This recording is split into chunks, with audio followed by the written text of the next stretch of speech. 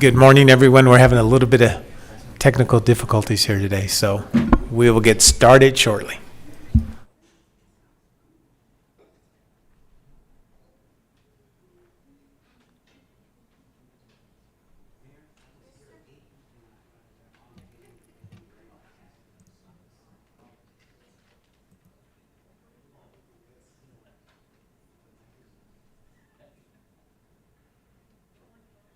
Good morning, how are you?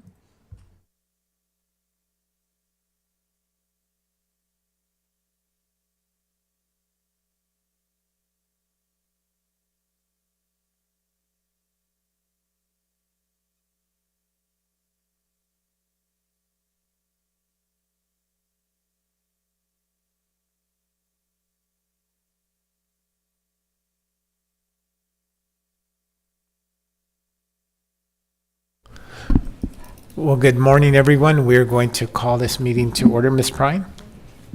Yes, sir, good morning. This is a special meeting of the El Paso City Council for Monday, July 7th, 2025. It is 9:04 a.m.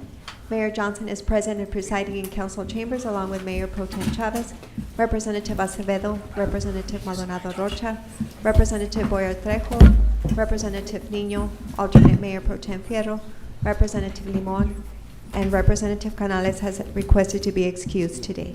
Mayor, we have a quorum. All right, thank you. Representative Trejo, would you lead us in the Pledge of Allegiance?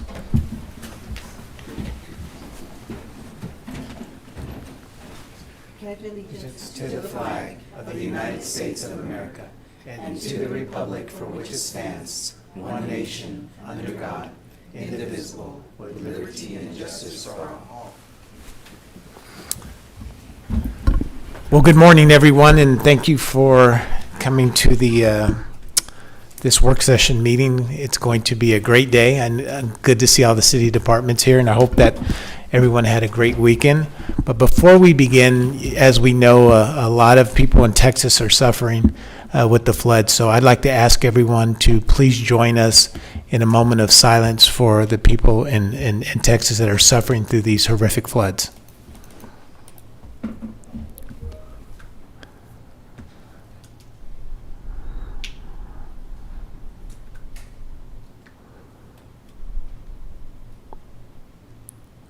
Thank you. Okay, Ms. Ryan? Thank you, Mayor. We begin with item number 1, and this is a presentation as discussion on the FY 2025-2026 budget as presented by the city manager, and we begin with an overview from our city manager, Ms. Dion Mack. Good morning. Representative Limon? Good morning.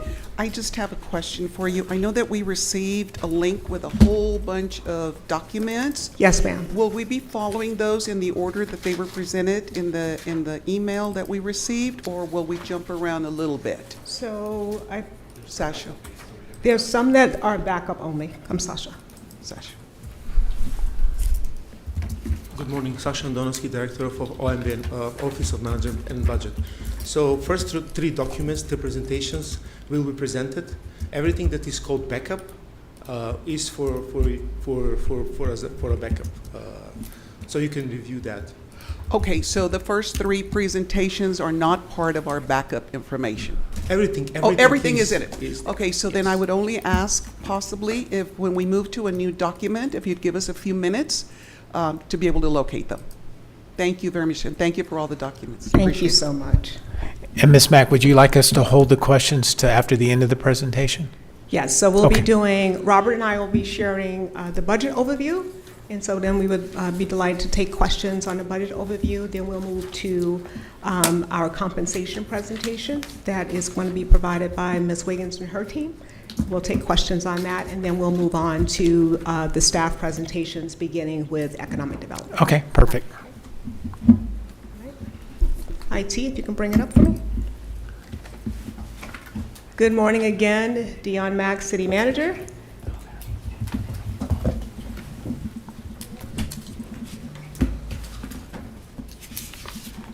Next slide.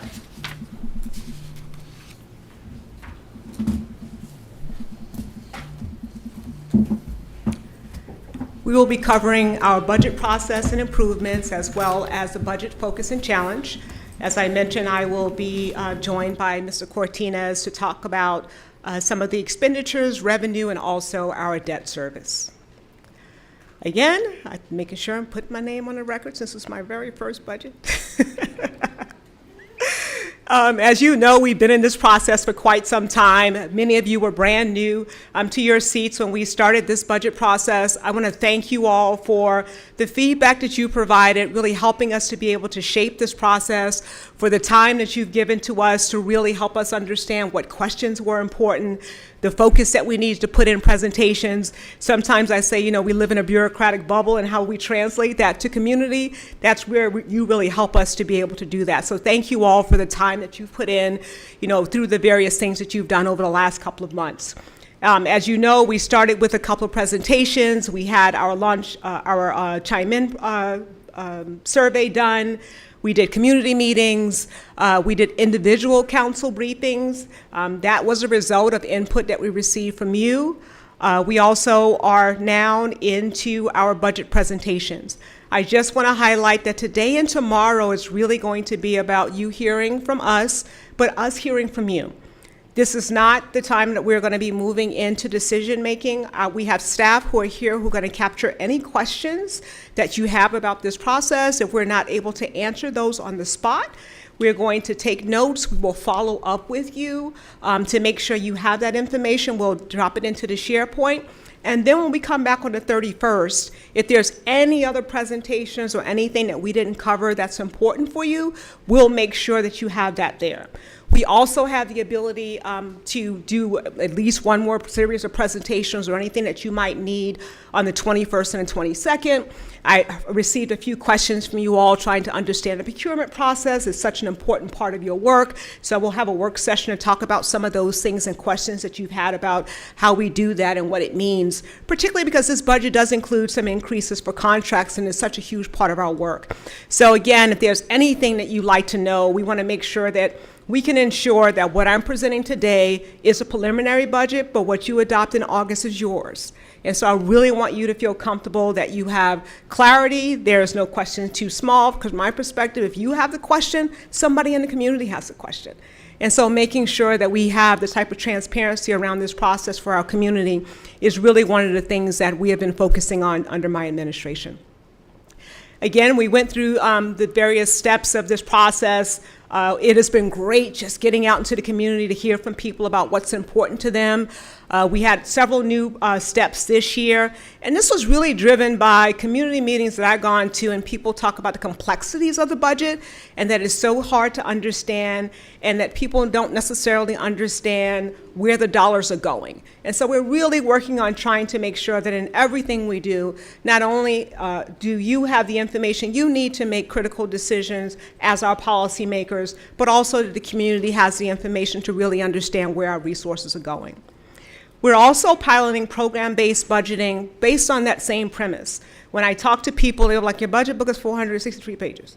And so when you're trying to figure out what we're doing for streets and what we're doing for other key areas, program-based budgeting gives you the opportunity to see within a department what the key performance indicator is and how dollars are being allocated. And so we are piloting that, and you will hear from 4 departments today that will be starting that process for our city.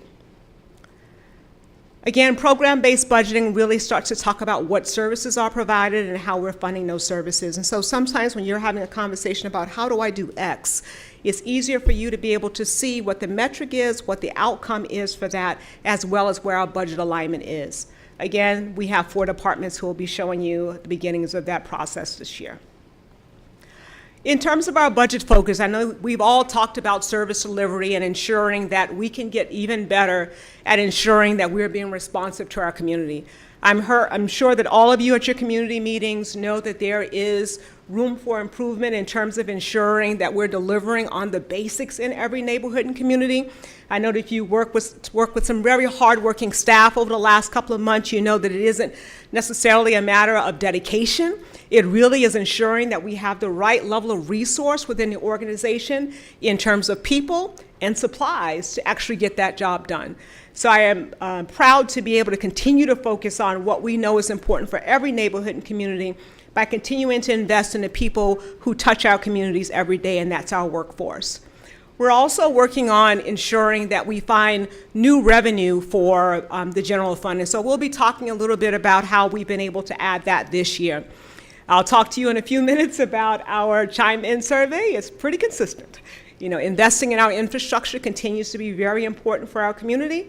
And for me, making sure we can do that without always adding debt, you know, to our city is really important. So as we talk about PayGo as cash in hand to pay for capital things, we really want to make sure that we're continuing to have those funds in place and we can grow them, because over time it really reduces the debt we have for our city while delivering on the things we know are important for us. Improving our engagement, as I talked about, has really been important, and our next steps beyond this budget series of 2 days will actually be going out into the community, taking an abbreviated version of the presentation that I'm giving right now, going out to every district, plus doing one that's virtual, to give people the opportunity, if they were not able to make it today and tomorrow, to really be able to see and understand what's going on. In addition to that, we're going to take all of these documents, as you saw for your backup, there will be on the OMB website. Historically, they've been available through the city clerk's office. We know sometimes it's difficult for people to navigate there, so we wanted to really be transparent and easy for people to find, and so that's one of the additional steps that we're doing as process improvement this year. One of the questions that I've gotten, we did a media roundtable just last week, is really what has been the impact for prior years. You know that we took no new revenue for 2 years in a row, and the question was, you know, why can't you do that, you know, this year? And so just going into some of the things that were done over the last 2 years to really be able to achieve that, we really want to make sure that you could see that I know we've had those discussions and conversations. As I talked about, the PayGo fund, or cash in hand, is really important for us. We decreased that fund for both vehicles and for our facility improvement by $3 million. This budget does not restore those funds. And so that cut becomes the new baseline for the funds in those areas. And unfortunately, we are not immune to the type of inflation that you see every place in our community, and so those dollars are not going as far as we would like, and so we're moving in the wrong direction in terms of ensuring that we have the same type of buy power in those areas. You all are aware that we utilized one-time revenue to balance the budget of $7.2 million. That was our second year of utilizing our fund balance. The other thing that I think is important is we have been talking about the number of vacancies that we have, but a lot of those vacancies are frozen to be able to balance the budget. And so I have a presentation that will follow after Robert that really helps you to see what those numbers are. And you can see them historically, and you can also see what it means for us in terms of being able to fill positions. That impact was $6.5 million on the general fund. We also prorated our non-uniform pay raises, and when we do that, it means that a portion of those costs ends up having to be absorbed in the next fiscal year. So this fiscal year that we're presenting has to absorb the prorated cost for this year plus the full cost of next year, and so it is one other way that we kind of kick the can of expenses to the next fiscal year. When we look at the dollars that were not brought into the city over those 2-year periods, there's about $14.2 million that we forego by not having those dollars come in and by not adopting a higher tax rate. Those dollars are not a part of our budget. You know that we have a lot of costs and expenses.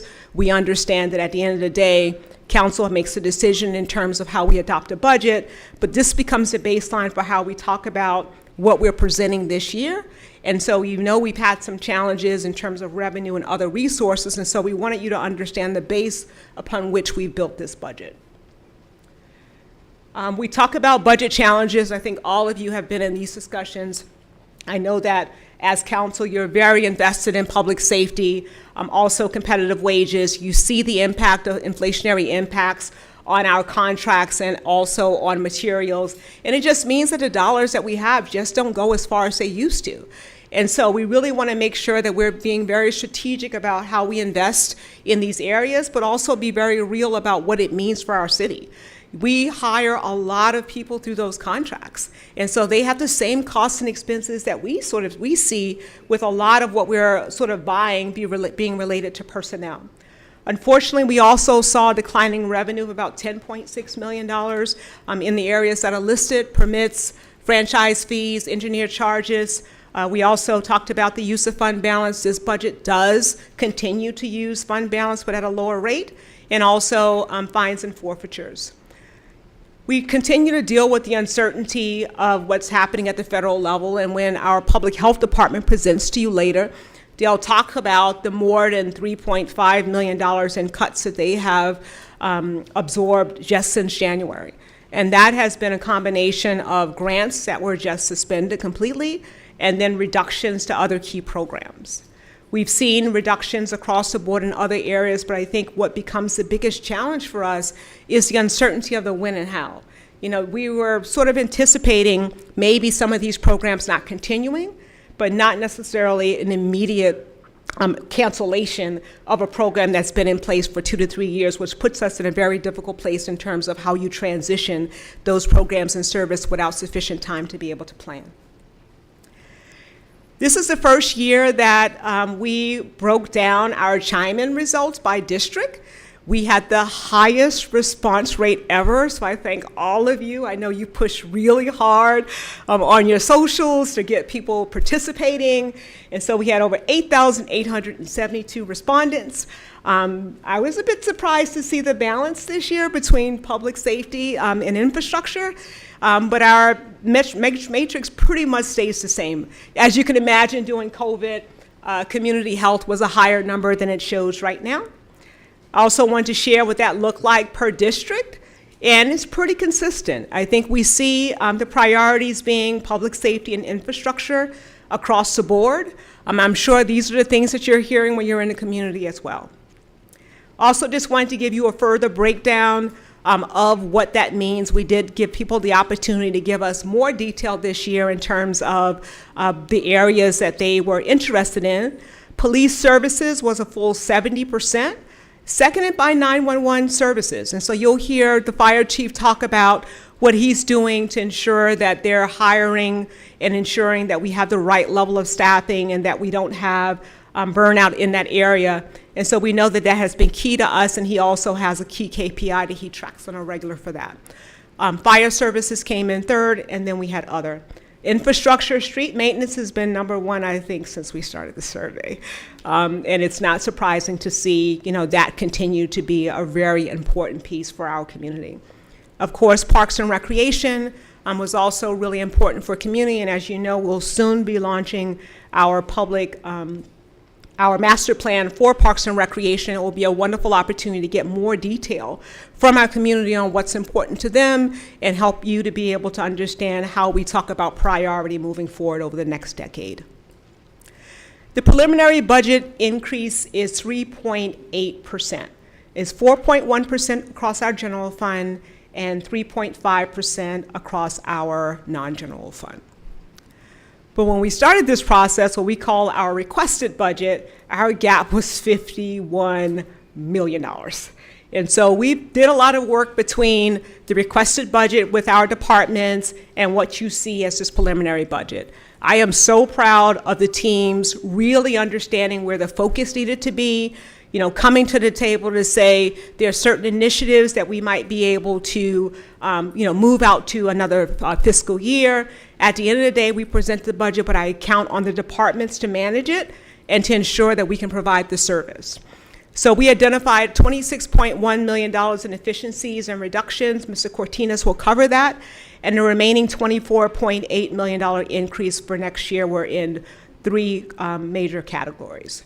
As you can see, we are about people. 77% of that is compensation increases and also the public safety staffing. And again, we talked about the contractual services piece, $2.8 million in IT contracts and another $1.4 million for police and fire. We all talked about utility increases. Water is killing me. So, you know, we need it though. You know, I want green grass, so yeah. So as I mentioned, it's about people for us. When we look at our overall budget, it's really wages, benefits, and taxes. That is the majority of the general fund. I talked about the fact that we have a full year this year of the pay increases from last year, our phase 2 of our compensation adjustments, which we'll talk to you a little bit more about, and Ms. Wiggins will also cover what's included for the collective bargaining for public safety. We always have to go back to the dollar, because I think when we see these increases, we know that we are partners in helping our community be able to manage their wallets locally. And so we always want to make sure we go back and talk about our percentage and what it is that we're trying to manage, and also remind people of all the services that you get for 29% of your tax dollar. We are recommending no increase to the property tax rate, which means that we are maintaining at 0.761%. The reason why we were able to do that this year is because we were working really hard to manage the debt. And so as I talked about the new revenue that's coming in, the things that we've done to make sure that the debt service piece of that gives us a little more bandwidth on the O&M has really been important and allow us to be able to make this offering to the community. And so we have not issued debt in more than 4 years. The recently approved council action will save around $9 million. This is the lowest debt service property tax rate that we've had since 2012. And you all know in 2012 is when we started the quality of life bond. And so it's been a long time since we've been to that number. We still have the public safety bond still underway, but that's a really big deal. And you often hear people talk about we have the most debt, in the entire state, or however they sort of calculate that. So seeing movement in the right direction, know that that is important to us, and Mr. Cortinas will go into some of the debt service planning a little more in his section. So when we talk about that flat rate, we do want to make sure we're highlighting that the average value home is increasing year over year. So that means that we're talking about, on average, about $9 per month impact with the proposed budget that we're putting forward. Of that, $80 of that increase is really attributed to what we see as the key priority for the community, and that's public safety. We're finally seeing our academies turn the corner in terms of police. We will be returning this year for the first time to 2020 levels. In terms of our staffing, we were seeing reductions year after year, although council has been very committed to that. Our recruitment is really catching up with those numbers, and I'm very proud of the department and all the work they've done to be able to get there. We're also transferring 48 firefighters from general fund from expiring grants. Part of that was planned. The team applied for a grant called SAFER, which allowed us to have some offset of those costs and expenses with federal resources when we opened a new facility. Now those are coming to the general fund, and so that was a part of how we thought about planning for new facilities.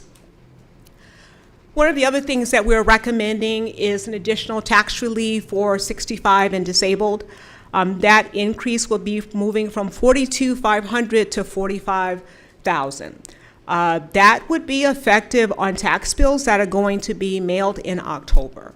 So people would immediately see this upon adoption of the budget, and that average total would be $380 of tax relief for 56,610 homes. That is around 41% of the homesteads in El Paso. You recently voted on this to allow us to dissolve TERS 9. We do have an item still coming forth on the agenda to bring the ordinance forward. That is going to bring $2 million of additional revenue to the general fund year after year. It's really a big deal for us. I am very proud of how we've set this up because it did what it needed to do. We have a gorgeous facility that's serving the community. There was an offset to the costs and expenses. We have a way to be able to take care of it, and then dissolving it allows for us to bring those general funds back to the city to be able to help us to take care of all the things that are important to us. We've talked about our fund balance quite frequently. And this budget does include, as I mentioned, $4 million in use of the fund balance. We are reducing it by 3.2 from last year. As some of you have asked, when do we know exactly how much we're going to be utilizing and what that means? That won't be for us until like November when we close out this fiscal year. But our hope is that we are not having a need to have to use any of our fund balance next fiscal year. It's always going to be our goal. So in terms of budget highlights, as I said, getting back to staffing levels for pre-COVID levels for PD is a huge deal for us. Being able to show results for the 2 new fire stations and showing people that we are providing on our promise that we made when we passed the 2019 public safety bond. So we'll be opening Fire Station 38 and also the Special Ops Station downtown. We're also maintaining the $10 million in pay-go for street resurfacing, and we're adding $250,000 for lane striping. We know that that's a really important amenity as we talk about safety on our roads, and our team has a plan to be able to do all the arterials over a period of time. As we saw, 56% of the folks who had quality of life as one of their key priorities, parks is really important. So we're adding $500,000 to our existing fund to be able to do even more replacement and some of those minor capital things that often come through your offices. And I don't want to have to tell people that we can't find $50,000 for something we know is so important and is going to really enhance their quality of life. And so we'll continue to look for ways to be able to grow that fund.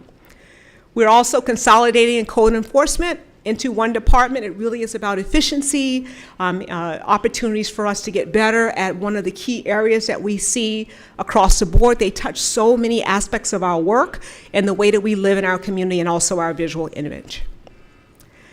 So for me, this really has been about efficiency, savings, and really trying to make sure that we are providing a balanced budget that maintains and improves our services. There's always going to be economic uncertainty in terms of what we look at across the board, but our job is to make sure we're taking care of our community, that we're utilizing the dollars that we have, the resources that are available to do the very best we can in every neighborhood and every community. As we know, people experience the city of El Paso on their block, on their street, on their drive into work. And so we want to make sure that they equally can see, no matter where you live in our city, what we're providing to them, and that they see the benefit of city government in their lives every day. The other thing we're working on is making sure that we're trying to avoid any other deferred investments. We can't continue to only invest in our community when we issue a bond. We know that putting things on our credit card and that interest and debt rate isn't the way to be able to serve our community well, because when we talk about having a balance of ensuring that we continue to be affordable in terms of our tax rate, that's really one of the key opportunities that we have as city leadership to ensure that the future of our city can see our city as being affordable and manageable. And with that, I hand it over to Mr. Cortinas. Thank you, Ms. Mack.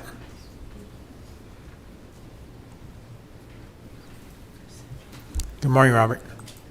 Good morning, Mayor and City Council. Robert Cortinas. So this section, I'm going to cover a little bit about the expenditures, the revenue, and then a little bit about the debt service, as Ms. Mack mentioned. So this is a slide that we use not only for the City Council, but anytime we do community meetings, really to just sort of educate the public on where those tax dollars are going. And so as you're going to hear not only in this presentation, but from the departments as well, as really the significant investment in our public safety. So these departments accounting for almost 60% of the overall general fund budget, followed by infrastructure and quality of life. Again, really aligned very closely to what we hear year over year through the chime-in budget survey process that we go through. So as we break down by category the expenditures, and again, you're going to see this information for each of the city departments as they come up and present their individual departments. But as we look citywide for the general fund, you'll see the different expenditure categories. And really the first 2 lines, the personal services and contractual services, are where you're going to see the big increases, and then the operating expenditures as well. So in that personal services category, that's the wages, benefits, and taxes. Again, going back to that slide that you all just saw from Ms. Mack, accounting for almost 72% of the overall general fund budget. And so as we talk about where those increases are coming from, it's really the investment in those pay raises that we've done, our collective bargaining agreements, the investment in our public safety staffing, which you're going to hear from those departments again, and what we're doing as far as the academies for next year. On the contractual services, primarily in our IT and our police and fire departments on those contract increases. And then finally, with the operating expenditures, the big driver there is going to be in water. So overall, as you see at the bottom line there, a $24.8 million increase, or approximately 4% compared to the prior year. So as Ms. Mack mentioned, and so you saw this slide already, I wanted to go through and really identify and show you all where those $26 million in adjustments came from. So you'll hear different tax entities. The city did it many, many years ago. of doing across-the-board reductions. And so just to be clear, that is not something that we did. We did not do a flat 5% across the board. We did not ask each department to cut 3% out of each of their individual budgets. But instead, we worked to identify different adjustments that we can make working very closely with them in order, again, not to impact the services that they provide. So again, a total of $26 million in adjustments that we were able to identify. The top of the list here, you've heard about this. Again, we have this item on the agenda for tomorrow, the second hearing, and that is to dissolve TERS number 9. You all have already approved the defeasance to essentially pay that debt off early. And so that does multiple things. So one, it saves on the interest cost. 2, it frees up property tax revenue that was restricted previously into that zone. And so now those property tax dollars will come back into the general fund going forward. And so again, something that we've worked really hard at over the last several years to identify opportunities for taking restricted revenue, paying those things off early in order to make them unrestricted and be able to, again, provide additional revenue for the general fund. Utilizing our economic development restricted funding from El Paso Electric, and so we've shifted some of those costs for our incentive agreements into those funds. Our self-insurance fund, so you'll hear from, again, our HR department. We are self-insured on our healthcare, workers' comp, and unemployment. One of the things we've utilized is we actually hired a consultant a few years ago. They've helped us identify a rebate program for our prescription benefits, which has really helped save a tremendous amount of money for next year. And so it's about $4 million we're estimating. And additionally, we are taking a little bit of a credit or reduction in our workers' comp, again, really to align with what we're seeing as far as the actual expenditures in our workers' comp fund. We did take a little bit of additional attrition. Again, not as much as we did in the prior year, but really as we have increased the wages, that $2 million really just keeping in line with the increase that we've seen in the average value of each of those positions. One of the items that we did reduce or have impacted is our bridge department. And so the International Bridges has a fund, our cash differential fund, that they collect. So it's a 50-cent additional fee if you're paying cash. Those funds are intended to serve as funding for capital projects or for grant match. And so with the budget for next year, we have, instead of putting those funds into the bridge funds, we are transferring those funds back to the general fund. Not going to impact anything in the queue as far as any of their projects in the queue, any of their grant match that they have currently lined up, but obviously this is something that we will probably continue to monitor and try to identify a way that we are able to restore that funding down the road. Our IT contracts, we did make a reduction from what was originally requested, but again, we still do have an almost $2.8 million increase overall in our IT contracts. We did take all of the capital separate and apart from the funding for vehicles and facilities that we have in our PAYGO from city departments, and we've essentially centralized that all into our streets and maintenance department. Our code enforcement now, as you heard, has consolidated into one department. And so we do have a recommendation to increase the environmental fee to pick up those cost increases that we have for that new department. Utilizing investment interest where we can, again, to offset having to utilize property tax dollars to fund some of these items. And then finally, just identifying different line items throughout each of the departments to be able to reduce another $1 million. So overall, $26.1 million in reductions. On the revenue side, so looking at property taxes and sales taxes, so overall, those two categories alone we talk a lot about because they're the big drivers of the revenue that we have available to fund the services. So those two categories alone account for about 72% of our overall revenue. So as we look to developing the annual budget, it's all reliant upon the property valuations we're projecting, what we're seeing as far as sales tax growth. And so we have a couple of slides that will highlight what we're projecting for FY 2026 in those two particular areas. But as we look to all of the different areas and what we've seen as far as increases or decreases, we have a couple of categories that are really impacting the available revenue for FY 2026. So on property taxes, you'll see an increase of $25 million. Again, that's really being driven by not issuing debt next year, and so it's providing more revenue for the general fund or for the operating and maintenance portion. We'll talk about sales tax here in just a minute, what we're projecting. Our franchise fees, aligning those to what we're seeing as far as actual collections, and so we do have a decrease in franchise fees. One of the points I'll make about that is sales tax and franchise fees are very difficult to project out.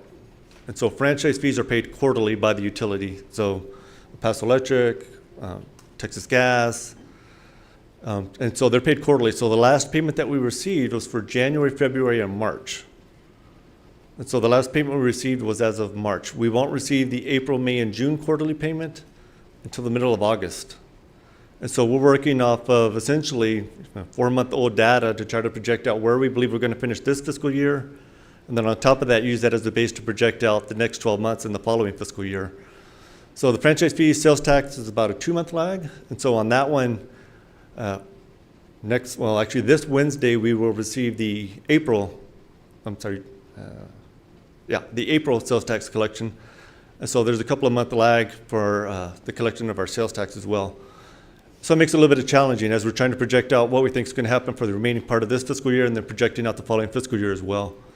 Some of the other categories I'll point out on the fines and forfeitures. And so earlier this calendar year, we had an amnesty where we essentially waived the additional fees in order to get people to come in and pay the amounts that they owe for their fines that they may have collected or received over the last couple of years. And so we only do those every 3 to 4 years, and so we are not doing one in FY 2026, so we have a decrease in that revenue category. Licenses and permits, again, Philip Etoway and his team will talk a little bit about when they come up and present. We've seen a little bit of slowdown in our residential permitting. Again, interest rates, different issues with contractors being able to build out, and so that's impacting the revenue coming from our planning inspections department. Our rents and other, one of the areas we have a decrease is in our engineering charges. And so the city charges our staff costs to capital projects, and then we reimburse the general fund for those costs. And so we've made a change as to how we're capturing those costs. We're going to go based on timesheets. And so that is also just dependent upon the projects that we have in the queue that are in the construction phase that we're charging our project managers to. And so we have a decrease in that category as well. And then finally, the last category, the operating transfers in. Again, this is going back to what was mentioned earlier, the decrease of $3 million in the use of our fund balance, being offset somewhat by, again, that bridge revenue that I mentioned, the increase of 2.5 for an overall decrease of $754,000 on the transfers. As we look to the property valuations, again, this is all estimates as of this point. So we receive our certified values from the appraisal district on July 25th. But you can see historically from 2017 to 2022, we were right around the 3.5% on average increase in our property valuations. You'll see the last 3 years we've seen in 2023, 24, and 25, really strong growth in overall property values. We know that the market has been very, very strong in the housing market. We've seen, I don't want to say unprecedented, but it has been quite a while since the Fort Bliss expansion. We've seen property valuation growth as large as we've seen in the last 3 years. But you'll see in FY 26, the bar shaded in blue there, this is what we're projecting to see when we receive the certified appraisals on July 25th. We received preliminary update number 2 last week. So again, looking at that, we think that it's going to be pretty much spot on with what we're projecting for next year. But it's encouraging that we're still seeing positive growth. And so you'll see some Texas cities, even last year, we're already starting to see decreases in their overall property valuations, which is a little bit of a red flag that you start to see a slowdown in the market. We hear fears of recession. Those type of things are very concerning. Fortunately for us, we do see a stable market, and we are still projecting to get an almost 6% increase in our property valuations.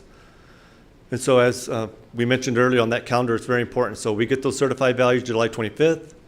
We will have a special city council meeting on July 31st, which is a Thursday. I know it's a little bit different, but we need to have that because that sets in place all of the requirements we need to have as far as publications, getting the word out on the public hearing that we need to do, and then the timeline for the actual adoption of the budget later in August.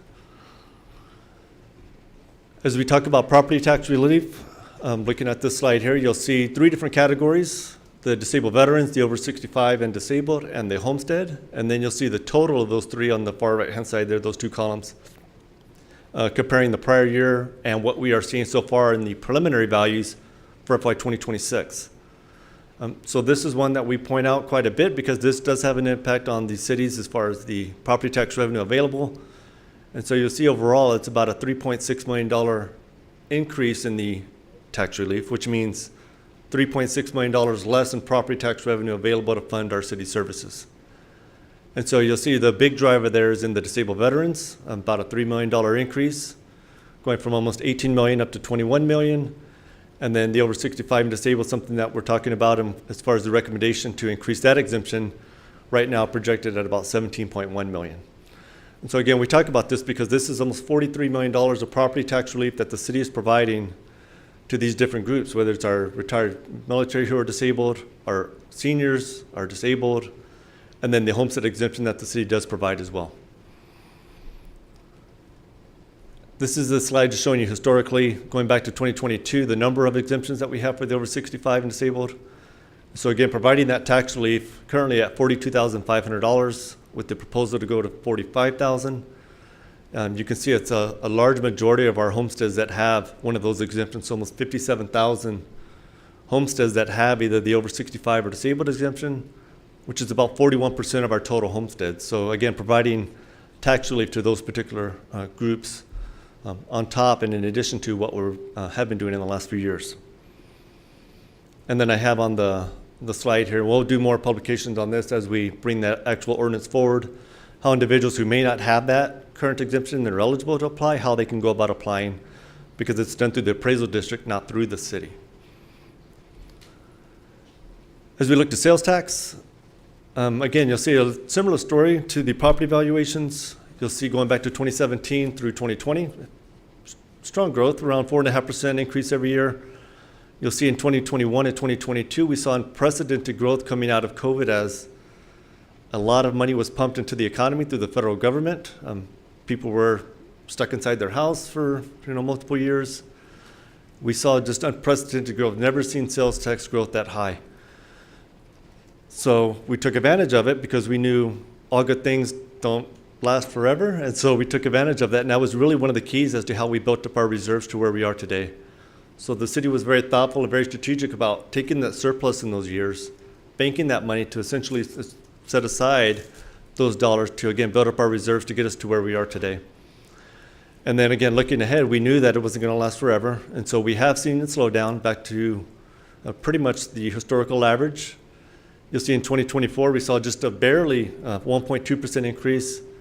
This year, so far through the year, as I mentioned, utilizing the data we have so far, again, we'll get another sales tax amount Wednesday, just under 3%, and we are projecting, just based on what we've seen so far, and this current year, right now, we're projecting about a 3.5% increase next year, again, compared to the FY 2025 estimate.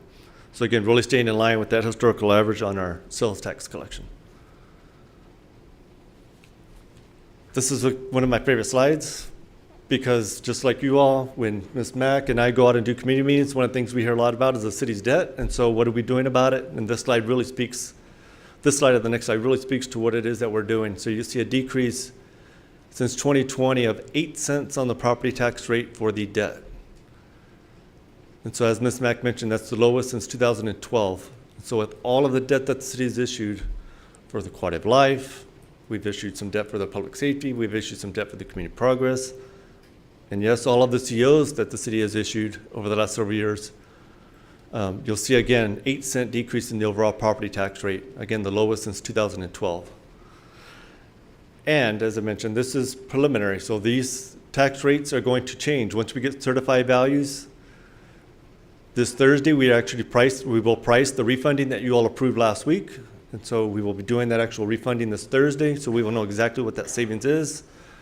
So we're hoping that, hope is not a strategy, but we believe that the market's in a place where we will hopefully be able to bring that debt rate down even more from what we have built in right now. But again, we will know that exact amount this Thursday when we do that refunding. One of my other favorite slides, and I showed you all this last week, but I'll keep showing it over and over and over. It's $300 million decrease in the overall debt service since 2022. So in a very, very short amount of time to be able to decrease the city's debt by 19%. 19% decrease of $300 million since 2022. And that is really one of the keys as to what's given us the ability to be able to fund on the general fund side or the operating side, those additional dollars to be able to, again, offset some of that impact on the tax rate, but then at the same time not impacting our city services. The annual pay-go, again, something that you've already heard Ms. Mack talk about, and something that is very important to us because prior to 2017, the city had $0 in the annual budget for any of these items. And then we started with the street funding, and then we gradually added the funding for our vehicles and for our fleet, and then for facilities and some of our park amenities. So again, one of the things here, you'll see from 2023 to 2024, we had a large decrease, $11 million. Again, we took one of those restricted funds, we paid off some debt early, freed up additional dollars to come to the general fund, and we allocated those into this PAYGO, essentially cash, right? We built in funding into the annual budget. Instead of having to finance these items, we built it into the annual budget. But then as you look to FY 2025, you'll see that decrease of $3 million.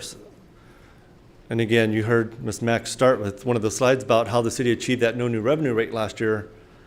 And this unfortunately was one of the items that was included, and that was a reduction of $3 million, reduction between our facilities and for our fleet replacement.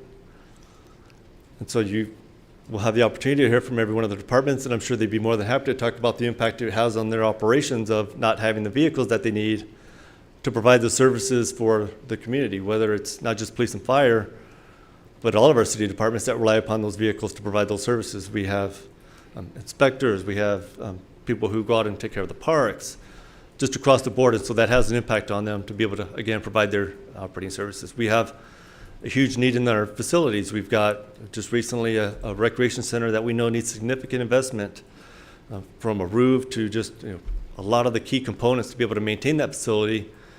And unfortunately, right now, we have $4.4 million to take care of over 200 city buildings that are aging very rapidly. And so again, this PAYGO funding is very, very critical for us, and not taking further addition or reductions in this particular item is critical for us. But again, as Ms. Mack mentioned, we're not even restoring where we were prior to FY 2024.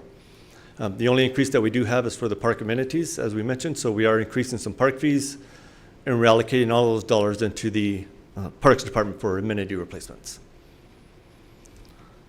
So my last couple of slides here. So this is the FY 26 all funds. And again, you're going to hear from every department that will show you their general fund and their non-general fund. Again, this slide really, I think, is important because when we talk about the overall $1.3 billion budget, the general fund or the general government line there you'll see, primarily funded by property tax and sales tax. That's the fund that we have the most flexibility with and how we allocate those dollars. The other categories you'll see are restricted for specific purposes, whether it's grants, whether it's set by federal or state law, and how those dollars can be used. It's almost 55% of the overall total all funds budget is restricted for a specific purpose. And so again, a $50 million overall increase, but again, half of that coming from the general fund and half of that coming from the non-general fund. And then this slide, again, really just some of the key talking points as to when we talk about the budget and really focusing on when we bring recommendations before you all, it's not just focusing on what's ahead of us in the given year, but really focusing on what challenges are we going to face in the long term. We know our revenue growth is at this point in time not projected to keep pace with our expenditure growth.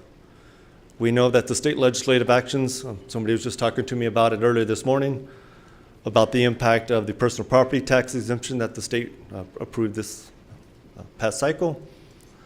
That's going to be about a $1.7 million, probably close to $2 million impact on the city in FY 2027 from that impact. We know that we continue to see bills that continue to limit the city's authority to generate the revenue that we need. Uncertainty surrounding federal grants. We've had unfortunately, some of our departments that have been impacted by grant reductions. We've been very fortunate, though, that our community development department did not see a decrease, and so that was, again, very encouraging. However, we don't know what the future lies for us.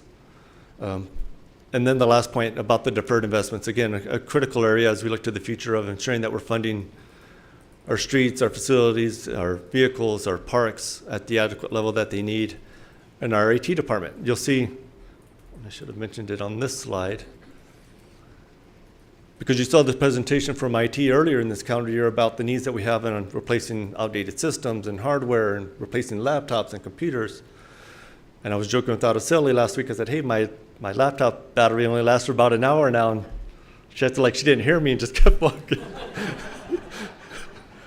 But it's simple things like that we currently don't have any annual dollars. Last year we did take some of our year-end surplus. We allocated that to some of our IT needs. We've utilized ARPA funding to help replace a lot of key things. And I don't want to steal their highlights, but how we've utilized some of the additional funding aside from the general fund to be able to do some of these things. But again, it does create a long-term challenge in how we're going to be able to keep up and replacing some of these items. And then in summary, again, Ms. Mack mentioned a lot of these key points. Again, really developing a budget that is minimizing the impact on taxpayers as much as possible. We believe this budget does that by providing that additional tax relief for our over 65 and disabled, while at the same time not impacting our city services primarily in those key areas, our public safety, our infrastructure, and our quality of life. Again, reducing that fund balance is something that's very, very important to us as well. It's not good practice to use one-time revenue to be able to balance the budget, and so continuing to decrease that over the next few years is going to be important. And then again, generating new revenue, I think that that's important as well, and how we're taking, again, those restricted funds, for example, the TERS 9 that I just mentioned, taking those dollars that are restricted, paying those off early in order to generate some additional revenue. And then the debt, again, doing everything we can to be proactive and very thoughtful about paying debt off early, doing the refundings to be able to bring down our interest cost and lower our debt amount that's needed to be able to make those payments, again, has been very, very critical as well, not only in the past, but in this FY 2026 budget as well. And so with that, Ms. Mack, and I would be happy to answer any questions you all may have. Sure, we've lots to unpack, but great presentation, and thank you guys for putting that together. So we'll start with Representative Rocha. Thank you, Mayor. Thank you, Mayor. I appreciate it. So, good morning, Mr. Cortines, Ms. Mack. Thank you all for joining. It's just a repeat of what we spoke about last week, and so thank you so much. I saw everything that you added in, so I really appreciate that. And it's just for public knowledge more than anything. We specifically asked, or I specifically asked what the projection is on the impact for the 65 and over and the disabled and what that looks like with our aging community.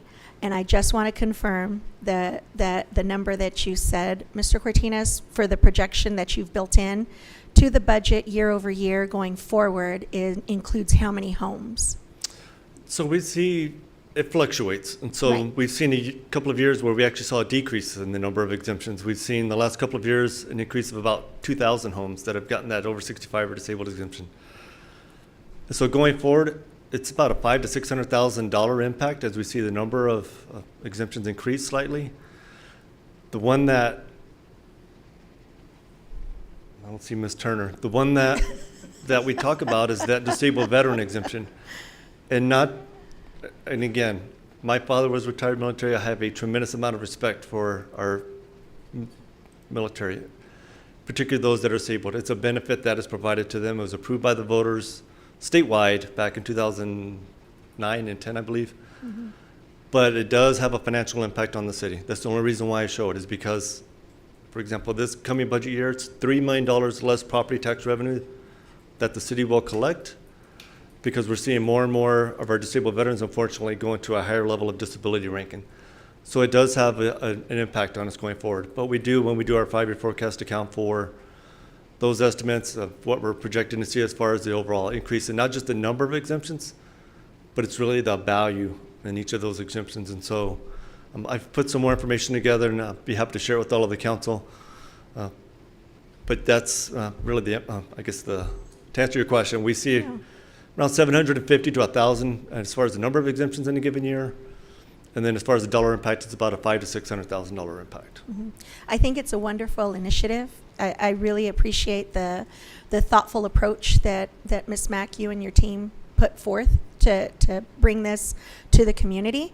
And I appreciate the extra time that you took with me last week to walk me through it and understand the bones of how you got to this recommendation. So with that, I understand also that the disabled vets do have, there's an opportunity to request the money back from the state. And if you would just talk through that real quickly, just for the public record, Mr. Cortines. Sure. So the state does have a program. So every year we submit an application just for the 100% disabled. So there's different categories. So 0 to 29, and it goes so there's, I think, 5 different categories based on the percentage. So the state has a program. So we fill out the application for just the 100% disabled impact. And so earlier this calendar year, we submitted our application. It was about a $9 million property tax revenue impact. So we submitted our application for that $9 million. We got back 1.6 million. So our allocation was 1.6.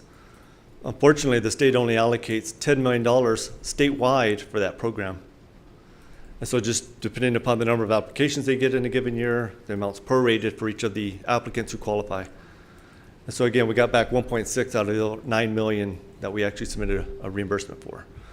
So again, something we've been working with Omar and his team on our legislative side to really push the state to add more dollars to that program, again, to provide some reimbursement for those cities that are impacted by that particular exemption. Thank you. And then one last question, then I'm done. So you mentioned a $3.6 million reduction. Is that correct off of the? Between the disabled veterans? Yes. There was, yes, ma'am. Okay. 3.6. And would you be able to talk about any contingency plans or reprioritizations at this point? Or is that too early to? As far as the overall budget? Yeah, just to maintain the critical services, if that impacts critical services or not? So with what's proposed, this does not impact city services. Thank you. Is there, obviously, is there more things that we could do if we had additional dollars? Absolutely. Mm-hmm. And so not just some of the reductions that we took or that I talked about on the bridge side or IT or some of the other areas, and we talked about this, but each year, each department submits, as part of the process, a list of supplemental requests. So it's things above and beyond what's built into the actual budget. And a lot of those things aren't wants or Christmas wish type of items. These are things that they feel are important to be able to provide the quality level of services that we should be providing. So while not impacting services, we're not at the level where we should be to be able to fund fully, whether it's our funding for facilities, fleet, equipment, it's our staffing. We obviously don't want to put a hiring freeze in place, and we've not done a hiring freeze. But with the amount of attrition that we continue to take year over year, it does have an impact somewhat, and you're going to hear in the presentation from Ms. Wiggins on the amount of positions that we do have funded going forward. Thank you so much, Mr. Cortines. Appreciate it. Representative Limon? Thank you, Mayor. So just in looking at highlighting some of the slides that you both presented here today, just as a recap that I can note it for myself and hope it's correct, we anticipate no increase to the property rate at this time. And I know everything is fluid as we continue. Incredibly, we got the lowest debt service property tax rate since 2012. We're looking at a tax relief for some people from $42,500 to the $45,000. We have done incredibly well in avoiding further deferred investment. I think any time that an entity looks at bonds, certificates of obligation, it's a dreadful time, and it really shows, in my book, instability in the organization. So I'm very, very, very proud of that. Those are the highlights that I'm taking from your presentation. But I had one question on the slide, Robert, when I was just skimming, not studying, not memorizing, but on page 36 on the city sales tax. I found this interesting. My first question, which you answered, was how did we increase in 2021 to 14.4%? And you indicated that was COVID. Now my question though is, how did we dip so low in 2024, where it went to 1.2%? What happened there? Just a slowdown in the economy. So, I mean, it wasn't something that was a surprise to us. We knew it was going to come. We just didn't know exactly when. And so, again, as I mentioned, those 2 years that we saw that strong growth, it was people were fixing their homes. So people were spending a lot of money at the big box stores to fix up their homes. People were just excited to get out, I think, and start, living life. And so the slowdown was, again, something that wasn't unexpected. I don't think that we expected it to dip that low, but fortunately for us, I mentioned it on the property valuations. If you were to look back historically over the last 25 years, we've never had a year where we saw a decrease in our property valuations. Even going back to the Great Recession, we've never seen a decrease year to year in our property valuations, and we've never seen a decrease in our sales tax year to year comparison. So even though we came very close, we still had a 1.2% increase, even with fears of a recession, even with what may be going on in the economy locally, nationally.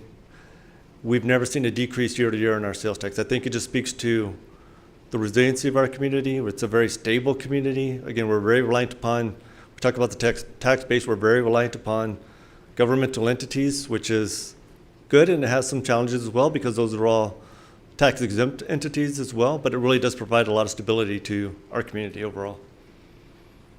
Thank you very much, You're welcome. both of you. Thank you. Okay. Representative Chavez? Thank you, Mayor, and thank you to Dion and Robert for this wonderful presentation. I really appreciate the time and effort that you have put into this, and I have several questions, so just bear with me here while I go through them. Robert, how many years have you been balancing the budget at the City of El Paso? So this is my 11th year as either the budget director or the CFO. So going back to 2014. Okay, and from those 11 years in your experience, do you have the resources you need to provide the services our community is requesting this year? I don't think that's a question for me. I think that's a question for all the department heads.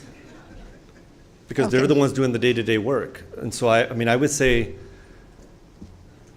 does the city manager put forth the proposed budget that is going to provide the level of services that the community expects? I think police and fire are at the top of that list, and you're going to hear from them the amount of dollars we're investing in those two departments alone. $19.4 million increase in two departments.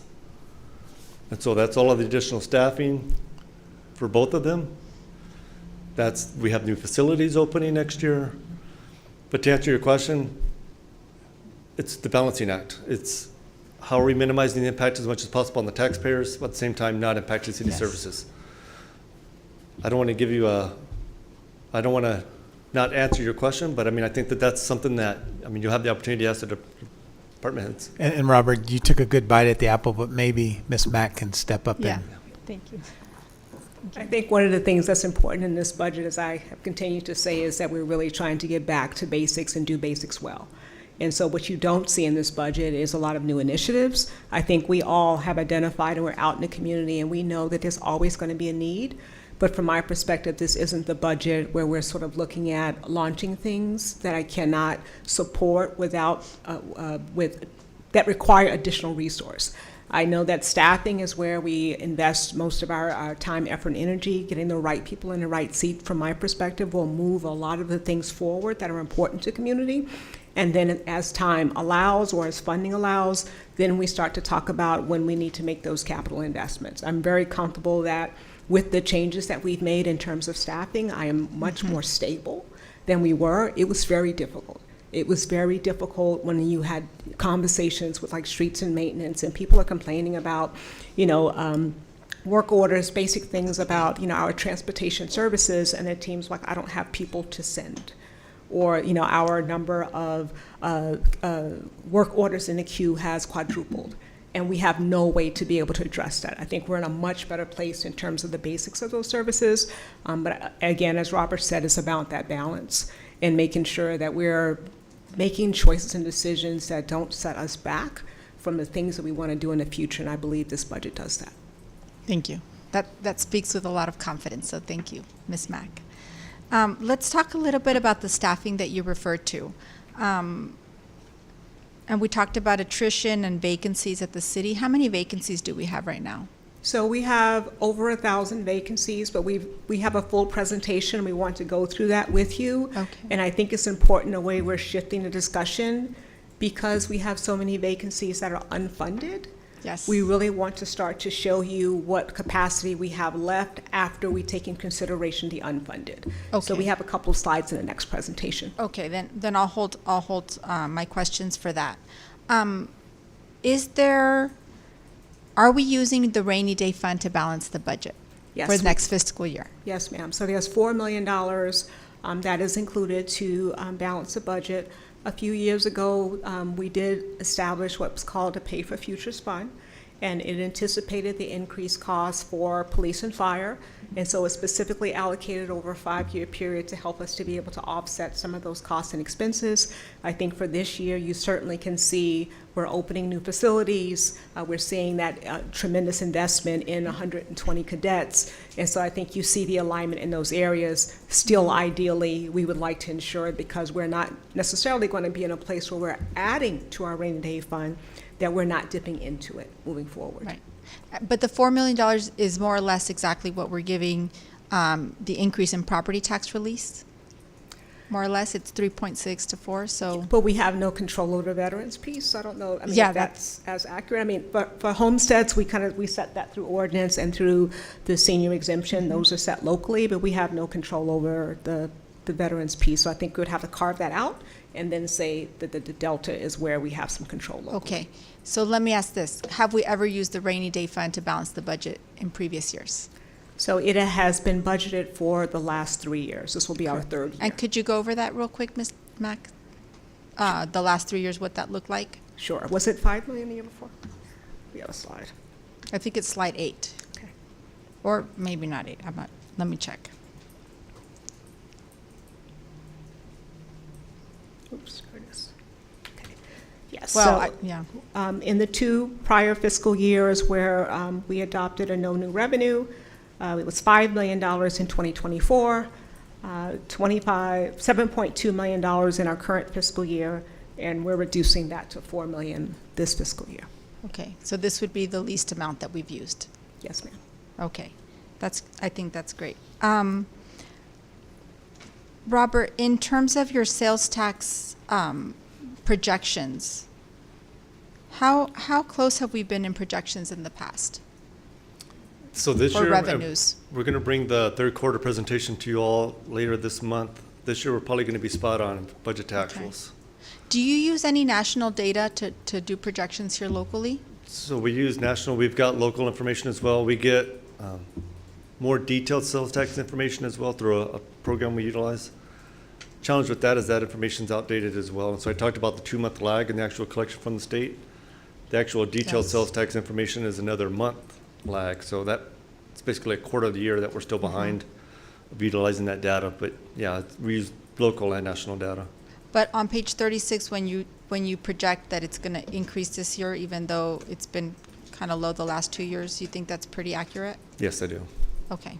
I mean, and I think that would speak great for our economy, right? We want to make sure that people are confident in their dollar and spending money. So when you say how we've been on our projections, so I will tell you in FY 2021 to 22, we did not project or we did not forecast that type of I don't think increase. anybody did. So those years, again, as I mentioned, that really generated a large surplus for us in those given years. Okay. Let's go back to page 27.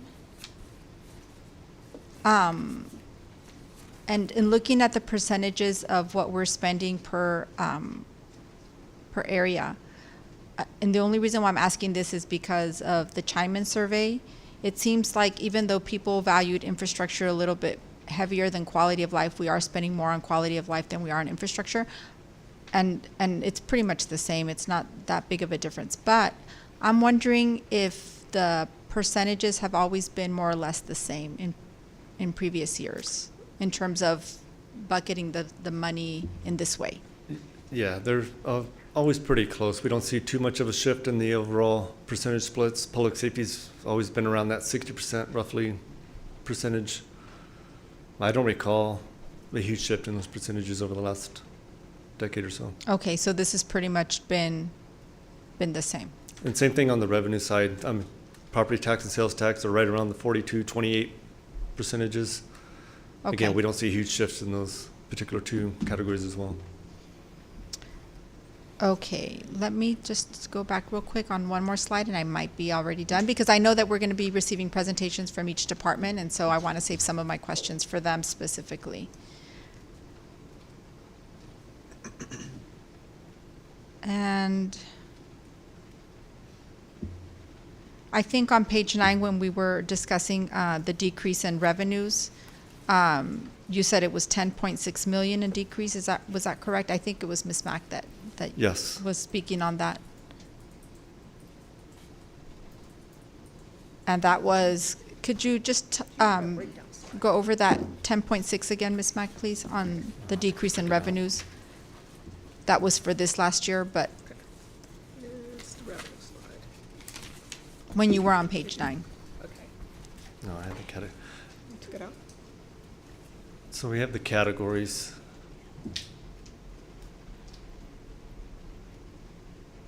The big one of that's going to be the decrease in the use of fund balance. And so that reduction in the use of fund balance, think about it, that's essentially $3.2 million less in revenue than we had in the prior year. So that's going to be one of the big drivers. I talked about there we go. I talked about the franchise fees as well, so a decrease of 4.1 million, again, being driven by the utility franchise fees we collect.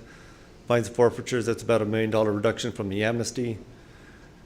We have about an $800,000 reduction on that licenses and permits. Yes. It's offset by an increase in some of our other accounts, but about an $800,000 decrease in our planning and inspections department permanent revenue that we collect.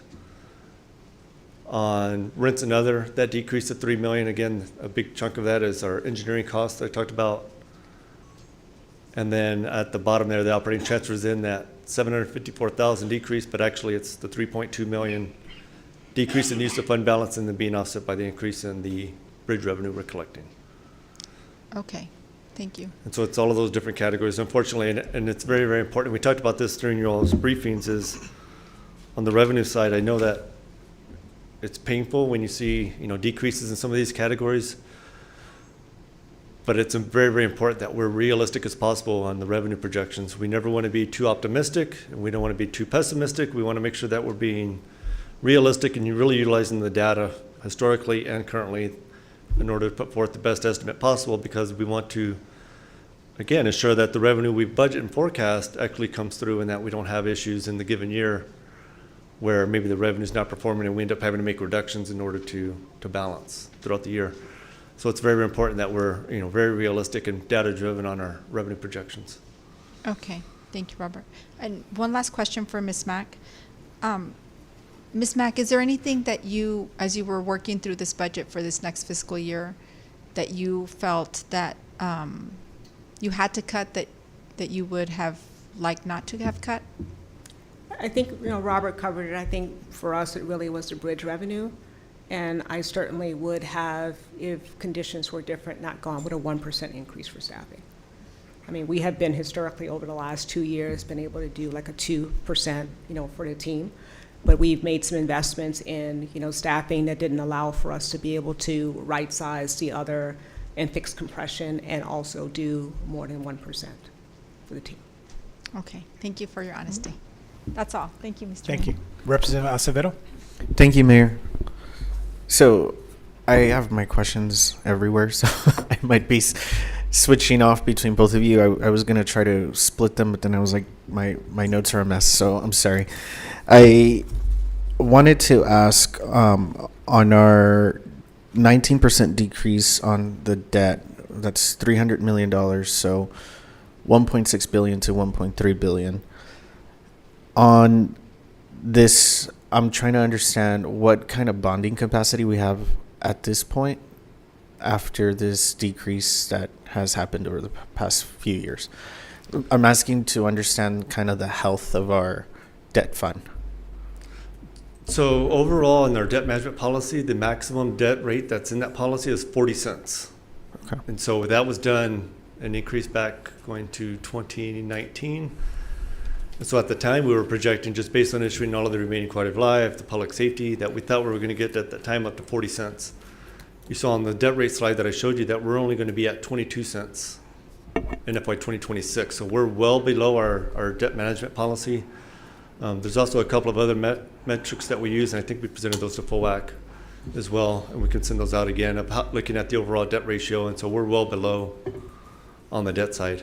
So we get that question quite a bit of, what's the city's bonding capacity? Well, really right now, really limited by those three measures. So it's one, the state limit, and then our debt management policy. We're well below, again, our debt management policy, but really it's about how do we bring that debt rate down as much as possible, because we still do have almost $500 million of bonds to issue remaining from the Public Safety 2019 and the Community Progress 2022, as well as the state infrastructure bank loans, which we'll do for the NPO match. So about $500 million that we will be issuing started in FY27. And so really this is the opportunity for us to get that debt rate down as much as possible so that we don't have these huge spikes in our debt rate. We're able to keep it nice and smooth going forward as we're issuing these new bonds in FY27 and beyond. So with what we are going to issue, the 500 million that you just said, how do you imagine that being for our rate at that point? So it's a presentation. We can provide that to the full council. We did that to FOAC. We worked very closely with Yvette Hernandez and her team over at Capital Improvement Department to look at the cash flow and the needs they have for those capital projects. And so we forecast out the amount of money we think we're going to need in a given year. We do a forecast or basically build in what we think interest rates are going to be. We forecast out the property valuations, basically use all of those assumptions to determine what we think the future tax rate is going to be. Those things change because while we thought originally we were going to have to do an issuance this year for our projects, we're not going to. We believe we have enough cash on hand from bonds we've already issued to get us through this fiscal year. And so again, when FY27, we'll bring that forward. We're probably looking at over a 5-year time period, we'll probably see about a 2 cent, I believe is what we're estimating, overall increase in the overall debt rate of actually issuing out that full remaining 500 million. Again, that won't be an all in 1 year. It'll be obviously spread out over multiple years. And again, it's really dependent upon the amount that we'll have to issue in each of the given years going forward. Okay, that makes sense. Can you remind me, I ask this all the time because I always forget, what does 1 day equal in the fund balance? About 1.7. 1.7 million, okay.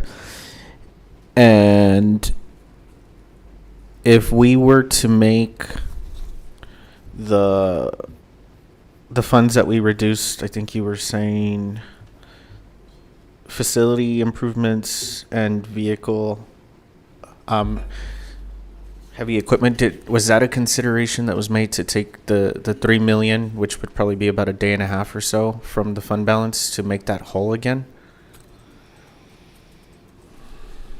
No, because it's a recurring expense. And so if we take it out of the fund balance, then we would always have to go back to the fund balance to fund it, and then we would run out of money. So we really try to make sure when we're thinking about use of fund balance, and I think even across the board, previous councils, we've only really sort of used that fund for a one-time cost and expense. Like Robert mentioned, at the end of last year, you and council gave us the ability to be able to do about $1.5 million for IT, because we just didn't have recurring, but it's not a recurring expense. So I think it's really important for us to think about that. And so I think that's what the danger is of what happened in the last few budget cycles, right? Where you reduce something, it pretty much becomes permanent until you can find something to replace it with. And I see your logic in not wanting to do a recurring expense from the fund balance, right? Yes, sir. Okay, so thank you for that. In terms of sales tax, what strategy do we have behind increasing this? It's purely on projection. So Right. So what I'm kind of seeing here is that we have an understanding on the projections that we're making, and they've been pretty spot on, and we've seen decreases, not literally, but we had the little bell curve during COVID, and now it's kind of normalizing.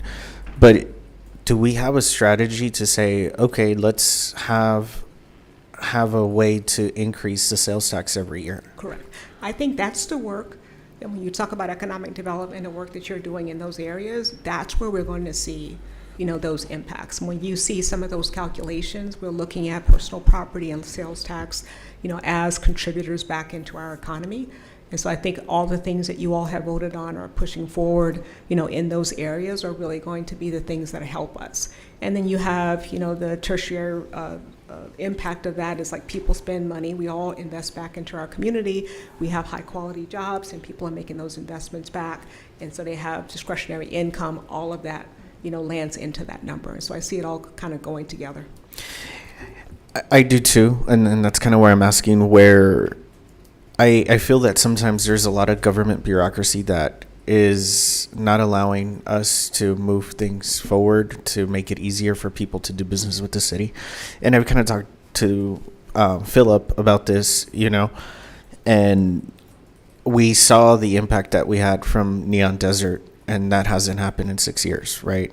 And I don't think it's coming back, but I think there's other people that would be willing to do something like that, but the bureaucracy of the city and even the bureaucracy of the downtown owners at times make it really difficult. So I think if we had some sort of strategy to start bringing in more people from outside the city, like Destination El Paso is carrying all of that on their backs, but how can we get some sort of cross-functional team on this to say, okay, we want to make sure that we're increasing this, we're being intentional about how we're doing this, and we're going to increase our sales tax every year, right? Because I think that's where we can start making more money to invest in other things every year in the city.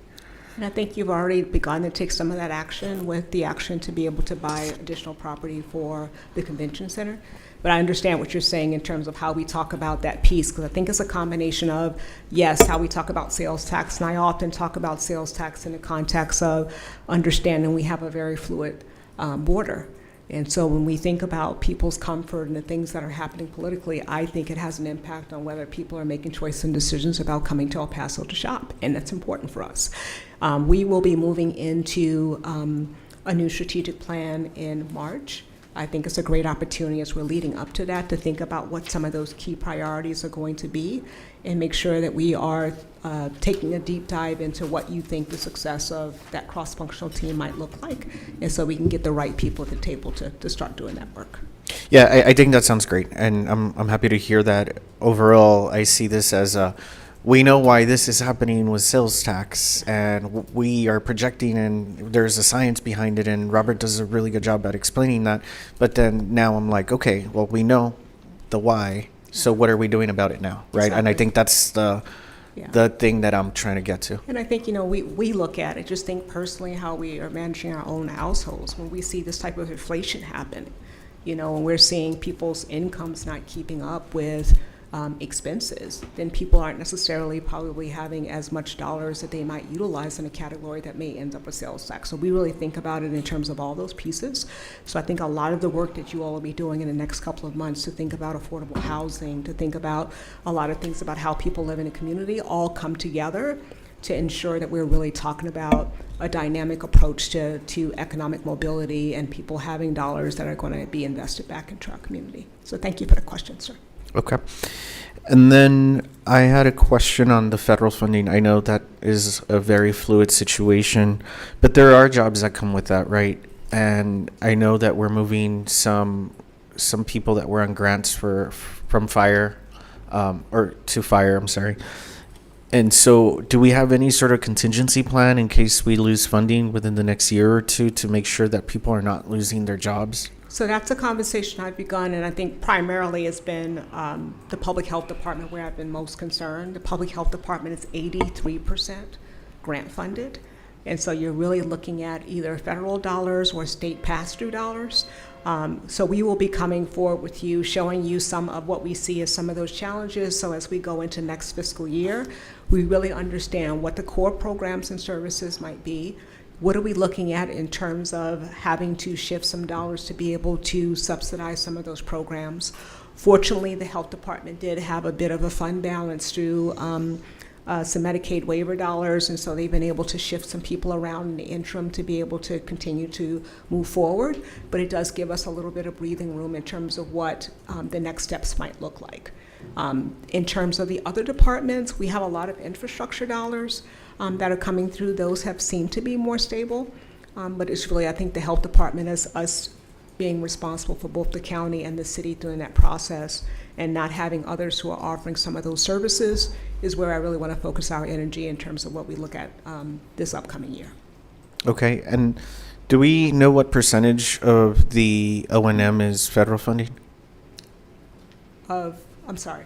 How much of the budget is federal funding For this the health upcoming department? year? No, Okay, just in general. We can break it out for you. So it'd be in that special revenue category. So maybe we can identify and break out the grants for each department. Okay. And then you, Robert, sorry. You had said that we are going to lose revenue from the 89th session, and you're saying that's about $2 million. Is that it, or there's more that you're projecting from this past session? So that's probably the biggest right now. And so that one is one of the items that actually go to the voters in November as well. So the exemption increase will go to the ballot in November. And so that, if passed by the voters, will take effect in our fiscal year 2027. So we won't see the impact this year, but we know we will see it in FY27. Okay. And then one last thing that it's just more of a comment. I think that the way that this budget cycle has gone, it's been a lot smoother than last year, so I appreciate that. And thank you for taking all my feedback. I know I was highly critical last year of how things went, and so this has been a much smoother process.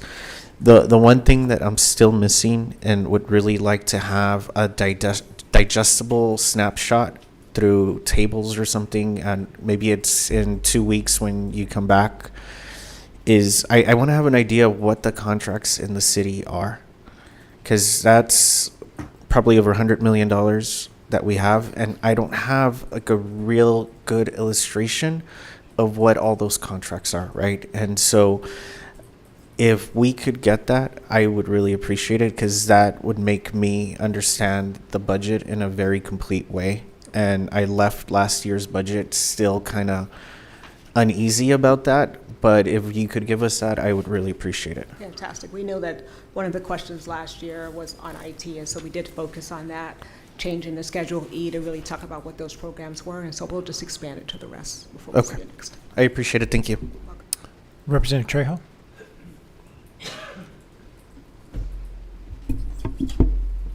Thank you, Mayor. I have a couple of questions. I believe it was in slide 20, Ms. Mack.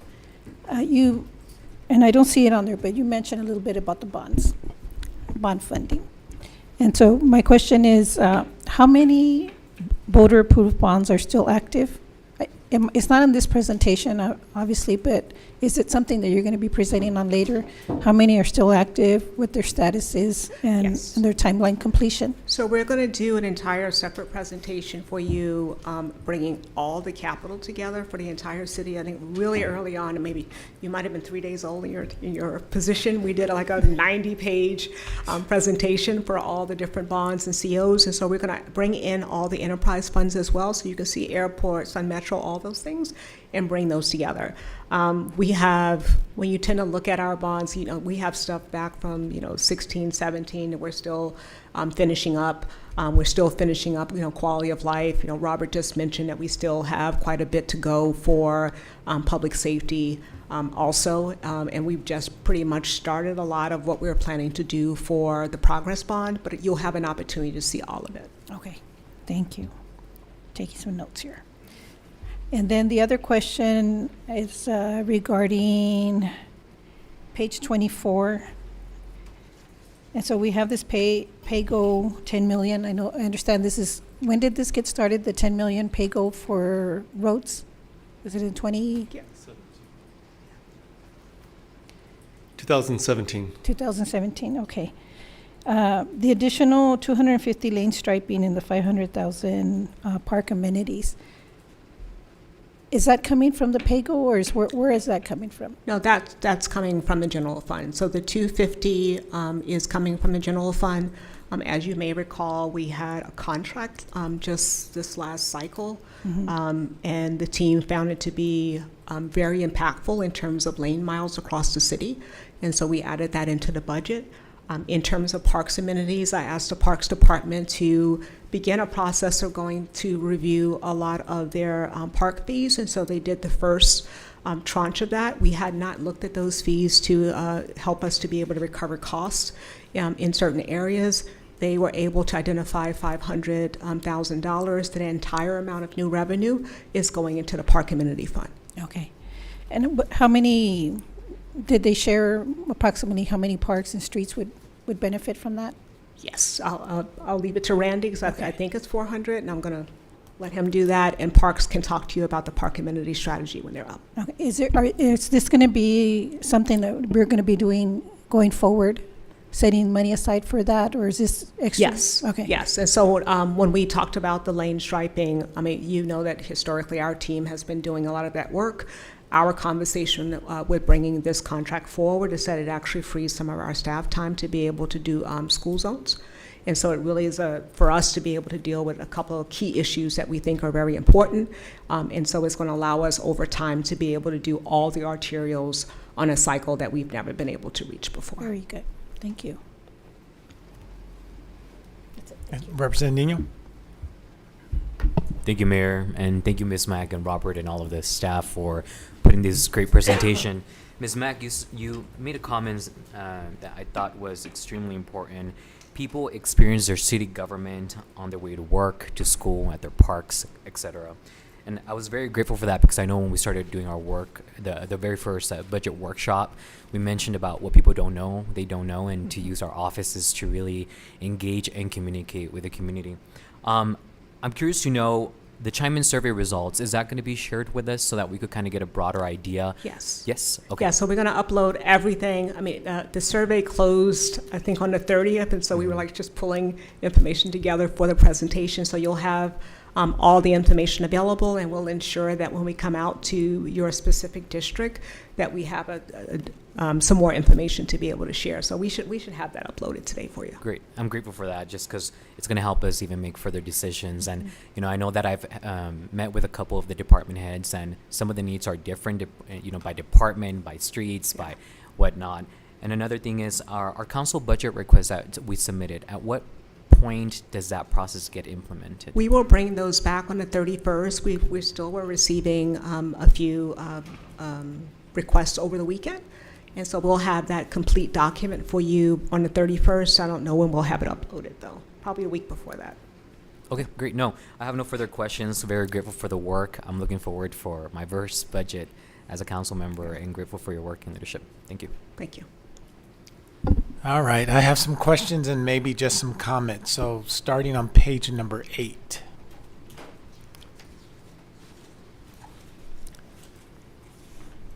Walk me through where it says council direction to not increase taxes and what that.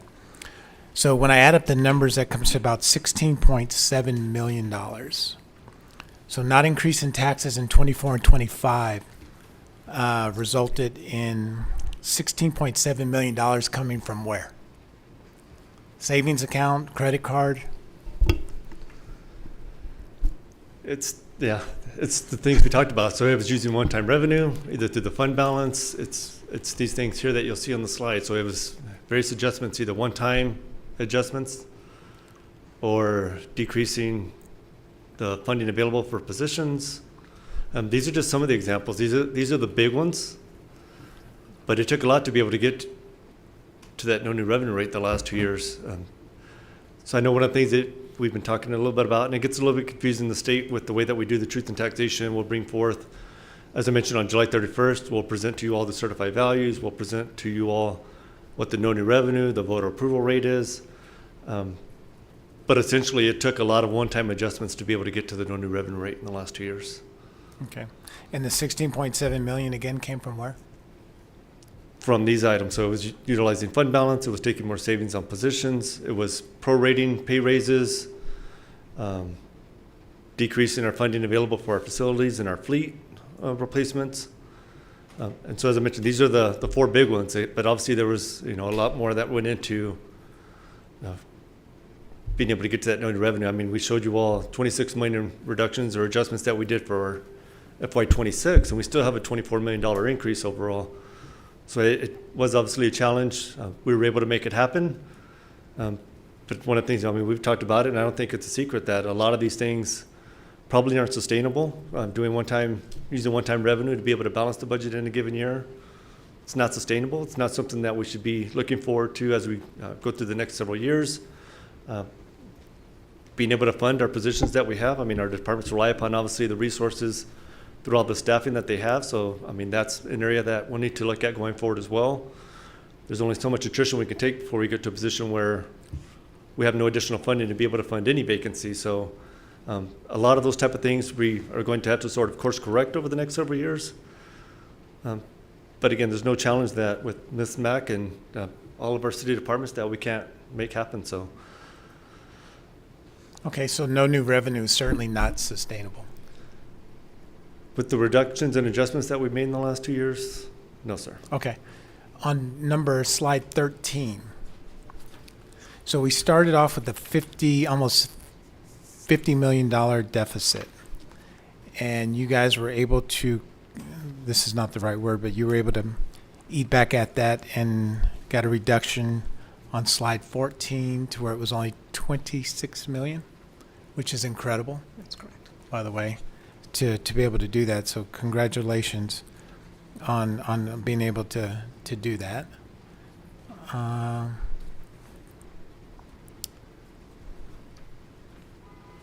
So page 18, Ms. Mack, you want to walk us through what that means again with no increase in the property tax rate? Sure. So really, what we've said publicly is that we're adopting a flat tax rate. And so what people will see in their budgets locally are really as a result of the valuation of their homes going up. And so from our perspective, being able to not increase, to really be able to hold to this number is really important.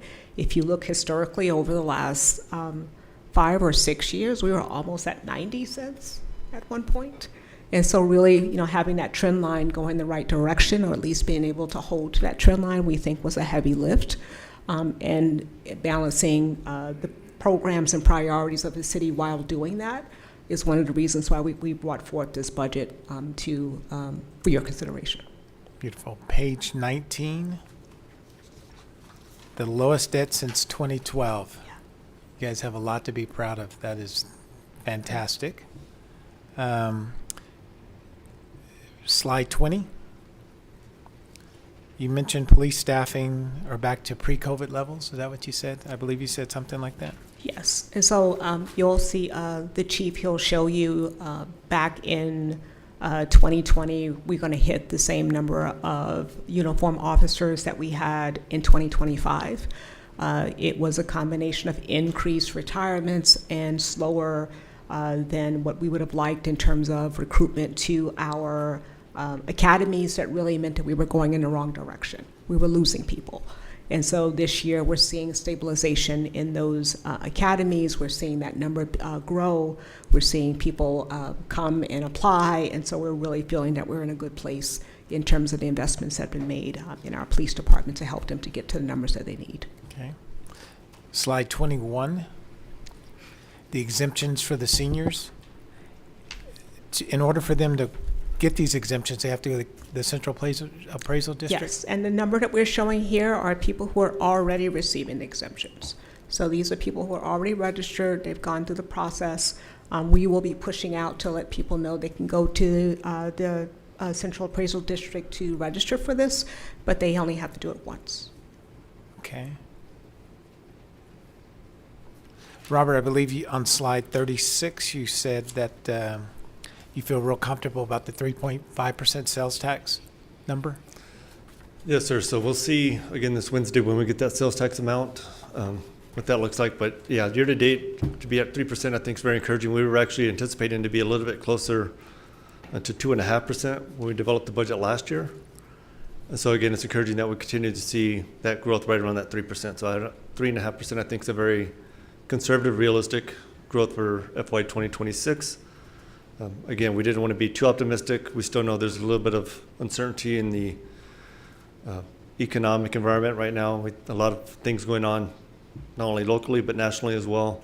3.5%, I think, is a very realistic projection for next year. Okay. Robert, I want you to brag one more time on slide 37 and 38. Aren't these your favorite? Absolutely. These are my favorite slides.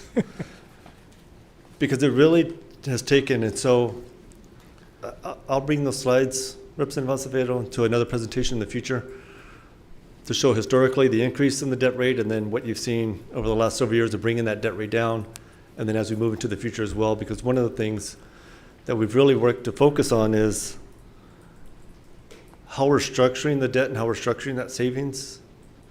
Obviously, yes, we want to build in as much as we can to help us now, but then we also need to make sure, again, that we're looking ahead to offset as much as we can the issuances that we're going to have in the future. So it's really, developing these refinancing and structuring them so that, one, we get the benefit of the savings now, but then also, two, we structure a little bit of it so that we have some of the savings in the future as well to offset some of the impact that we're going to have into the future. So 8-cent decrease in the overall debt service portion of the tax rate. It's not been done by accident. A lot of it has been very, strategic in how we're looking at managing our overall debt burden on our community. And so I think it really speaks to this council's commitment, and then what you all approved last week with the refunding and the defeasance, again, paying debt off early, is not insignificant. So again, it's the gift that keeps on giving, because one, we save on interest cost. Two, you're generating additional revenue going forward for the general fund that was previously restricted. And then three, we get to finish out the East Side Sports Complex and get the additional shade that we need at that project. So again, it's just a win-win with what you all approved last week. And then again, the slide here, 19% decrease, $300 million in the last 5 years. Not insignificant. I mean, that's been, again, a lot of hard work. Council's commitment to approving the refundings and the defeasance here recently to be able to accomplish that. I wanted you to end on a high note, so that's very good. And then the last thing is, going back to Representative Acevedo's comments about sales tax. So the only few ways to increase sales tax is through economic development and a number of things. He mentioned Neon Desert. And we were fortunate enough, last week we attended a presentation at UTEP where it showed the amount of economic impact that Coldplay had on this community and the sales tax revenue. So I know Jose is going to be doing a presentation from Destination El Paso, so maybe he can touch on the numbers that one particular event had for this community. I know he doesn't have it with him now, but maybe he'll be texting his friends at UTEP, or he's got it ready to go, or Brooke or someone has it. So didn't want to put you on the spot, but again, those are ways we can have some really big home runs for the community that have a huge impact. So restaurants were busy, our hotels were busy, and it generated a significant amount of sales tax revenue for the community. Look, going through a budget, this is no light feat what you guys have done. So it's very, very impressive.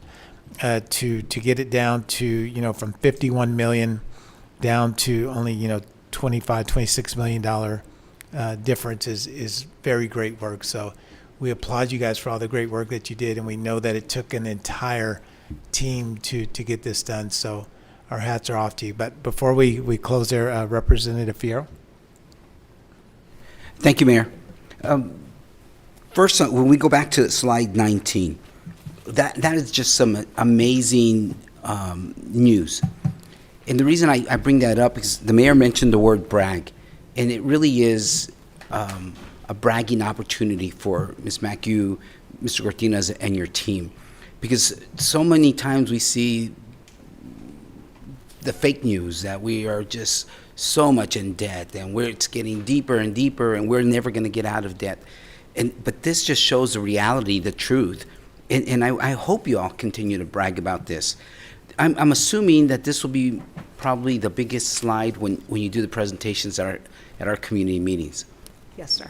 Thank you, Ms. Mack. And any other way we can put it in the back of the mayor's van or whatever. But if we can do that, that would be great, because I think the public needs to know the truth.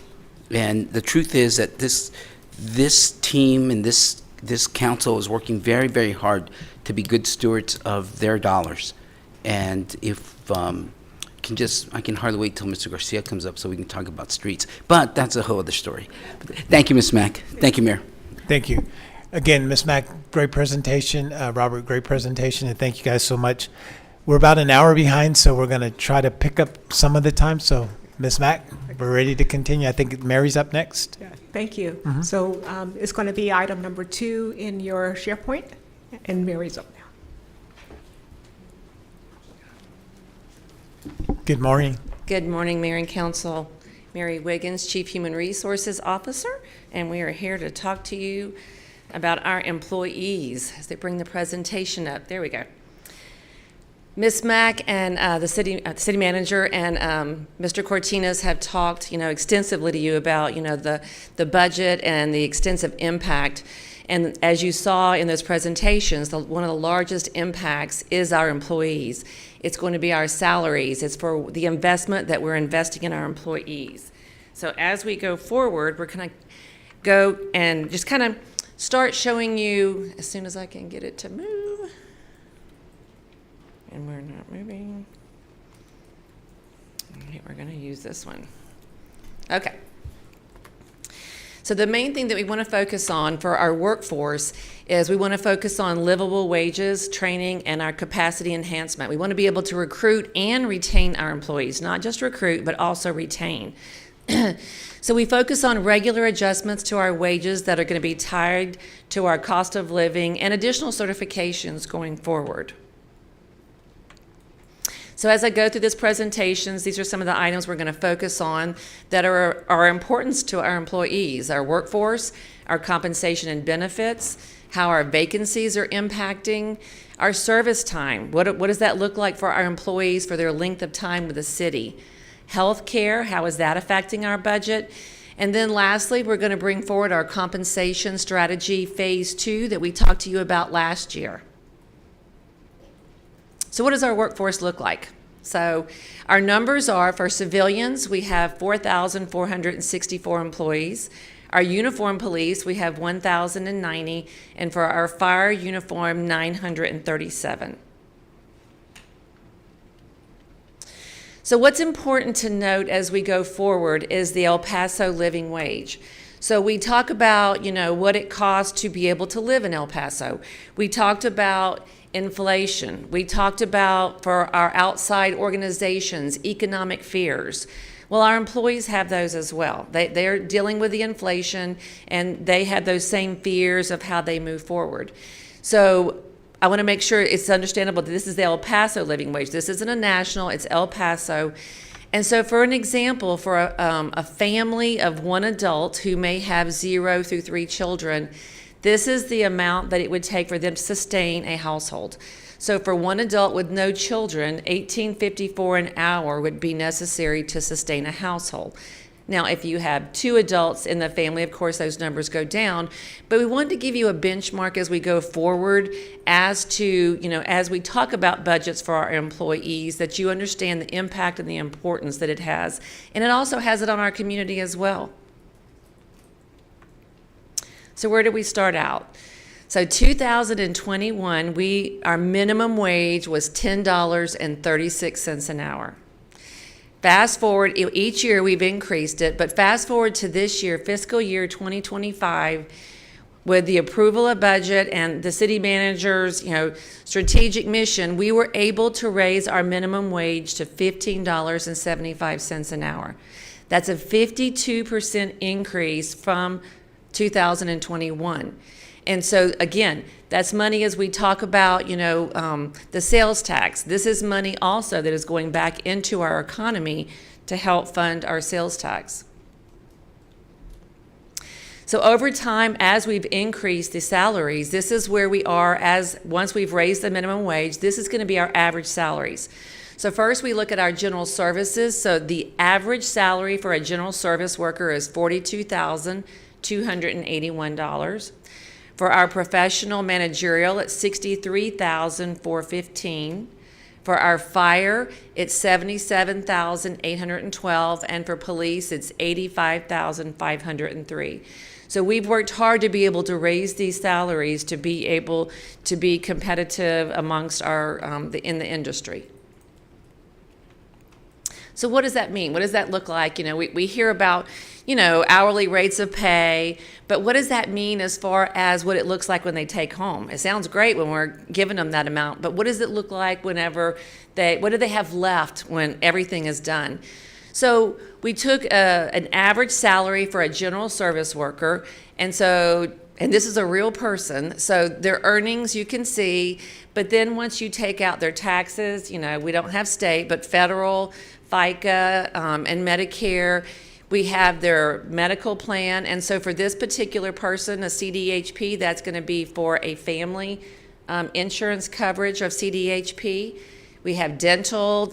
This person is doing great and investing in 457, so they care about their future, and all just the different ancillary benefits. And then we have our pension.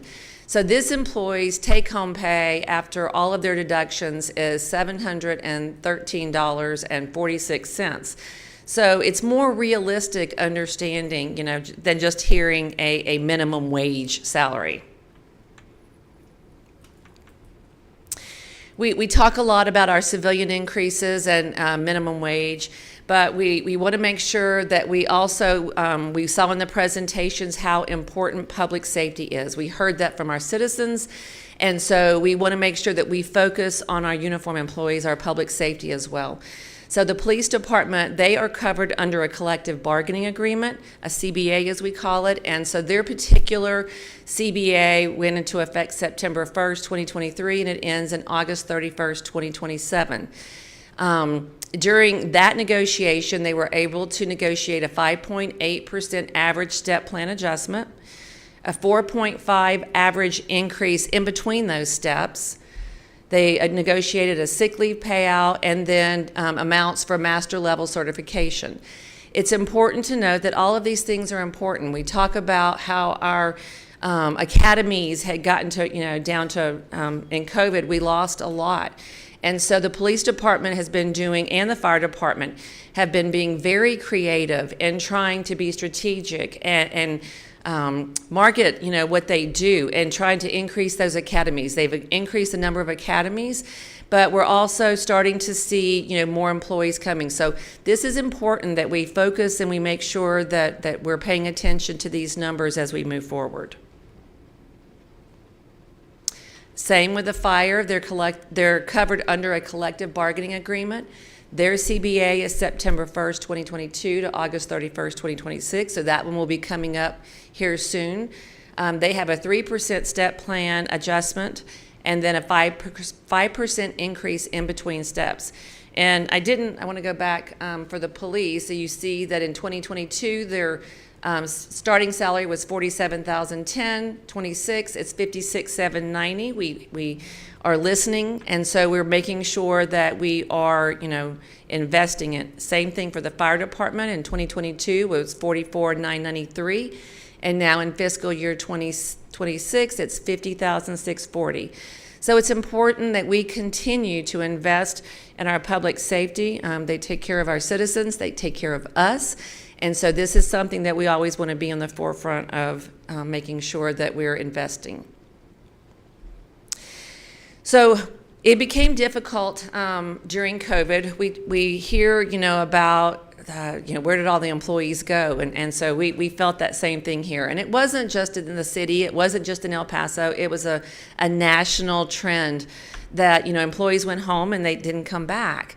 And so we've been struggling, and we've been really focusing on trying to get employees to come back to the city of El Paso, back into the workforce.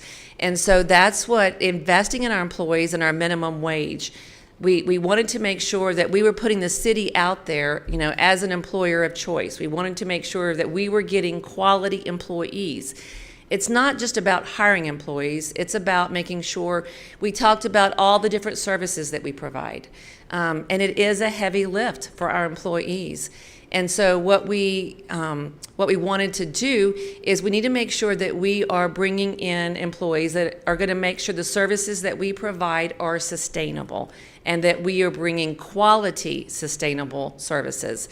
So the salaries, what we did was we did a comparison. Because we raised the minimum wage to $15.75 in February, we went back 1 year so that we could be able to show you February through May of this year, just a comparison of what we've been able to do in recruiting employees.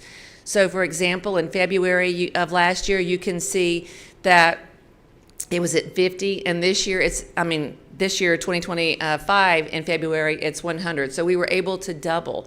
And so each month, if you go February through May, we've had a 49% increase in being able to recruit employees, which shows the results of what we were able to accomplish by raising those salaries. And we'll continue to do so and look at those going forward. we talked about vacancies. So for vacancies, we've talked about this for a few years. And so in doing the vacancies, we talked about we have over 1,000 vacancies. But when we talked about that, the workforce just wasn't returning for a period of time, we had to work smarter. We had to figure out how to do things a bit differently. And we also, what we did was we would take different positions and we changed duties and everything to make sure that we were providing the level of service that we needed to provide. In doing so, what happened is a lot of positions were added. We created new positions because we're always looking at how can we do it better. We added new positions, and so what we're still doing now, we're doing a cleanup. The departments are all looking at our budgets, and we're having to do a cleanup and take off all of those positions that aren't funded. The new positions were funded, but now we're having to do a cleanup of the ones that are no longer funded. So you'll see that gradually coming down going forward. So this vacancy shows you the amount of positions that we have vacant that are funded. So that's the critical word, funded and unfunded. But you'll see that these vacancies are continuing to go down because we're able to attract more talent based upon our wages. Same with turnover. So we during COVID, we saw large turnover percentages. And you can see here, we have them broken down by civilian and uniform. Of course, the civilian had the highest turnover. The national average, this was based on 2020, was like at 20% was like, the national average of turnover. But as you can see, we've gradually worked. 24, we were bringing it down, and now we've gotten it to like average, and now 2025, now that we've increased our wages, you can see that we have been able to, the reduction of 43% of civilian, we've decreased the turnover, and 9% uniform. That's not a small undertaking if you've had to do that before. That's huge. And so again, we're investing in our employees and we're seeing the results. We talk about service time. We'll be having a banquet coming up soon for our employees who have reached levels of service. And you can see that in here, less than 5 years. I mean, that's a lot. I mean, 50%, this is for civilian, 50% of our employees have been here less than 5 years. So that's huge. But focus also on the ones that are 5 years to, we have 45-year employees. At our next banquet coming up, we'll be recognizing 2 employees who have hit 45 years.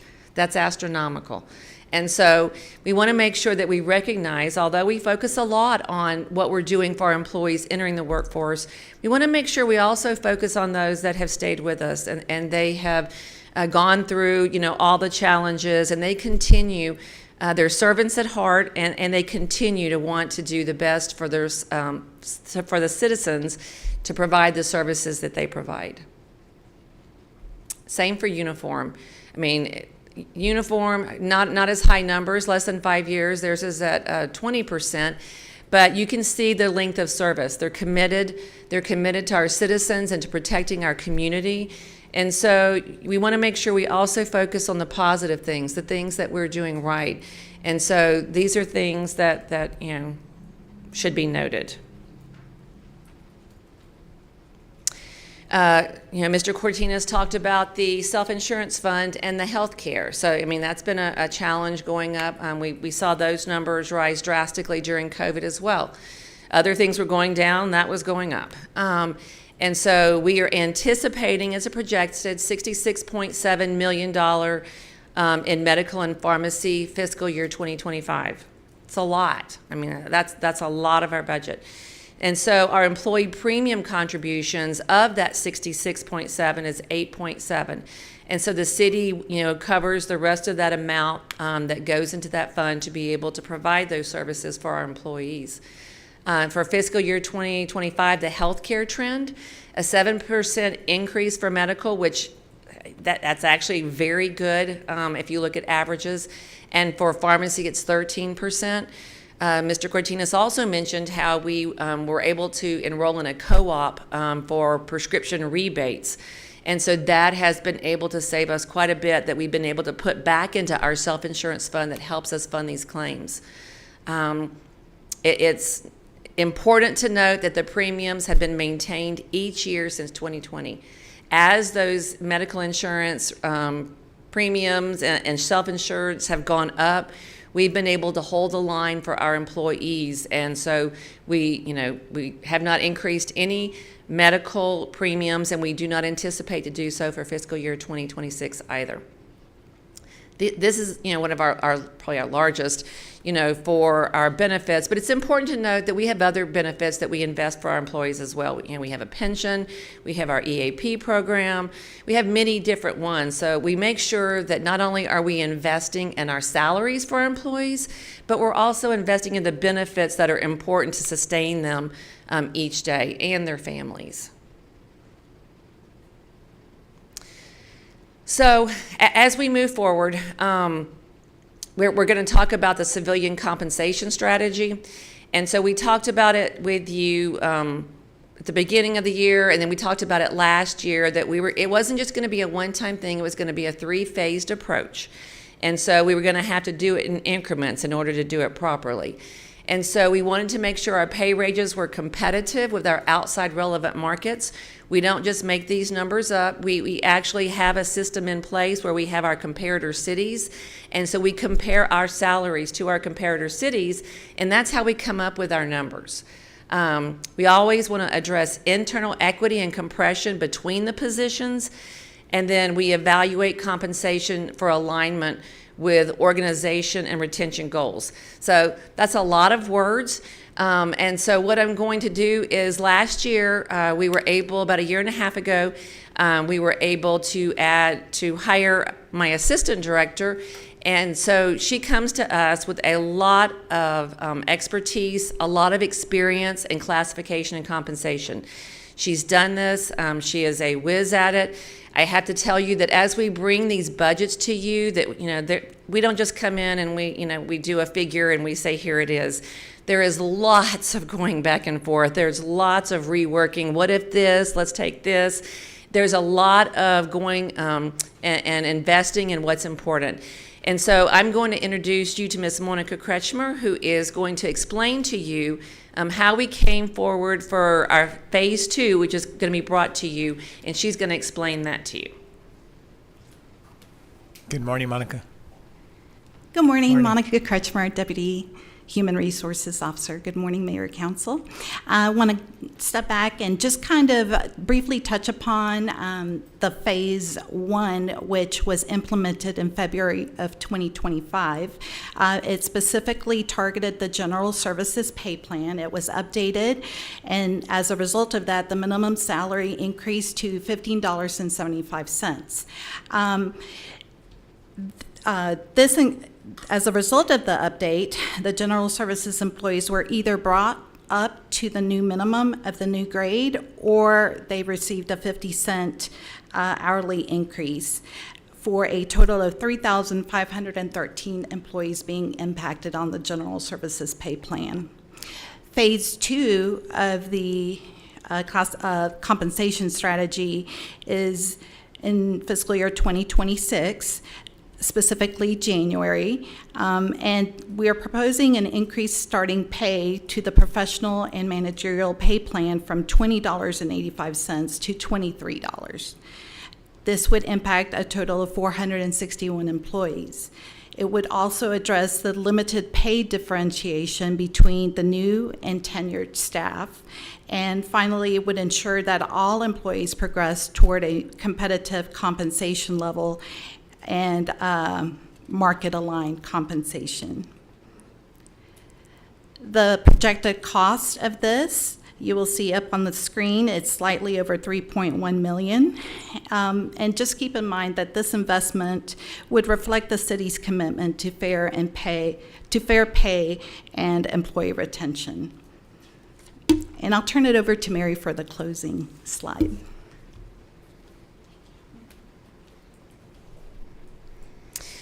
So we had talked about, this is what we had projected for phase 2 and phase 3. Whenever we did phase 1, we talked about that we realized that it was going to caused a little lopsidedness, and so now we're coming forward and we're fixing that. We're leveling it out for the employees who have tenure to make sure that we're being strategic across the line.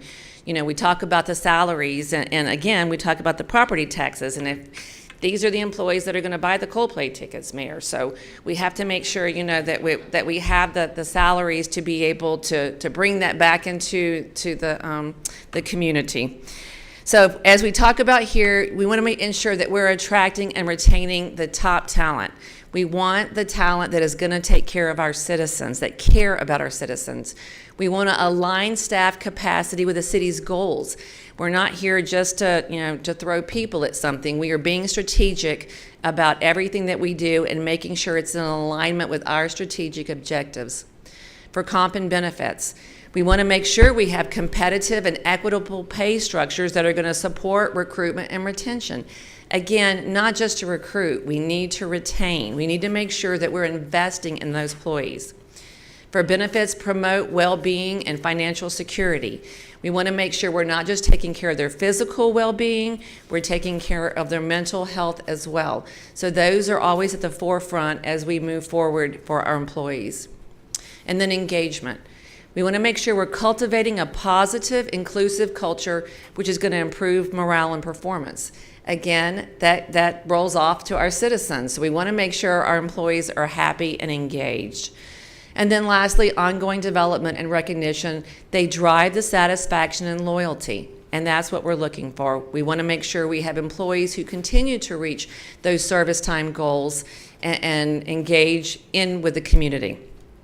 So on all of those, the three pillars strengthen our ability to build a resilient, high-performing organization that values its employees. And I'll take any questions. Very good, Mary. Representative Chavez. Thank you, Mayor, and thank you, Mary, for that wonderful presentation. Oh, everybody's asking questions. I'm the first. I have a few, Mary. And this is actually one of my biggest passions, because as an entrepreneur, you know, I had about 30 employees under me, and for many years it was a one-man show. So like I did HR, and I was a chef and everything else in between. And I have a saying, and maybe some of you have heard it already, but I always say all business problems are people problems. So if you take care of the people, then the people will take care of, Correct. In my case, my customers, or in this case, our community. So I strongly believe in taking care of your people so that we can take care of others. So, but I do have some questions on your presentation. What percentage of our employees are hourly? I'm not sure that's in this presentation. I'll have to get back with you on that. I don't know that I have. Do we have those numbers? I can get that for you. Okay, I'd love to know. It is the majority of our employees. If I had to pull a number out my hat, I would say 60-70%. But and the majority of my employees, when I had my business, were also hourly. So it's just a number that I'd like to know, only because I have a certain sensitivity to people that are living on an hourly wage. Right. What happens when we increase an hourly wage in comparison to other people that might have already been earning that? Did they get an increase as well? So what happens is, and it could be done many different ways. So it could be done that you do it all at one time, and so what we call that is like compression. So whenever we did the minimum wage increase, we recognized what we did at that time was we brought everybody that wasn't making the minimum wage up to the minimum wage. And then there was a whole calculation. If you didn't get the minimum wage, I think it was like 50 cents. So what happens, sometimes that causes compression. That causes there to be, less in between, the employees who have been here for a while. So when we did the phase one, we knew that was going to happen, and so we said that in phase two, that's where we would fix that. So now, that's what we're proposing now under the compression, the tenure, as Monica referred to it, is that now we're taking and we're doing a calculation, and we are calculating based upon years of service to make sure that you're being rewarded, for the longer length of time. Okay, so we will take care of that. That somehow. is going to be in January of 2026 is when we'll be doing those increases. Okay. Now, on slide 7, when general services, the yearly wage is 42,281, does that include other types of compensation? Because it didn't really add up. If I calculate 1575, it was, I believe, a little less than that. Right, well, that's average. So that's only Okay. salaries, that's not benefits. So those salaries that you saw there, those are average salaries. So it could be, someone who's been here 20 years who is a GS and an entry level. But for the GS pay plan, that's the average salary for all of them in that criteria. But for the 1575, it does end up being less than that, I think, from my calculations. Yes. Okay. If we only did the 1575, it would be less, but that's an average of Okay. someone's salary. All the salaries put together and divided. Okay. In terms of turnover, and this is something that, is very important to me. Do you know how we compare to other government entities or other cities?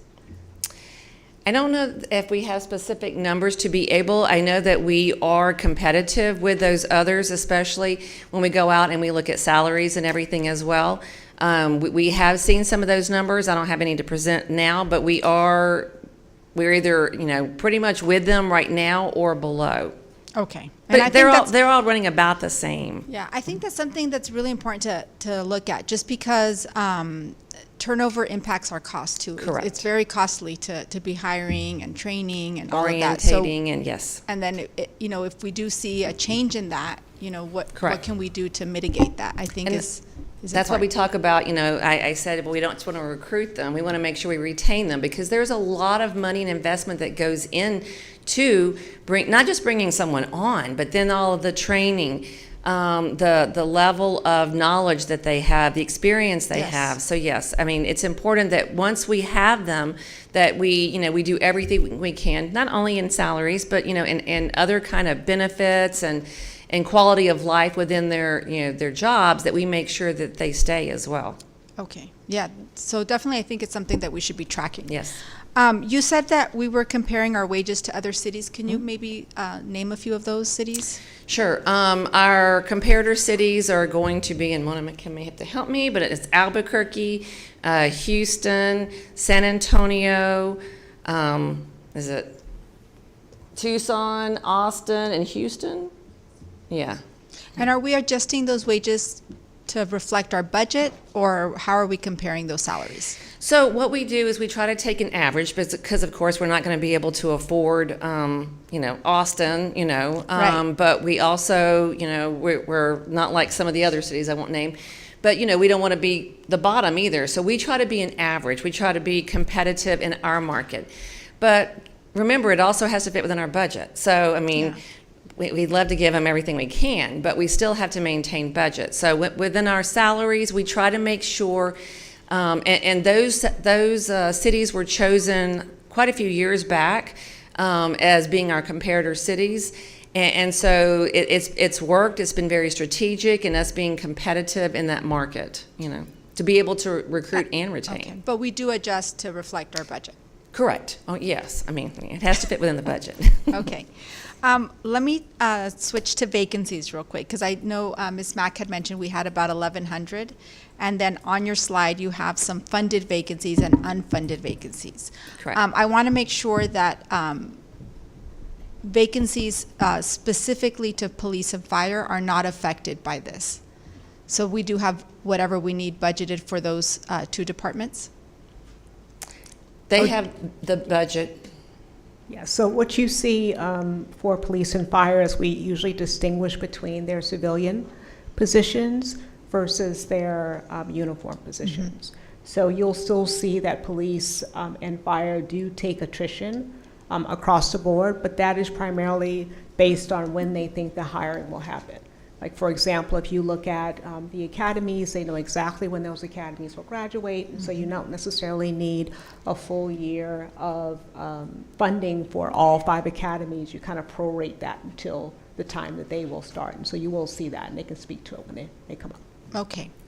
And in terms of the unfunded ones, and I don't know if Ms. Wiggins or Ms. Mack would like to answer this, how do you select which vacancies to fund first, or how do you prioritize those? We don't. We allow the department. So it really gives the department maximum flexibility. So you'll see the unfunded attrition be a dollar amount that totals $26 million. So each one of the departments have allocated a specific dollar amount, and so they're, every single solitary month, they're looking at their staffing and their projections, and so they're looking at whether they're getting close to that number, and then they may choose to freeze strategic positions throughout their hiring process to make sure they get to that number. When I first started in the organization, we used to freeze positions, and it was very hard. And so you would have, you know, a senior level branch manager, you know, who I needed, you know, in a position, and that was just frozen all year. So it gives the department some flexibility in sort of terms of thinking about it. But that number is really high. And the reason why I did not present total number of vacancies, Mary talked about it a little bit. We are doing some cleanup with some of the grants that are going away. But when you take into consideration 513 of the vacancies that we talked about are not even funded. You know, it really talks about our capacity being very different than people would have the impression of when we say it's 1,000 positions. Yeah. Thank you, Ms. Mack.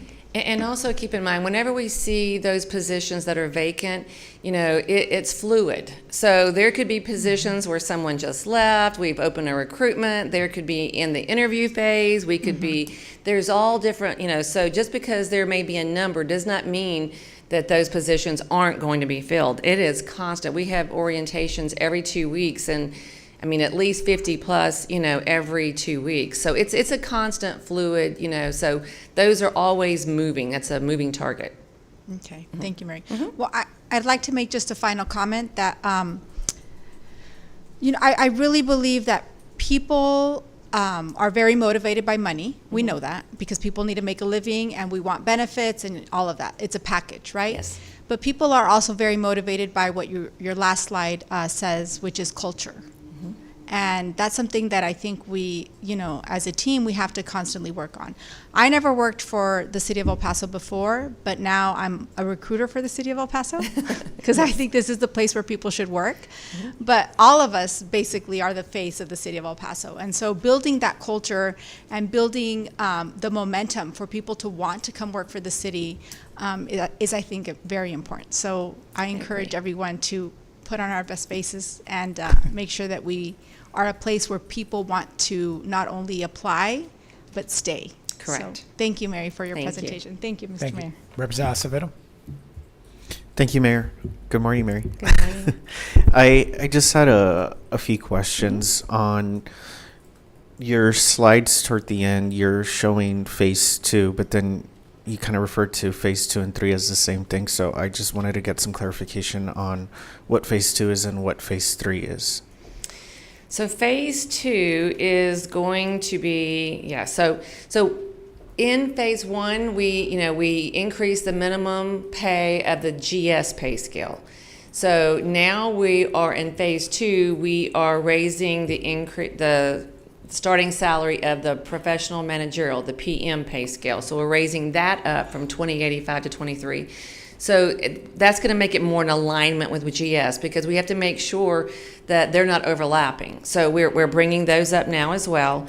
And then also in phase 2, we are addressing what's called the tenure or compression between the different positions. We want to make sure that we are rewarding those employees who have been here and that we aren't bringing them in at the same salary, you know, as our brand new employees. And so that's going to be addressed as well.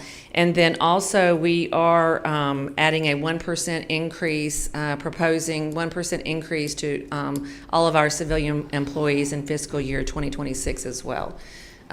Phase 3 will look at some of the executive positions. We will be looking at some of those increases. Okay. That makes more sense. And then another thing that I kind of wanted to touch on was mayor and council.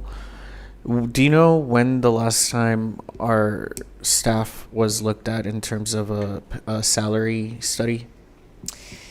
Mayor and council, I mean, for those employees, we are very competitive in those salaries. Those are above the market. They're above whatever we have out there in the market. Now, mayor and representatives yourself, those are based upon, you know, say it again? Yeah, it's the language in the charter, but it's based on a calculation. So those are looked at every year. But as far as your employee salaries, those are very competitive. So, I was more wondering about our staff rather than us, because I know we have Right. the family of four calculation and all that. But, and I know that the charter also affects it, whether you have one legislative aid, and Correct. it's kind of a very gray area that can be a little complex. But I just am not too sure that we are as competitive. Maybe we are on paper, but for example, like county commissioner staff are making way more than our staffers. And in my first year here, I lost 2 staffers because they found better opportunities, right? And I think these positions have a lot of burnout at the same time with the amount of work that we each do in our offices. So I feel, like what Representative Chavez was saying, a kind of +1 on all of that, where we are having very complex issues and our staff is really going around and doing what they can, but then sometimes the salary is really difficult to justify. And I know that a few years ago, this is before Mayor Johnson, the chief of staff position in the mayor's office was a lot less, and it increased, which it should have increased, right? And I'm glad that it increased, because that is a very big responsibility. But I just wonder how we could do more for our staff in that sense. I mean, we're more than happy to look at, we normally use our comparator cities, but we're more than happy to go look at the county and see what it is they're paying. And then, just kind of level out with those positions, the duties and everything. So we can look at that. Yeah, I think just from anecdotally, I know that some of the county commissioner staff are at 65, others are at 80, some of them are at 100 now. And so I think that I would really appreciate if we could do something like that for our staff, to have an understanding of where we can get more of that retention to really keep the amazing staff that is staffing council and working day in, day out with the rest of the city to make everything kind of function. More than happy to look at that. I appreciate it. Thank you. We did include for some adjustments for all of your staff in this budget, and so when we looked at the evaluation across the board in terms of compression and others, that is included in your budget this year. I think it's at least like $14K or so. Okay. Representative Limon? Thank you, Mayor. Probably this is probably one of the sections that I always cringe, and cringe a lot. Let's start with page 5. You indicate that this is the El Paso living wage, and this is what we would expect an adult with no children should be making $18.54 an hour, whereas the poverty wage is $7.52 and the minimum wage is $7.25. Okay, a single employee, hourly employee working for the city is not earning a living wage. Correct. Okay, I think we need to let that sink in. That hourly employees working for the city, no children, one person, is not making a living wage. Our minimum wage right now is $15.75. As I looked through here, Mary, and it just struck me when we got to the police and then we got to the fire, you're talking about the collective bargaining agreement, and that certainly is a benefit of being a union member, and that's exactly what is driving this. When you talked about, and I'll stay with police, the average step plan adjustment of 5.8, and then the average increase between steps is 4.5. Can you explain to me what each one of those means? And Well, it's on page 9. Yeah, so they have, so on there, so when a police officer on each year of meeting their anniversary, they will raise to the next step. So from if let's say they're on step 2 and they're moving to step 3 because they've hit their anniversary date, the difference increase in between those 2 steps is going to be 4.5% in between the different step levels. So each year it would be a 4.5% increase. And then the 5.8 average step plan adjustment, I believe, is whenever they negotiated the salaries, that was the average adjustment that took place. And so these are concrete, these are part of the collective bargaining agreement that the city went with. And I know that's it.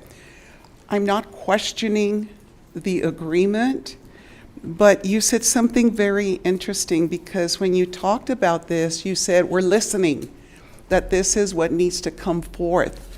And my question is, who's listening for the hourly employee in this city? Who is speaking up on behalf of those employees? Do we have anyone in the city that does that?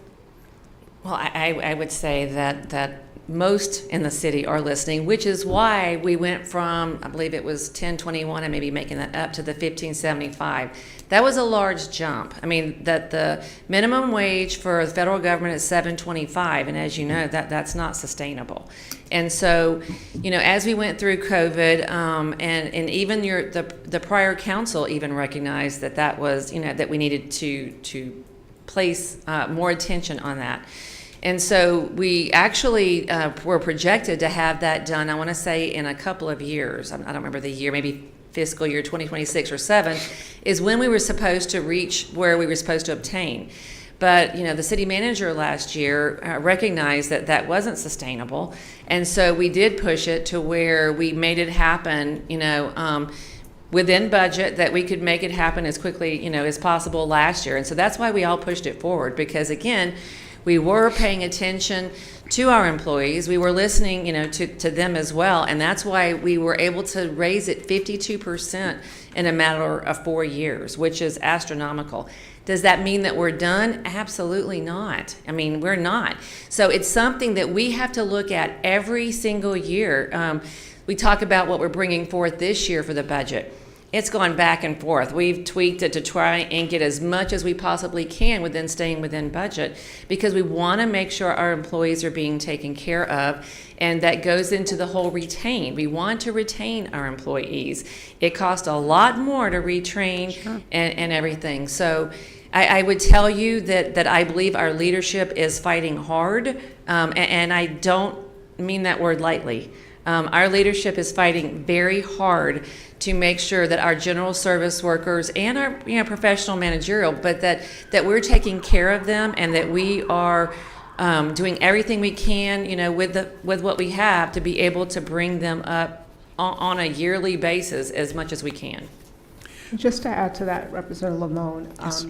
This was one of the key items that came out of the strategic plan for Pryor City Council in 2024. The language actually talks about regular adjustments to wages tied to cost of living. So when I came in and started looking at what our next step was going to be, it was very much looking at comparatives throughout our city. We were going to go to 15, the county's at 1550, you know, really looking at where we were losing people and trying to start to take a bigger step as we could within the budget that we have. But I certainly want to acknowledge that I've been pushed by the strategic plan, and, you know, the wisdom that came out of council recognizing that we really need to make sure we're taking care of civilian staff. So Dion Mack is listening to the hourly employees is the bottom line on this, and I appreciate that. Yes. I can go back. Dion, I think you were here, Robert, certainly, when we went over $10 an hour, and we thought that was such a great victory. Well, let us not settle in on $15.75, but keep looking forward to how can we make this a livable salary. And I'm going to reflect on page 12, which are the vacancies. And here again, we go back, you know, I'm looking at that, and the vast majority, I don't know if Randy's here, but maybe we'll bring it up later on. The vast majority of the streets and maintenance employees are going to be hourly employees, is my belief from what I've talked to him and so forth.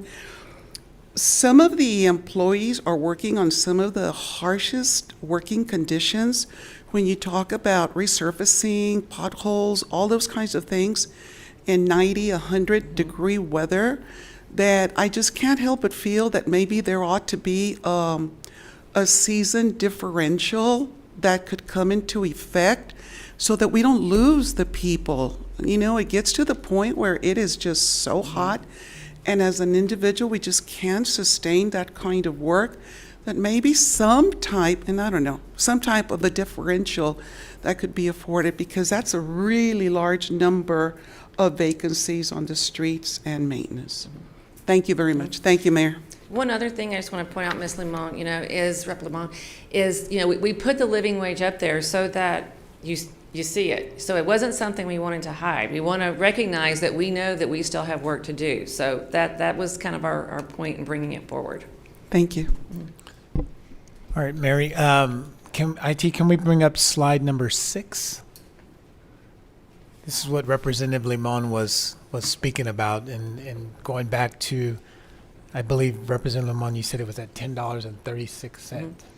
So we can see the progression of where you guys are heading. Slide 16.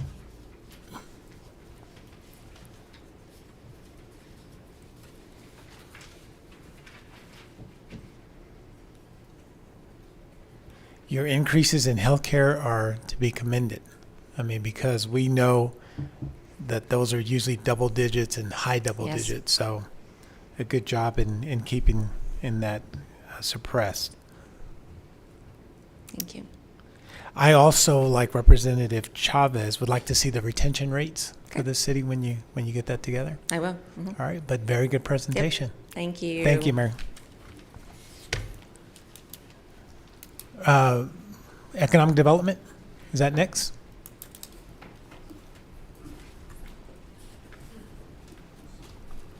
Good morning. Good morning. Karina Brezgala, Economic and International Development. I think we're going to kick off the department presentations. Luck of the draw, get to go very first. So thank you to everyone who's still here. We'll start with Robert Cortinez's profile. So here is our department's budget profile. There's a little bit of a mission statement on there, and then this is going to be consistent, so highlighting our major variances. You will hear this, it's a recurring story. Mary mentioned it, Robert mentioned it. General fund increases due to personnel, so that increase in salaries. I will make a quick note here that our full-time employee count is actually staying stable. This report was run at a time when we were transitioning somebody between titles, so it was a double count, but we are staying at 27.5 for this next fiscal year. And then non-general fund, those are all of the economic development restricted funds. So it's going to be your impact and auxiliary, those dedicated portions of the El Paso Electric franchise revenue, the TED fund, and those tax increment reinvestment zones.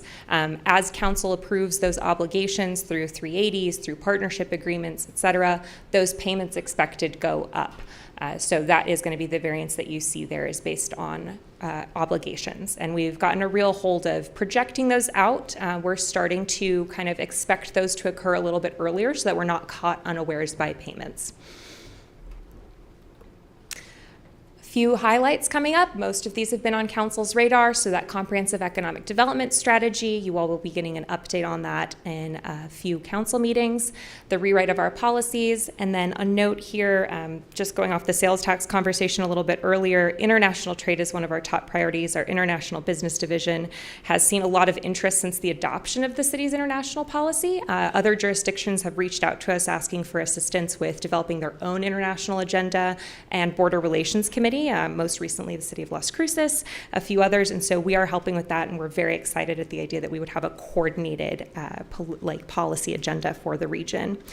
On those key performance indicators, you'll see year over year, we always report out for the fiscal year, the Chapter 380s that have been approved, the jobs created, retained, and the capital investment.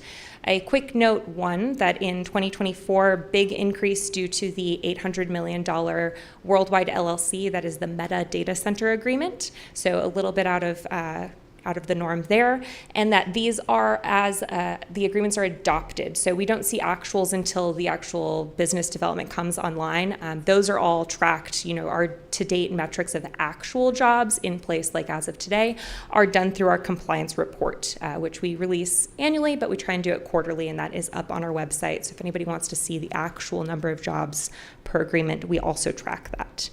We developed, as part of the program-based budgeting pilot, a number of new KPIs across all our different programs. I've pulled out 2 additional ones to highlight. So one, that downtown uptown plan goal of 10,000 new housing units. So talking about incentivized housing units, it's going to be at 99 right now due to the Popular agreement, signed late last year.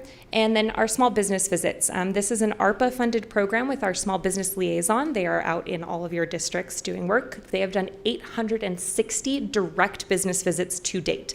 So that is at a business, and 728 of those have resulted in contact with a decision maker for that small business, so an owner, proprietor, or general manager.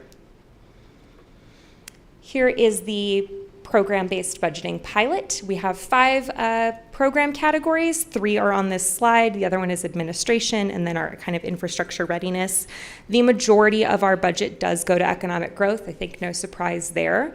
Redevelopment, that's going to be our tax increment zones, the infill, those transit-oriented development programs, and then small business. I call this out because it's not a huge program budget right now, but I would account that to the fact that we have spent over $40 million in federal funding on small business initiatives. And so looking forward to not this fiscal year, but next fiscal year as ARPA starts to expire at the end of 2026, talking about the financial sustainability of those programming, that partnership, and the alternative ways we might fund some of that work.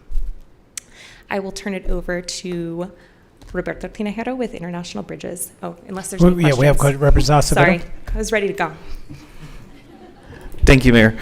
Appreciate this snapshot. I had a few questions. I was looking at the budget for your department, and I saw that there's an 86% decrease in community service projects. Do we know why that is? In my budget? Yeah. I'm like gonna pull it up.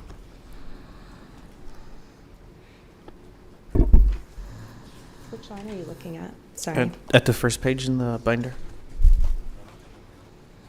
Oh, okay.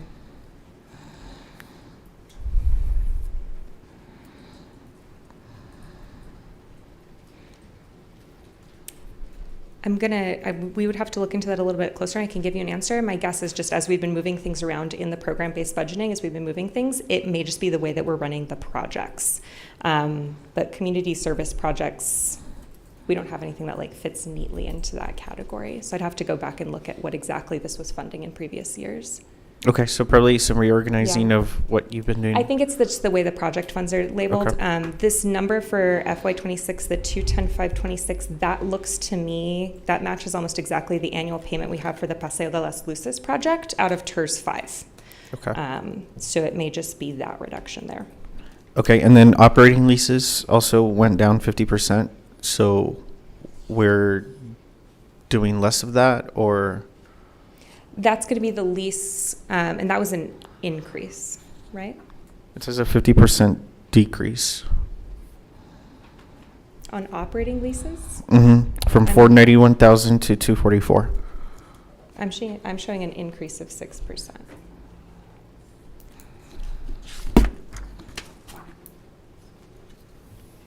Yeah, our operating lease is generally that line item is going to be about the lease that we pay for the economic development offices at Mills. So there's an increase just year over year on the terms of our lease, but then also payment for the parking lease with the convention center. So that should be up, not down. Okay, I see where you see the increase, and then I see a decrease on the. So on the very first page of that tab, it says minus 50%, and then the next page says 6%.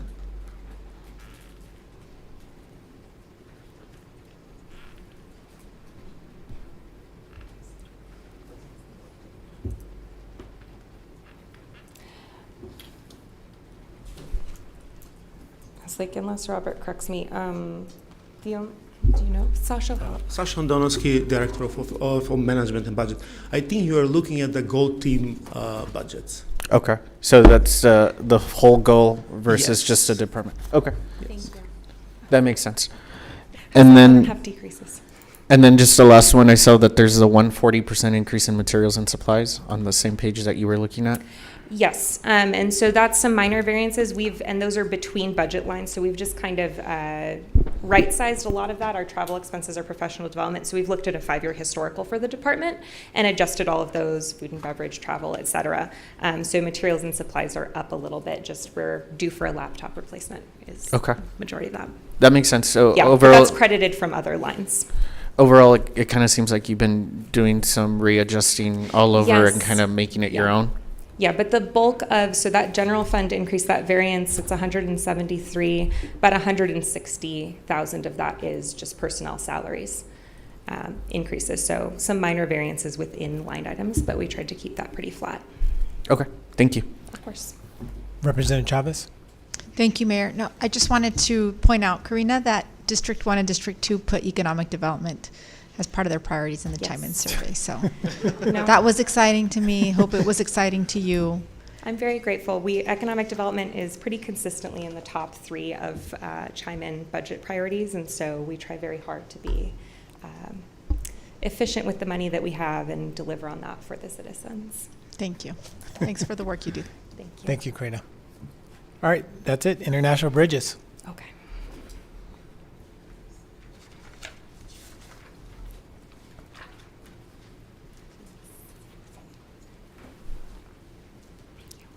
Good morning. Good morning, Mayor, City Council, Roberto Tinajero, Director of International Bridges Department. Let me go through the slide. What we do, we operate and manage the southbound crossings at the city-owned bridges. That is the 2 downtown bridges, Paso del Norte, Stanton, and the Isleta Zaragoza Bridge. In addition to that, we also manage and operate all the parking meters within city limits. In terms of biggest budget variances, probably as any other department, we do have or are going to see an impact in the salaries of our staff, salaries and contracts, but we are also forecasting a small revenue increase due to proposed elimination of our MTs program. That's for commercial vehicles. What we want to do there is that this program provides a discount for commercial vehicles that are empty. So instead, for next fiscal year, we're proposing that they pay as any other commercial vehicle by axle.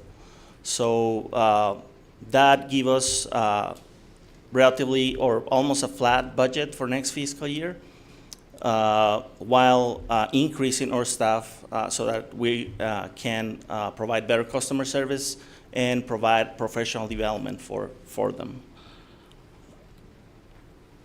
In terms of the highlights, we are in the process of upgrading our toll collection system. Again, what we're trying to do is bring it up to more modern times. It's long overdue, and obviously we're going to upgrade all the technology. Hopefully that will bring us with a more efficient operations.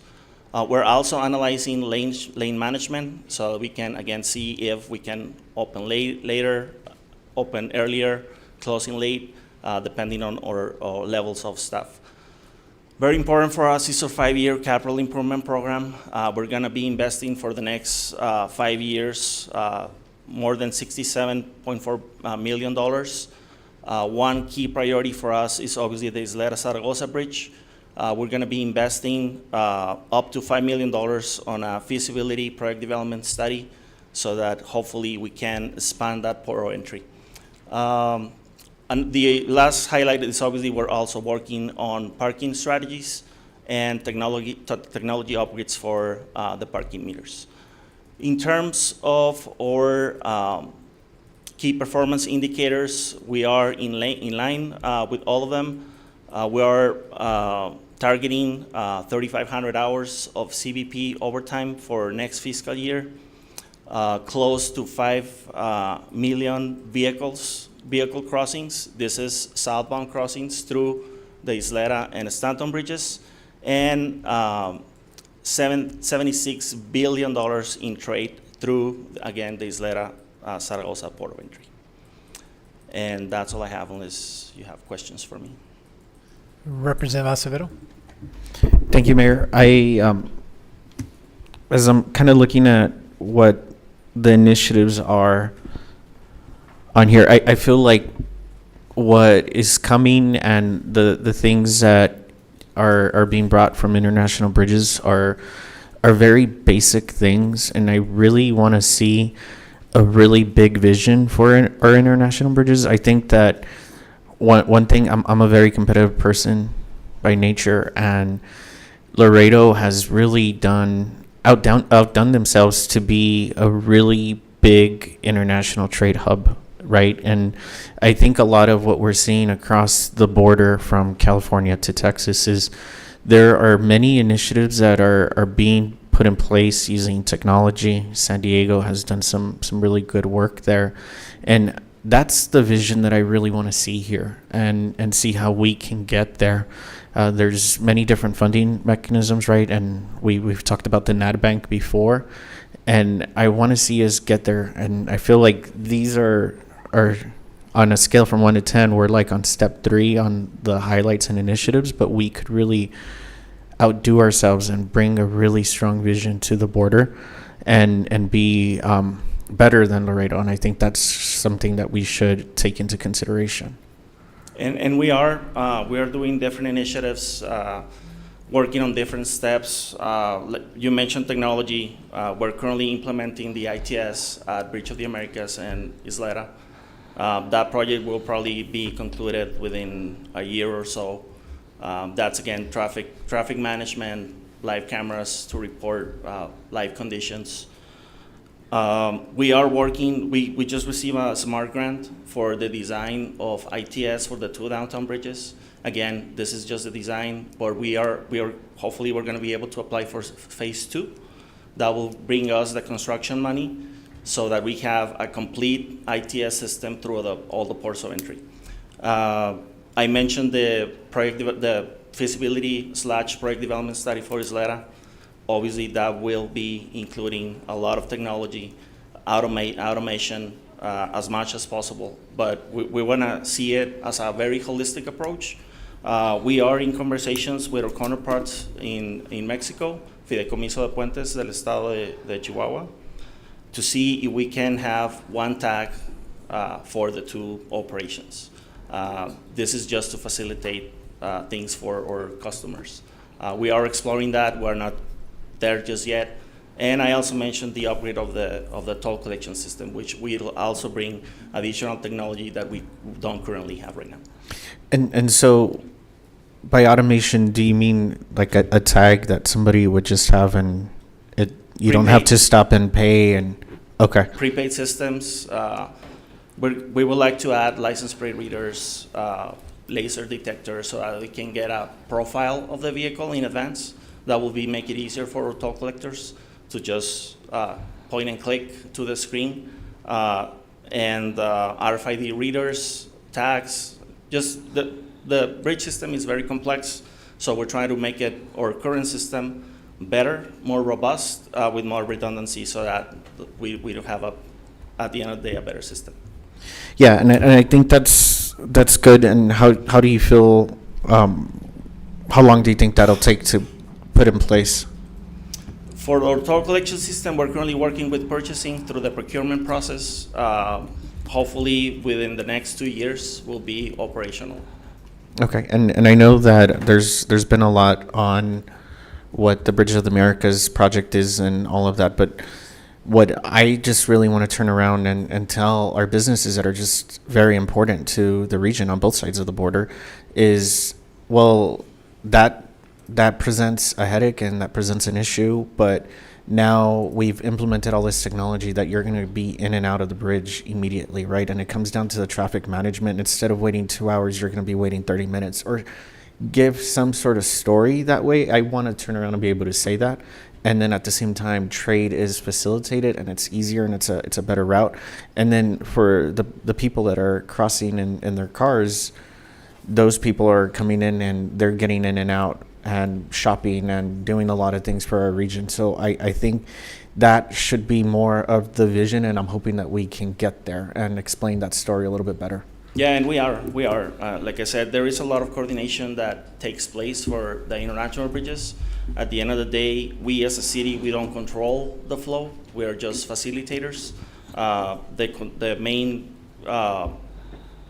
controllers, I will say, it's the federal government on both sides. But we do have a very good coordination with them so that they can also invest and improve their processes, so that facilitate, at the end of the day, we facilitate not only trade, but border crossings overall. Thank you. Representative Limon? Thank you, Mayor. Robert, Yes, ma'am. through the money that is made through the bridge, are you able to allocate funding to the landing? You know, once you come off of the Zaragoza Bridge and you come into the landing area where you're, moving into the main thoroughfare, are you able to fund any kind of a project to improve that area? We have made some savings through the years through the collection that we receive through the bridges, through the revenues. So we do have different projects, particularly at Isleta. We do have a big project through not only bridges funds, but also federal funding that we received through a race grant. That's a total of almost $15 million project for pedestrian improvements at an intersection of Zaragoza and the Loop. And we're gonna build next to it, adjacent to our facilities, we're gonna bring up a pick-up and drop-off areas, seating areas, public restrooms, again, just to improve the overall pedestrian safety. We're gonna install canopies, which is something that we don't have right now. So that's part of some of the projects that we're currently conducting. That project is under design. It will probably take, I will say, 8 to 12 months to finalize the whole design, but it is in process. Thank you very much. That should definitely be one of your highlights, your big initiatives that you should have put on this page right here. Yeah. Honestly, we're working on a lot of projects. It's hard to list all of them, but you're right. I agree. No, that's one of our main ones. With as many of the logistics and the different companies that are moving into that area, and they're real focused on architecture and trying to follow the Southwest pattern, I think it's critical that we have a nice space where people cross over and you don't just have this barren desert area out there. So I look forward to that. Thank you very much. But put it on here. Yes, Thank we'll you. do. Representative Nino? Thank you, Mayor, and thank you, Robert. Quick question. You mentioned that is it $5 million for a feasibility study for Isleta? Yes, we're ironing the details right now, Okay. but it seems like we're going to be able to spend up to $5 million. Okay, so you're still working on, we don't have like the scope of work or kind of like No, what we're looking actually into. developing the scope of work as we speak. Okay, great. No, that's great to know, just because in general, kind of what Acevedo was mentioning in regards to Bora, there's a lot of uncertainty, so I would be definitely curious to navigate that conversation further, just to prepare ourselves, since we do have a couple of ports of entries that were set up for the future. Thank you. Yeah, of course. All right, quick question. So you mentioned on slide 7, the at Ysleta trade, the billions of dollars that go across 76 million is kind of the target. Yes. Would you know the BOTA trade numbers by any chance? I think those are about 25 million per year. Okay. Total. And is that just coming? It's both northbound and southbound. In other words, So- exports and imports. Okay, so you're saying about 100 million of import and exports goes back and forth, not 140 million? that we're- 145, it's for the whole region. The whole region. Including Santa Teresa and Tornillo. And that's import and export? Imports and exports, yes. Perfect. Okay. Any other questions? That's it. All right, thank you. All I right. will pass it on to Margarita Marin and OTC. Before we move on, I would entertain a motion to take lunch for 1 hour.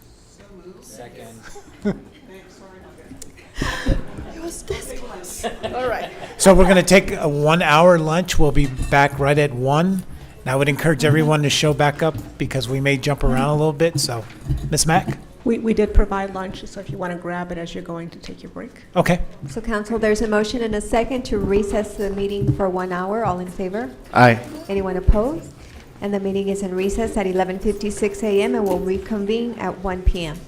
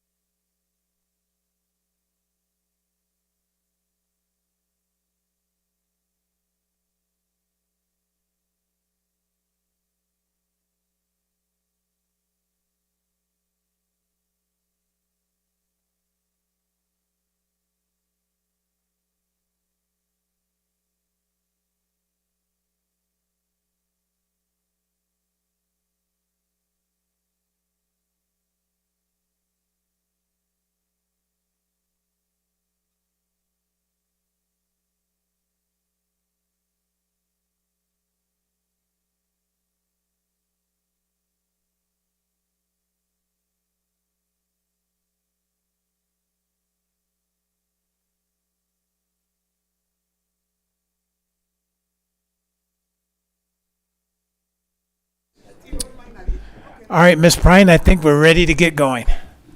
Yes, Mayor, Council, is there a motion to reconvene? So moved. There's a motion and a second to reconvene the special meeting. All in favor? Anyone opposed? And the special meeting is back in session at 1:00 p.m. and we continue with the departmental presentations with Ms. Marin from the Office of the Comptroller. Good afternoon. Good afternoon, Mayor and Council. Margarita Marin, Deputy CFO and Comptroller, presenting for Office of the Comptroller. So just to give a little bit of context to our budget, a little bit of what we do is we provide financial information to the departments with a service department, a support department, and we ensure that there are internal controls to protect public assets, comply with rules and regulations, and also we provide effective management of cash and investments. As you can see, our overall variance is $272,000, and this is all in compensation increases. We do have 3 FTEs, one particular in the general fund, and this one is a position that we created in order to comply with the payment card industry standards, and so that's funded by the general fund. The other 2 positions are non-general fund funded, and they are funded by the auction proceeds. These 2 positions are inventory coders, and this was as a result coming from a recommendation from the external auditors in order to improve the way that we do inventory of capital assets. Our highlights and initiatives for the year to come, we'll continue to work in automation, specifically in the bank reconciliation process to make it more effective. Next year, we're also going to be dealing with 2 new accounting standards. One of them is GASB 103, which is the financial reporting model is going to be restructured, and so it's going to change the way that we report the annual comprehensive financial report. And then we have the GASB 104, and this one is pertaining to how we report capital assets. We will attempt to finish the 10th consecutive year with no audit findings and produce the annual comprehensive financial report, popular annual financial reporting, and the schedule of expenditures and federal awards. We will also, again, look into our financial policy citywide to make sure that those controls are strong and that we're always complying with best practices citywide to protect public funds. And as far as grants, we will continue to monitor those departments and work along with those departments that have recipient monitoring practices to ensure that those federal funds and state funds are safeguarded. To the right-hand side, you can see our key performance indicators, and the first one that you see is the portfolio investment earnings. This year, so far, through May 31st, we have earned almost $34 million in investment earnings, and we're anticipating to close this year with $45.2 million. Our target for next year is $36.2. And as far as grant expenditures, we have year-to-date $100 million in grants received, and the target for next year is going to be $125 million. I have to say that since 2016, our grants division have overseen $1.1 billion in grant awards with 0 audit findings. So take any questions at this time. And congratulations, no audit findings. That's fantastic. Any questions? All right, thank you so much. You're welcome. And I will introduce Maria Pasillas from the tax office. Okay. Good afternoon. Good afternoon, Mayor and Council. This is Maria Pasillas, Tax Assessor Collector. What do we do? So the tax office provides tax collection and disbursement services to taxpayers and taxing entities. We collect over $1.5 billion on behalf of 44 taxing entities in the County of El Paso. So we are an enterprise fund, and our budget is paid by all of the entities. The city pays 8% of our budget. And our variance for fiscal year 26 is $238,000. And this is due to increase in salaries, postage, and indirect cost. As far as positions, we did add 1 position. We added an accounting and payroll specialist, and I will elaborate on the next slide. So this new position will increase our supplement processing team to better serve the community. This team, they process value and exemption corrections from the appraisal district, and they send refunds or corrected tax bills. The other initiative that we're working on is expanding our community outreach efforts, such as participating in park events, senior centers. We also partner with the consulado and any fairs that we are invited to. We are there to provide information to our taxpayers, making sure that they get their discounts that they're entitled to. We take our forms and then they submit it with the appraisal district. Another initiative that we're working on for next year is we're going to provide cashiering services at the appraisal district during the last week in January versus a mobile bank. In previous years, we would have a mobile bank outside the appraisal district, and this year we have partnered with the appraisal district. And we're going to have 2 members of our team inside the appraisal district taking payments. So hopefully it'll be more efficient, faster. We're looking forward to that. The other initiative that we're having at the appraisal district is that we are going to expand the availability of a payment drop box. Instead of having it the month of January, we're going to expand it for peak season, which is October through the end of January. And this is in response to the voice of our customers. Sometimes the appraisal district and the tax office get confused, and they will show up at the appraisal district, to drop their payment off. And then instead of having them, to come downtown and see us, we're going to have a payment drop box there. So we're looking also forward to that. As far as our key performance indicators, this year you will see that our year-to-date is a little bit higher. It's 4 minutes and 8 seconds.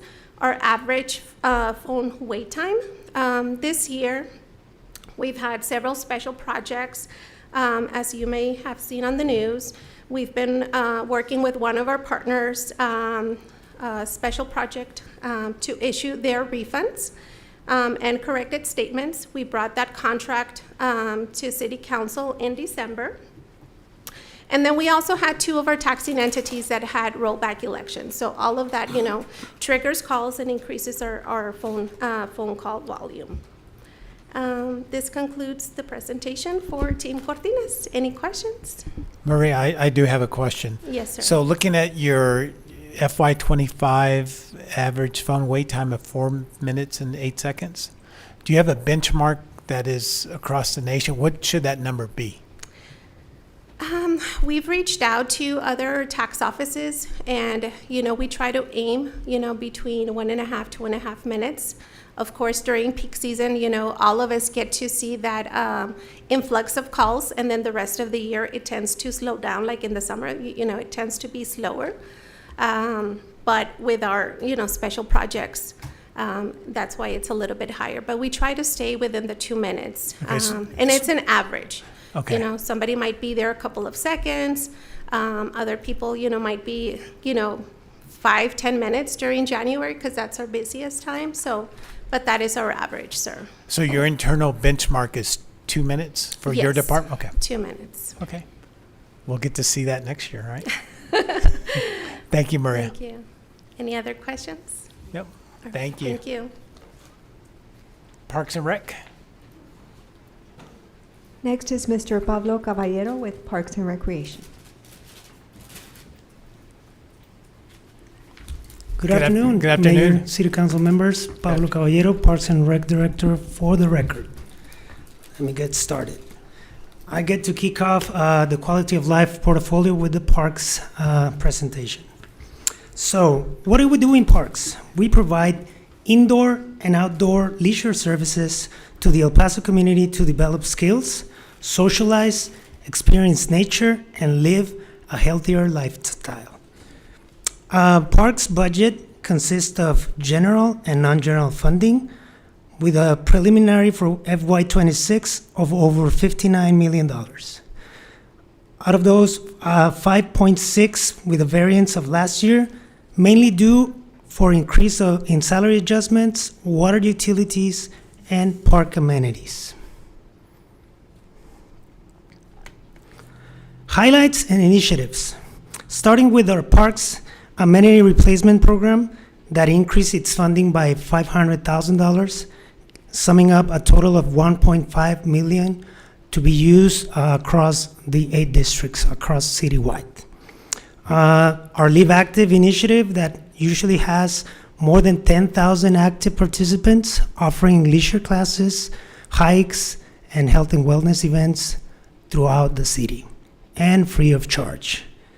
And our biggest initiative, led by the CID department, our Eastside Regional Park Phase 2, about to start construction late 2025. That's right next to the Eastside Natatorium and the Beast Community Center. When done, it's going to become the largest complex in Parks inventory. Our key performance indicator for recreation program participation, as you can see, we've been increasing year after year. Up to year date on 25, we're at 1.9 million participants, and we have a target for FY26 of 2.2. Our program-based budgeting, we selected 3 of our main programs, starting with the Parks Land Management.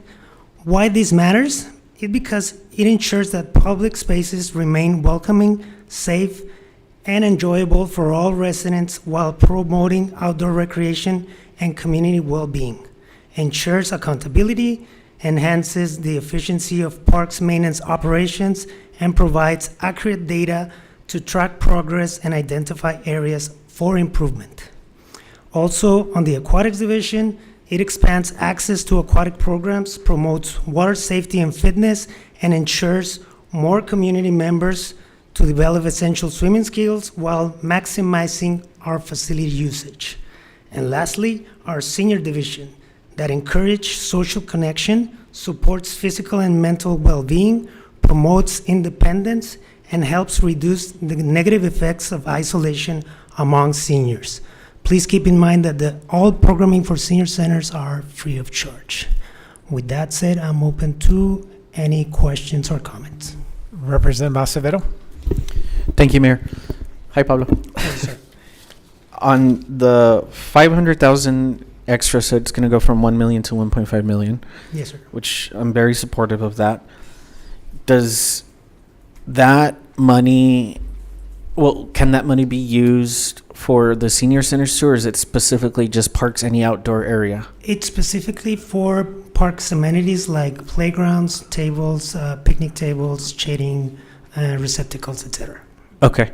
And so in this $2 million budget for senior centers, are we, I know there's been a lot of work that Roman and others have been working on for the past 7 months now, and it's been really great work.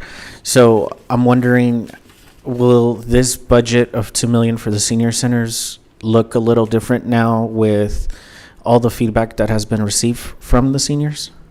Of course, the $2 million have been allocated from many years, sir. This is all operating cost with salaries and staff. But again, all of our program, it's willing to change for the better, to improve, and we're always on the look to better the offer at the senior centers. Okay, so this will give us the ability to still have that same budget, but offer other types of programming, replace programming, anything like that? Of course, we can change anytime, depending on the senior center. And then from my understanding, each senior center has kind of an operating budget, for lack of a better term.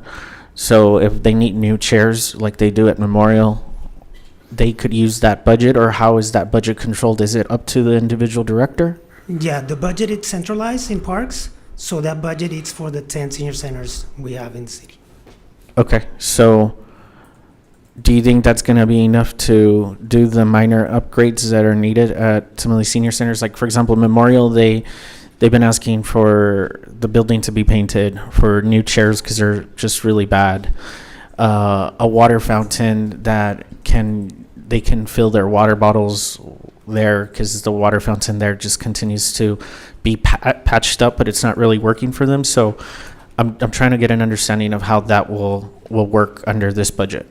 Okay. Some of those items would actually be in the 4.4 that you see for facilities. So if you're talking about a paint job for the exterior or water fountains and those type of things, we would try to program those into the dollars we have on that side.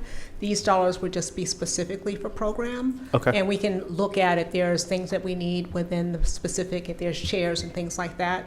Generally, we can find those dollars within the parks budget. As you're seeing that he's expecting more participants, that may mean that we have, better revenue coming through. That revenue stays with parks. That then allows for them to do some of those allocations.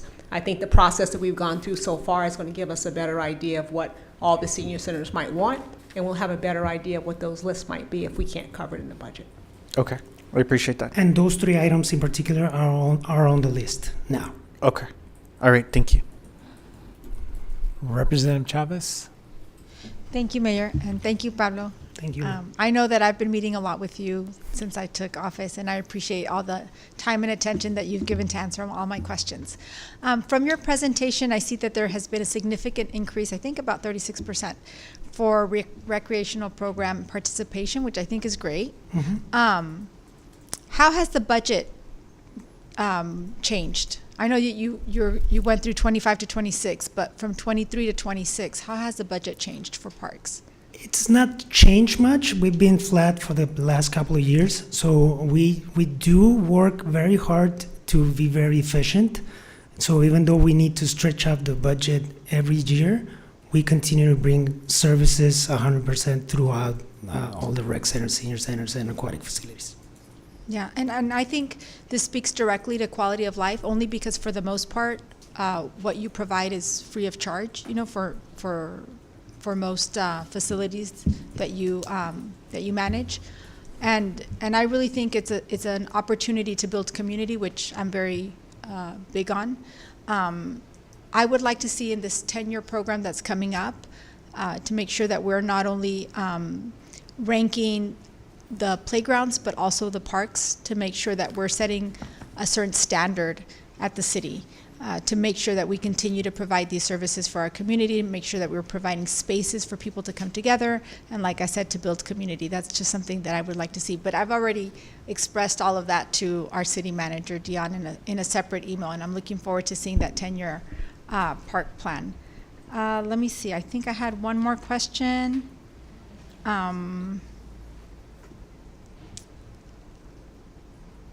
Well, no, I think you answered it when you asked, when Representative Acevedo asked you about the $500K in terms of what it was going to be invested in. So, thank you. That answers all my questions. Thank you. This is why it's very important that we starting the new Parks Master Plan, and to get all the feedback from the community and from you all. This will be a great plan. Yeah, I mean, earlier this year, we had a presentation where we talked about some D-rated playgrounds. And we discussed that in my office, and so that's just what I was referring to when I said setting a different standard, making sure that, we create these spaces that are not D-rated, but above that, because I truly believe our community deserves that, and also requires a space to build community. So thank you. Totally agree, ma'am. Thank you so much. Thank you. Representative Limon? Thank you, Mayor. Pablo, in your conversation, in your budget, when you look specifically at senior centers, does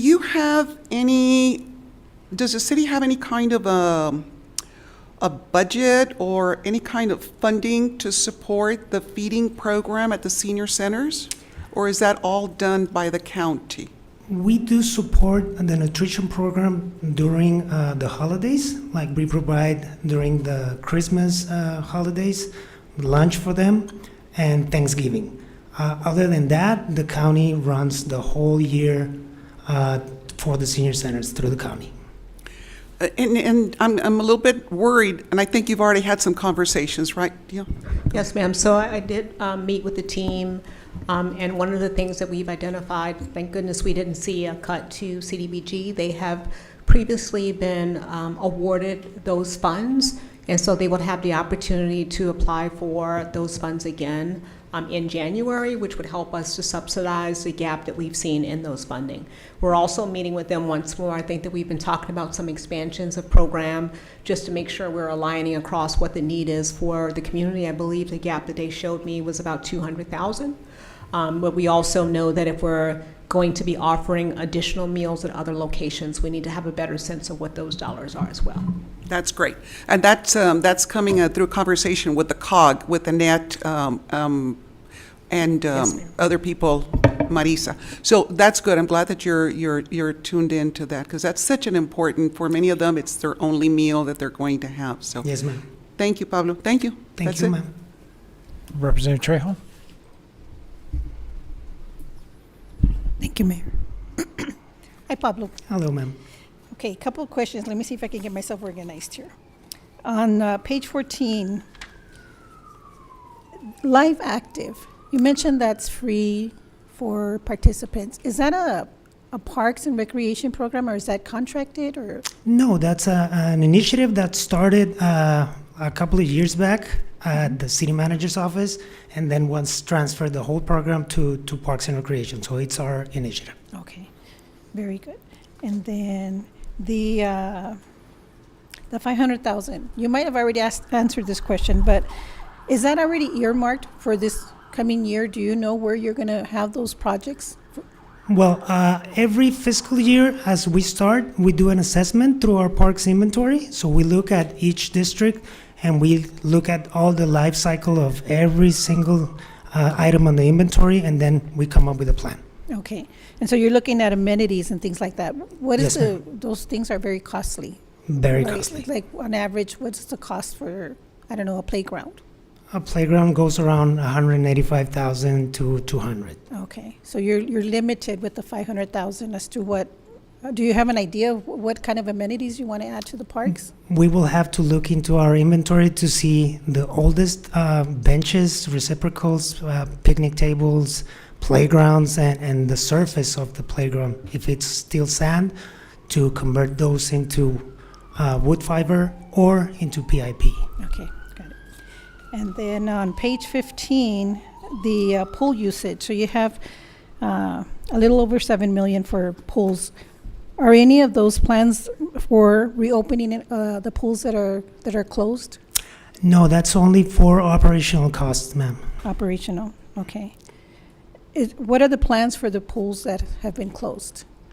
The ones on District 2?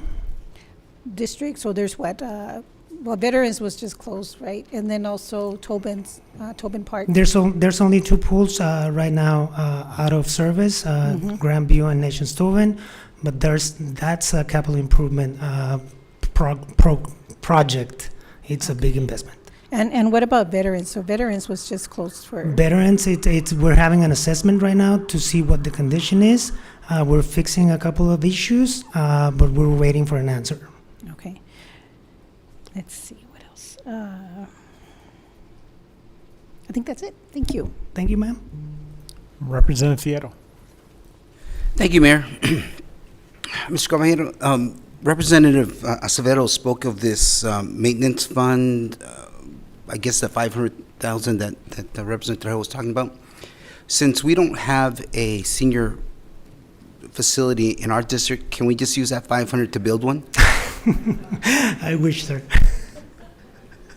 Was that a no? I don't think so. Thank you. I don't have one either. We'll bring our own chairs. Perfect. Thank you, Mayor. Representative Acevedo. Well, I'll add that I have 5 of them, which is 50% of the senior centers. So I just had a few more questions, Yes, just sir. based on what everybody was kind of saying.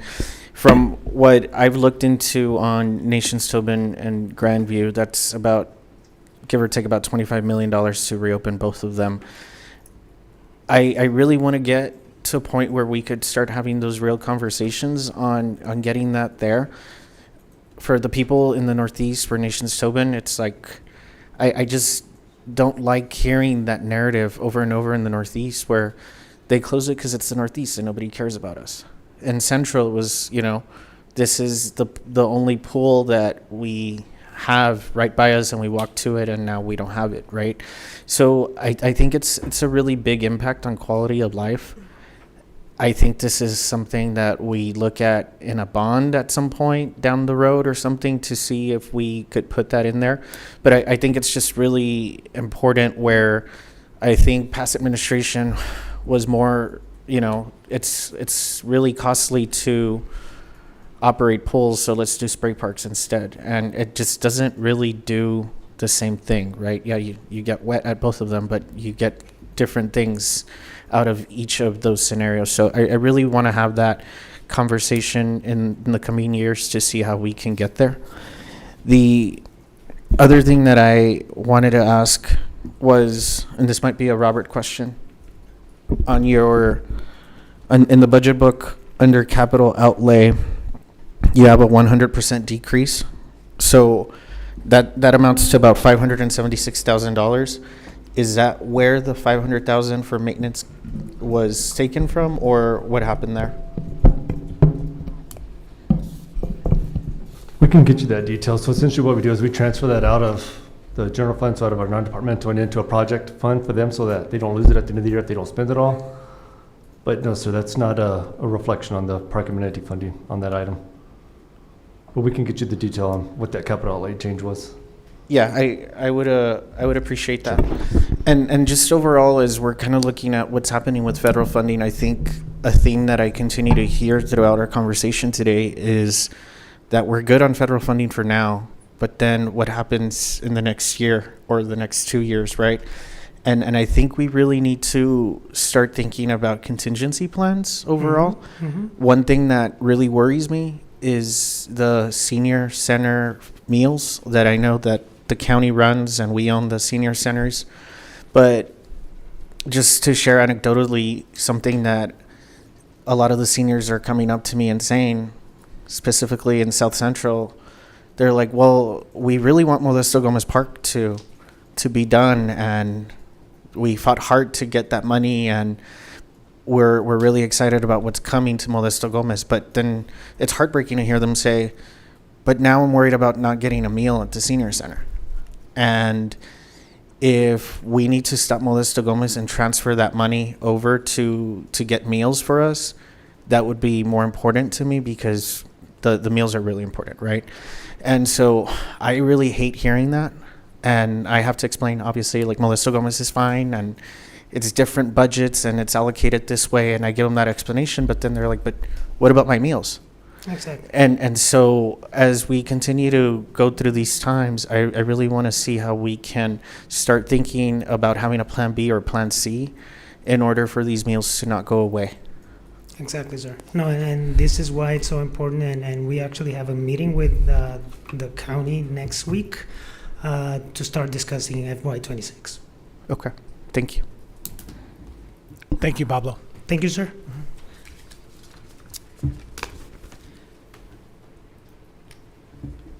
Next is Mr. Terry Kepshaw from Animal Services. Good afternoon, Terry. Good afternoon, Mayor and Council. Terry Kepshaw, Animal Services Director, for the record there. So what do we do? So at Animal Services, we deliver exceptional service to support high-quality life for pets, ensuring their 5 freedoms. And we do this for the pets in our care and for the pets in our community. And those 5 freedoms there are freedom from hunger, thirst, discomfort, pain, injury, disease, expression of normal behavior, and fear and distress. Our budget there, you can see it's roughly a $2.4 million increase, and this is coming by way of increase in salaries, materials, and our contracts. Our positions that we have right now, we have 188 that was approved last year, and we're going to be staying flat this next year. We're not asking for any additional personnel for FY26.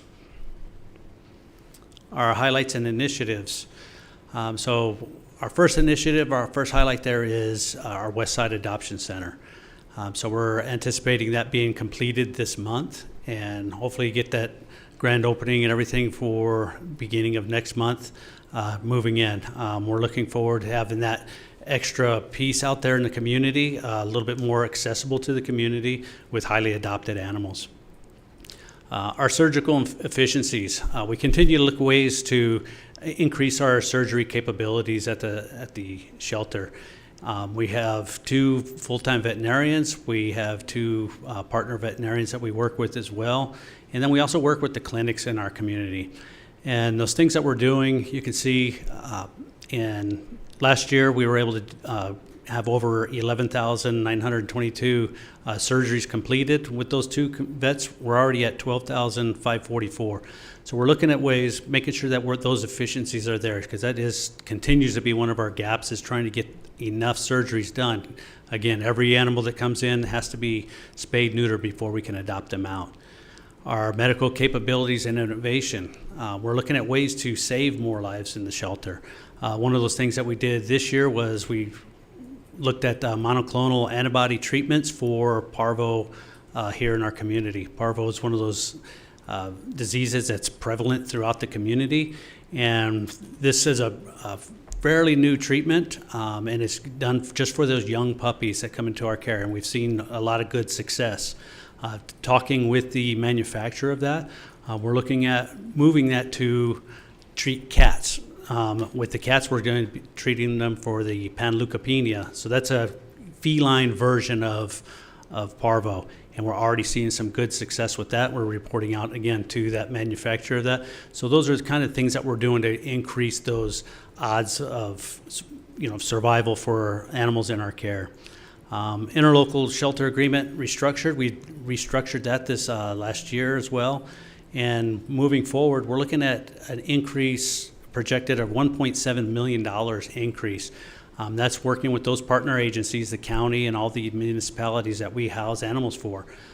For years, we were going without getting that true compensation back to the shelter. So that restructuring, we're looking at that, again, roughly a $1.7 million increase in our revenue there. Citywide low-cost spay neutering, that's one of those things that we constantly hear from constituents that they need here in the city of El Paso. So that's one of those initiatives. We did a pilot program back in March where we partnered with outside veterinarians and our Friends of El Paso Animal Services, our nonprofit arm at the animal services there, and we were able to provide spay-neuter surgeries for over 400 pets. So we're looking at expanding that through donations and work with our vets at the shelter, plus the volunteers, to bring more of those to the community. We're anticipating having another one of those here in October, as will be our next one. Then we're looking at Title VII, all of our ordinances pertaining to animals. We're looking at those from the top down, and from simple things such as trying to narrow that gap. People try to circumvent the law. So one of those simple things that we're looking at is some of the language. So you look on social media and people are rehoming their pets, and there's a fee for rehoming. They think that they're not selling, but we don't see it as that way. But we want to make sure that type of language is clear in our ordinances so that we can fill those gaps. And we're also looking at more stringent ordinances as well. We're developing a vicious dog ordinance, which is going to be a step below that dangerous dog. So we want to make sure that our community is safe and continues to be so. And we're also in the middle of our shelter assessment. So we're looking forward for those results to come back in so that we can see those improvements and get those done to have better outcomes for the animals in our shelter as well. So with that, any questions? Representative Chavez. Thank you, Mayor. Thank you, Terry, for that presentation.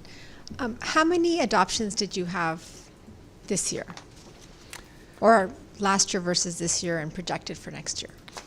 I don't know the exact numbers, but I know we're well above last year we beat our record for the previous years, and this year we're on target to beat what we did last year. So I don't know the exact numbers, but we are doing well above what we've been doing. Okay, and that's great. So it's just a suggestion, but from what we do, in your first sentence, your first paragraph where it says deliver exceptional services to support a high quality of life for our pets, ensuring their 5 freedoms, maybe just add and ensure that they eventually go to a loving home or get adopted, because I think that's a big part of what you do too, Terry. Yes, so I thank agree. you. Thank you for that. And if we can help you in any way to achieve that, let us know. Will do. Thank you. Thank you. Representative Rocha. Thank you, Mayor.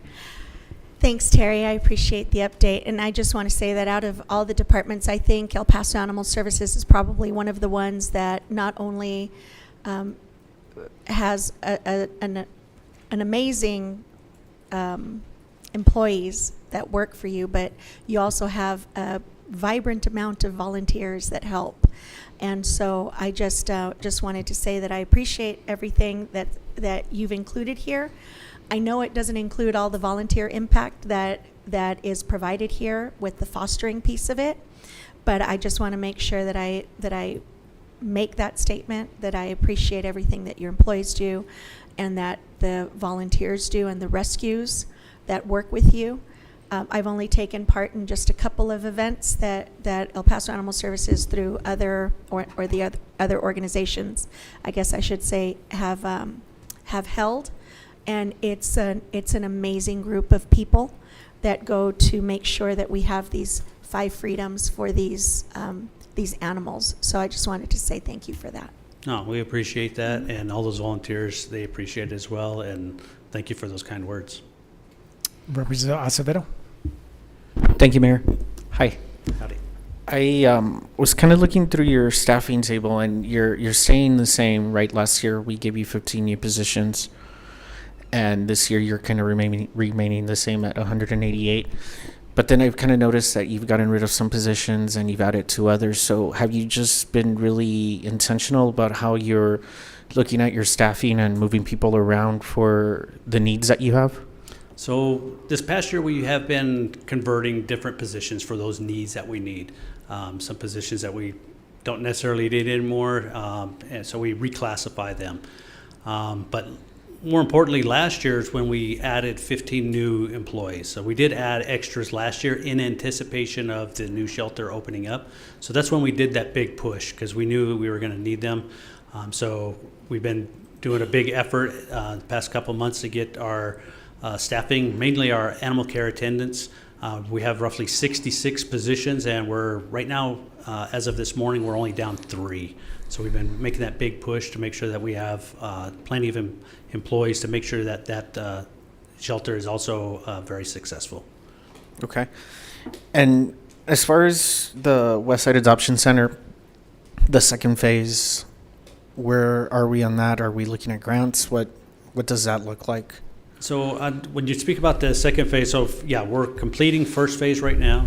That second phase, we're going to be looking at cost, what it would take to do that. So there's no grants or anything. We don't really know that true cost, but we're in talks with CID right now to try to get those estimates to see what it would cost going forward. Okay. And then I was looking at your highlights and your initiatives. How much of this is informed, and I don't have it in front of me, I have it somewhere in my office, but the plan that we got from ASAC a few months ago, that booklet that kind of gave us an overview of everything, it was very much like the strategic plan. So how is that being infused into what you're doing here? So many of those things that in ASAC we're implementing already. Okay. Those are those things. So some of it is, everything ties in together. Getting that live release, and I forgot to mention that during my presentation. Our live release continues to be 90%, and right now we're trending at 84%. So everything ties into getting us to that 90%. So RTOs, one of those things that they brought up. So those are always one of our initiatives. That's one of our top priorities, obviously, is getting pets back to their home. So that's always been there, but there's no necessarily a new initiative on that. But all those things that they talk about, advertisement, those types of things, we're making sure that we have those in our budget so that we can continue those things and make sure that we're getting things like, we want more billboards and type of, in-your-face type advertisements as well. Okay, so you still have that in your budget for advertising, and yes. And then at the meeting that I had a few weeks ago where you came, which thank you for coming to my district and hosting that meeting. There was some suggestions about saying like spay and neuter your animals and putting that into the water bill or something. Have we started any of those conversations? So we are looking. We're going to be looking at all that, what that exact wording is, and that's going to be one of the biggest pushes, is educating the public on spay neutering. So we're going to look at best practices on how to get that message across to make it more impactful for the community, to understand the importance of spay neutering your pets for their health, general health of the pets, So getting that information directly from veterinarians and have that, quotes in there to the public, so we're not just speaking, out from my perspective, but from professional veterinarians, and also reducing that overall population, more importantly. So that's what we really want to be pushing this next go round on our messaging, is getting that out, the importance of spay neutering. That's great. And just one last suggestion, as we were kind of talking about ASAC, and you're telling me a lot of that has already been implemented, or we're at 90% here or something. Well, it's all being worked on, all those items. And I think just especially for your department, because there's so much that happens in your department and it's such a vital part of the city, putting those stats out there and saying where we're at and stuff like that, I think would help tell your story a little bit better. And if you can do that a little more on the website, or just however you want to update in that sense, I think that would be really helpful to the community. Okay, we do put out monthly stats on our website. So we do our monthly ASAC meetings, and I do provide them a report, pretty extensive report with all those stats for the month, and we can share that with to all council members, so that you can share that on your pages as well. That would also help get that message out. Yeah, anything that we can do to help, at least in my office, I'd be happy to get that information and really disseminate it and help me talk about the department in a better way when I'm out in the community. Thank you. Thank you. And Terry, this is unrelated to your presentation, but since we're coming off the 4th of July weekend, did you have a big influx of animals coming to the shelter? We did see an influx like we normally do, but it wasn't as bad as it has been in the past year. So we saw roughly an extra 20 to 30 dogs coming into the shelter, but we're also seeing our return to owner. So we're able to get many of those right back to home. So like one day we brought in over about 50 dogs alone. That doesn't include the cats, and roughly 21 to 22 of those were returned to home right away. Because they did have their microchips, and we were able to identify them, get them home right away. Very good. Thank you, Terry. Oh, thank you. So with that, I'm going to introduce Norma Martinez with the libraries. You guys look like you rehearsed this or something. Mayor Good and Council, afternoon. Just one additional. You'll see in the budget ordinance a change to the way we are creating a new classification for medical. We did that so that we could be more successful with the recruitment of veterinarians, because our salaries were not competitive. And so that has really been successful for us, ensuring that we're matching, what the competition is for those areas. And so that was one of the important things that we did to make sure that we have the staff we need in that area. Very good. Thank you. Good afternoon. Good afternoon, Mayor. Good afternoon, Council. What does the library do? The Public Library Department provides resources for educational, recreational, and cultural development to the El Paso community. In our general fund, you see a variance of $1,169,848, and this is just due to the increase in salaries and the grant match fund that we'll be applying for next year. And under the non-general fund, it is showing an increase of $64,539, and that is due primarily to our passport office, which is doing really good, and we provide those services at 4 of our locations. In our FTEs, we have 174.25 FTEs, and we are asking for 2.43, really weird number. But this is just to increase the hours of our fellows in Centrifuture and the grant-funded position that we got for next year for the Border Heritage Department.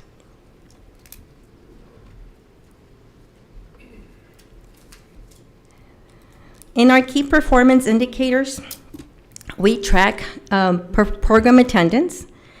And as of May, we are at 81,915 attendees, way lower than what we've seen in previous years. And this is due to our signature programs that have had less attendance this year. But for the following year, we're going to shoot out for 120,000. So doing that, we will do it by our highlights and initiatives. And next year, We are highlighting that we are open at all of our locations, and we will capitalize on using all of our branches to do more programming or add additional programming, and continue offering our traditional classes that include the story time, citizenship, English conversation, computer classes, and of our signature programs, which include the Dia de los Niños, the Summer Reading Club program, Teentober, and Winterfest. We are now fine-free, so we're also capitalizing that we are fine-free. We are really grateful for that. We have seen a return of about 40,000 items back to the library since April, additionally. And then, of course, this provides us with an opportunity to reach more people because we are now fine-free. We are adding 6 more branches to execute the enhanced library cards, totaling 10 branches. Plus the pop-up that we have. We have issued over 6,000 cards since the program started 14 months ago, and we will continue to reach and sign any person that needs this service. Our newest program, our Center Future, this started with a grant from the Aspen. They are located at the main library. We will continue to reach the opportunity youth and young adults between the ages of 16 to 26 years old who are not in school, who are not working, or who are not in any post-secondary education programs. There are about 15,000 opportunity youth that live in El Paso. That's 13.5% of the total youth population. We will continue to partner with Breakthrough 915, Workforce Solutions Borderplex NecForce program to provide them with opportunities that they will help them out throughout the years. And last but not least, our Career Online High School program. We have graduated over 200 participants, and the OYYA students that are participating have taken advantage of going through the program to get their high school diploma. And we invite you all to be part of our next graduating class, which is in April, and we'll be sending information on that. But that concludes my information. If you guys have any questions, I'm happy to answer. Sure. Representative Limon? Thank you, ma'am. Thank you, Norma. Tell me a little bit more on the decrease in attendance, page 19. Decrease in attendance. So we capitalized on Dia de los Niños. So last year, Dia de los Niños, we had like 18,000 people attend, and this year it was dropped to 7,000. So less than half people attended Dia de los Niños this year. Let me stop right there. I was headed to Dia de los Niños myself, and I couldn't find parking anywhere. I circled and circled and circled, and by that time, the parade had started, the parade had ended, and I was like, forget it. So I went to San Elizario to Arbor Day event. I'm concerned about that. There was also a lot of construction that was taking place that really must have cut into that particular thing. So, okay, that's understandable. Go ahead. So that and also our Teentober program that also brings a lot of youth into our programs. Last year we had to cut it like 1 or 2 hours into the program because it started to rain, and it's an outdoor program as well. So those 2 big programs bring us a lot of people, and that's probably one of the reasons we're seeing such a big cut in our numbers. And Teentober is held where? Last year it was held at Memorial Park. This year, it will be at the Judge Marquez Library. Great place. Absolutely great place. Great idea. Sorry. Good. And then I also have an idea for Dia de los Niños. But anyway, great. The summer reading program, how is that going? How is the participation? It's going very well. Again, numbers are not as where we would want them to be. This year we went back to registering kids either online or on paper because that was one of the concerns that we have heard, that people didn't want to register online, but they wanted to do paper. So we went back to doing paper, but we have not seen the numbers that we're looking for. So right now we're like at 3,000 kids that have registered for the program. Age group? What's the age group? It's kinder through adults. Okay, kinder through adults, okay. Very good. I will tell you, I'll admit, that when Dion brought on this idea of career online program, graduation program, I'll stand up, I was against it. I was against it. Coming from an educational background and really always focused on public education. But I had the opportunity to attend the graduation this year, and what a fabulous program it is. I had a chance to speak briefly, but I got to interview most of the students that were there. Life-changing event in their lives. And the biggest thing, when I would ask them, why did you do this? Why did you participate? The number one reason was for their children, for their family. They're adults. And the children. And then the second thing was promotion. And so it's an incredible economic driver that we don't think about, but I think it's a really successful program. So, Dion, my hat goes off to you. 8-10 years later, I took a stance, but I'm ready to say I found the light. And so I look forward to the graduation again in the future. And Norma, I am so happy. I was one of the people that was devastated when the libraries closed during COVID, and so many of the library staff that was laid off. And I mean, it was just a horrible time. You've done a great job of bringing everybody back on. And libraries are the heartthrob of a community, of the education center. I see many of our students sitting around the Judge Marquez Library, even if it's closed, because they're working on their laptops or they're using Wi-Fi connections that they don't have in their homes. Libraries are very, very special, and so thank you for all the work that you do. Appreciate all your work. Thank you, I appreciate that. You know, our KPIs don't tell all of our numbers or everything that we do at the libraries. You know, this is a small portion of the programming that we do, but there is so much more that people come into the library for, so I'm grateful that I have your support. Thank you so much. Representative Acevedo. Thank you, Mayor. Hi. I'm really excited to hear about the enhanced library cards moving forward to all 10 locations that they could be at, which that's going to be our max, right? Well, no, actually, we moved it to July. So we were proposing this project to go in September, and that's why I have it here. But due to what I heard when I presented to council, we moved it up. And so we now moved it to July. July 24th, you should have received an invitation for the Enhanced Library Card Program that we're going to have at the main library. Okay. And then, but that's going to be the max that we could have, right? 10 Yes, libraries 10 because of libraries. passport issues at other. Correct. Okay. Yes, sir. So I'm happy to hear that it's happening faster and it'll be all over. One thing that you were kind of saying about Dia de los Niños, the steep drop in attendance, have you kind of digested that and kind of looked at what to do differently next year or something? We are working on seeing what else we do besides our parade that we had added, and it was really fantastic and people really enjoyed it. We had the parade years back, and now, you know, we're going to celebrate our 30th year, so we are wanting to go really big. Ms. Representative Limon had given us some suggestions here, so we are looking into it to see about parking situation and if we can have it somewhere different than Washington Park. Okay. And with all of the libraries being open, which you've kind of run laps around, as you should, throughout this year, do you think that will help attendance on many different programming that you might have throughout the city? It varies, but we're hoping that it will bring more people. You know, programming fluctuates. It's nothing that we can, you know, if we have a story time, one story time we'll have 30 people, then the next time we'll have 10. And it's just so many variables that happen when we do the programs. Okay. But we're hoping.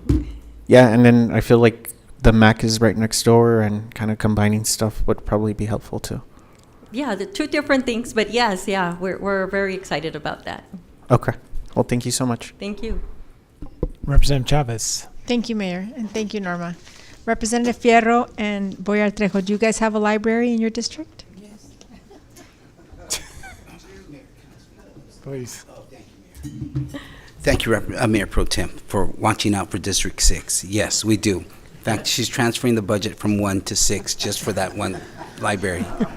I'm just trying to share the love here. Thank you. So Norma has been very accommodating. Since I do not have a senior center, we are starting a pilot program shortly to create some activities for seniors at the library. So if it works, I will share the information with both of you. So maybe you could replicate it in your districts. And I just want to thank you for helping me with this. And Patricia in the Doris Van Doren Library was very nice. Thank you. So it was great meeting with her. Thank you. Just an idea. Thank you. We got to make it work. Now with guess what we what's got. happening now? Representative Fierro. Oh, thank you, Mayor, for recognizing me. Thank you so much to you and your team. We have our community meetings at your library in District 6, and you have the best team around. My daughter does homework at the downtown library. She loves it. She wishes it to stay open all night, but that's another story. But thank you so much for everything you do for our communities. Thank you for letting us have our meetings there. You all do a great job. Thank you very much. Thank you. Thank you, Mayor. And thank you, Mayor Pro Tem. And Norma, can you take just a few more seconds and brag about your passport program and where people can go and all that good stuff? Absolutely. So we have passports at 4 branches. Our 3 regional branches, Doris Van Doren on the west side, Richard Burgess in the northeast, Esperanza Acosta Moreno in the far east, and the Armijo branch right here in the downtown area. So these 4 locations are open on Tuesdays through Saturdays. We're the only location open on Saturdays, and you don't need any appointments. It's just a walk-in. Representative Nino? Norma, I know last time I got briefed by you, you gave me the number of passport applications you processed. Can you share that with us? We've issued 12,000. I have it written down somewhere here. 12,495. I think that is extremely It is. impressive. It is awesome. This is our biggest year yet. Yeah. No, so thank you so much for the work. I know that I had Congresswoman Escobar had an event at the Esperanza Moreno Acosta Library, and we shared some of those stats, and you provided some important information for the community. So grateful for you and all the work that you all do as well. You're one of El Paso's best kept secrets. Thank you. Thank let's, you. Let's not keep it a secret. No, let's put share it out there. We will. That number's going to go from 12,000 to 15 to 20. That's great. All right. Thank you, Norma. Thank you. And now I'll introduce Ben 5. They did rehearse.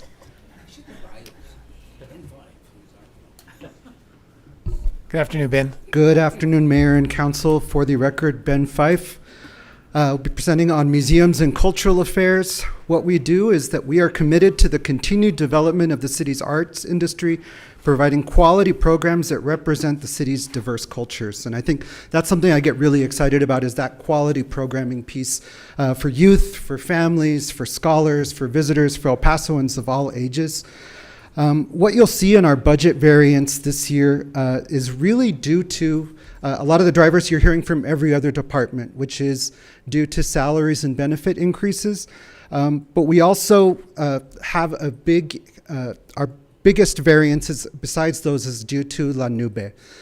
Per agreement with the city, the operators get an operating stipend from the Museums and Cultural Affairs Department. We've been budgeting that at $1.9 million, but we will be going up to the contractual cap this year at $2.5 million, in acknowledgement of the fact that they are operating fully at this point. And then, of course, we also are increasing funds for public art repairs. Some of the highlights that we wanted to just point out, first of all, the Mexican American Cultural Center, which opened in March, that many of you have been supporting through attendance at various events, set a record, or broke a record that was in place for over 27 years for one-day attendance. Previously, that was held by the Museum of Art when they opened their downtown location in 1998. The MAC broke that record this last March with over 10,000 people coming through the doors in one day. As I mentioned, the contractual stipend for La Nube is increasing to the max, understanding that they are now operating at full capacity. It is a very expensive building to run, and they want to make sure that the quality stays at a consistent rate for all visitors. And then lastly, one of the things that we're working on, and I want to highlight for all quality of life facilities, including Parks and Rec and libraries, is that we're working towards cultural city certification for all of our facilities. And what that does is it's a training program for staff to be able to understand and better serve the needs of families with children with sensitivities to sensory elements. But it also allows us to be on a national map of facilities. So as people are planning their vacations and their trips, if they have family members with those specific needs, they go to that map and they will see that there's, in El Paso, are going to be over 40 facilities that are ready to serve them and understand their needs, which we're very excited about. And then our key performance indicators, every year we report out on the quality of life projects completed at or under budget. And I should mention we're being very specific here to public art. This year we're at 100% so far. And then increase in attendance. This year we have had a huge increase. You'll see we're at 624,000, over 624,000 visitors as of the end of May. But I want to point out that we understand that this is a surge year because we've opened up 2 new facilities with the MAC and with La Nube. And so you'll see that next year we're bringing the target down because we want to be conservative and practical. We're still going to be aggressive and aspirational, but we really do feel that next year will probably be more of a normal baseline that we can start measuring from moving forward. And with that, I promised I'd be quick. I'm open to any questions. Ben, do you or play comments. golf? I do not. Not anymore. You're sandbagging in 26. You're going down. I think that number's going to go up. So I guess never play golf with Ben because he's going to sandbag a lot. Hopefully your numbers are going to go up from there. But we would hope so, sir. We just want to make sure that we hear under promise and over deliver. I think it's very similar to what Mr. Cortines was talking about with his projections, is to make sure that we're being conservative and reasonable. Okay, you know how to hit 100%. I see it. Any questions, Representative Limon? Yes, Ben, what is the stipend for La Nube? What is the present stipend and what will it increase to, or how does it work? This current fiscal year, the stipend is budgeted at $1.9 million. We will be taking that to $2.5 million, which is actually in the contract with the city. That is where it is capped at. What they do is they submit on a monthly basis their expenses. We verify all of those expenses at about 300 different items that they're submitting on a monthly basis to reimburse them. And that's part of the operating agreement with the city for the facility. And that's a $2.5 million stipend that will be continued in perpetuity, or? So actually, per the agreement with La Nube, we can re-examine that number every couple of years, which we anticipate we probably will be doing with them in the next few fiscal cycles. But this was actually an agreement that was put in place with the previous council when the decision was made to have an outside operator for the facility. So even though it is costing $2.5 million, this is about a third of their operating costs, and so the city spared from 2/3 of the actual operating cost that La Nube takes those expenses on with fundraising and also with admissions revenue and other sources of revenue. Does the city make any money off of this? No, ma'am. Okay, so let me think. We're giving them 2.5, and then you said something about 1/3, which equals to 1/3 of their operational cost? Yes, ma'am. So we're giving and we get nothing in return? I would say we get a lot in return in the fact that we have an operator for a quality of life facility. Funding. We get no funding. We get no funding, ma'am, unless you thought about the economic impact of having a world-class children's museum in the downtown core. Okay. 2.5, and it'll be in place at least for 2 more years. So the agreement you said, every 2 years? The agreement is actually for the next 30 years. But as I mentioned, in the agreement itself, we can relook at that every couple of years. And we anticipate that they'll want to do that as well. Okay. Okay. We build it, we give them the money, we get no funding in return. We do not get funding in return, but again, we are not paying those other 2/3 operating costs. Okay. Thank you. Representative Nino? Thank you, Mayor, and thank you, Ben, for all your hard work. Museum and Culture Fairs is something that I truly love that the organization takes part of. And I know that you also, work hand-to-hand with Mr. Jose Garcia with Destination El Paso. So I'm curious to navigate, just because I know that Texas is offering now a film incentive that it potentially could boost our economy. Do we have any plans set within our, initiatives that we're working for the next fiscal year to help kind of jump on board with these incentives? We actually do, sir. So you have pointed out that there is a really transformational change in Texas's film incentive program that will allow us to be able to compete more aggressively with New Mexico, which, as we all know, has traditionally been a challenge for El Paso film productions. We've actually started some discussions with Drew in Jose's shop, who runs the Film Commission, looking at different ways that we can capitalize on that. We're actually talking about providing some funding to be able to incentivize local filmmakers, film festivals. We're also looking at doing some orientations for local filmmakers, knowing that a lot of times they may not be keeping up with the legislature the way you all do or we do, to be able to get them a better understanding of what's now available. But there is a lot in the works. Great, thank you for that, and I'll look forward to sitting down with you all and brainstorming a little bit. I met with a couple of filmmakers and artists last week, including renowned author Benjamin Alire Sainz, and he shared really about us focusing and helping empower the community within the arts. So thank you for all the work that you do as well. Thank you, and we'll look forward to working with you on that, sir. Representative Trejo? Thank you, Mayor. Ben, it's great to hear that you have 40 facilities that offer these services. My grandson is autistic, and it's great to know that these things are offered. How can the community learn about these? Which facilities are the 40 facilities that offer this sensory? So we can provide a list to you, ma'am. This next fiscal year, we'll be going through the facilities. There's 2 phases. What we did as department heads is prioritized the facilities, which include our community centers, our libraries, our museums. We prioritize them based on attendance numbers and also knowing anecdotally, sometimes that we have this program at this particular facility, and we know we need to be better about serving those people. Once we get to a place of actually having everything certified, we'll make sure to tout that. We're going to trumpet that. We're excited about that. So we'll work with all of your offices to get that information out there. We have a cross-functional team that's been working on this. We also interface with a number of community organizations working with the specific population that we'll want to get the information out to as well. Very good.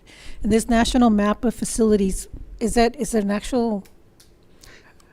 We can provide you the link, okay, ma'am, very so good. you can see that. A good example is actually looking at Southwest University Park. The ballpark is actually certified, and so you'll get a sense what a visitor would be able to do with all of our facilities, seeing a map, understanding where are the quiet zones, how we can better accommodate visitors. Very good. Thank you. Representative Acevedo? Thank you, Mayor. I just kind of wanted to share a little bit from what we were discussing. I think it was last week when you kind of gave me an overview of what you've been doing. I think that not only are you a part of a big part of quality of life, you're also contributing in a very great way to economic development. And as this next fiscal year comes around, as we were kind of discussing, how can we quantify your story in a better way, where you're saying, we're bringing all these people to downtown because we had this event at one of our museums, and then after they went to the event, they went to our restaurants in downtown, and we brought people from out of town because we have such great assets, right? And I think that that's going to be really key to the future of the city, and I think that you're doing a tremendous job in that sense. The other thing is, I think La Nube is one of the biggest investments the city should be doing, right? When you think about government, there's a lot of things in government that don't necessarily work well, and a lot that do. And I think this is a prime example of government at its best. We are going to go to $2.5 million. We're going to look at it in the future, and we're going to determine if we need to go up. on that contract, and I think it's an investment for our community. We have a world-class museum, something that I didn't have as a kid, that I grew up in this community in the 90s and the 2000s, and it was always, we don't have anything to do in El Paso. Well, we could go to the movies, and that was about it. And now the kids have a place to go, have fun, and learn. So when I hear somebody say that we're getting nothing in return, we're getting a lot. The community is winning. And the children have a place to go to really, really learn. And it has been profiled as one of the best museums for children in the country. That's a huge, huge deal. So it just covers a lot of bases for me, from education to quality of life to economic development. It is an investment that we need to continue to protect, and I don't think we should look at it in a derogatory way at all. Thank you, sir. And I will say, our economic impact study is severely outdated. The organization that we work with typically only opens that study up twice a decade, so we're looking at when the next cycle would be. But the last time we measured those numbers, the arts and culture, nonprofit arts and culture in El Paso helped generate $104 million impact into the community. 24 million of that actually going to bars and restaurants. That's a huge deal. And sales tax. Congrats. And sales tax. Ms. Mack, he needs to be at the table for the next strategic plan as we're coming up with people. Representative Limon. Thank you, Mayor.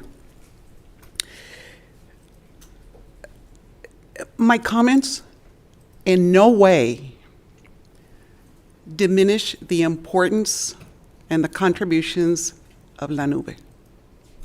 Let that be perfectly clear. Yes, ma'am. It's unfortunate when people misunderstand or put words in what I have said. What I would like to ask, Ben, is that the next time around where there is a re-examination of the contract, that we think about this factor. There are many families, maybe families in the 90s and the 200s or whatever, that even today cannot afford to attend La Nube. Admission at La Nube is very high. And perhaps if the city continues to supplement it, that there ought to be a way to identify scholarships, award opportunities for students throughout the community. That's what I would hope that maybe you would be able to look at. It isn't that it's not a quality, it's not any of that kind of stuff. It's simply that there are many, many children in this community that don't have the money to go to La Nube. And if that's something that we are pouring in 1.9 or 2.5 million, then let's open it up to the children in our community that don't have the financial ability to do it. That would be my ask, and my ask to you, Dion, please. Yes, ma'am, understood. And I think, of course, that's the whole point of all of these discussions, is to be able to have the back and forth. I will say that La Nube does have a number of programs to be able to remove perceived or real barriers to be able to attend. What I will commit to do is I can put together a briefing for you to be able to have that information. Any other members of the council, we did this with the previous council.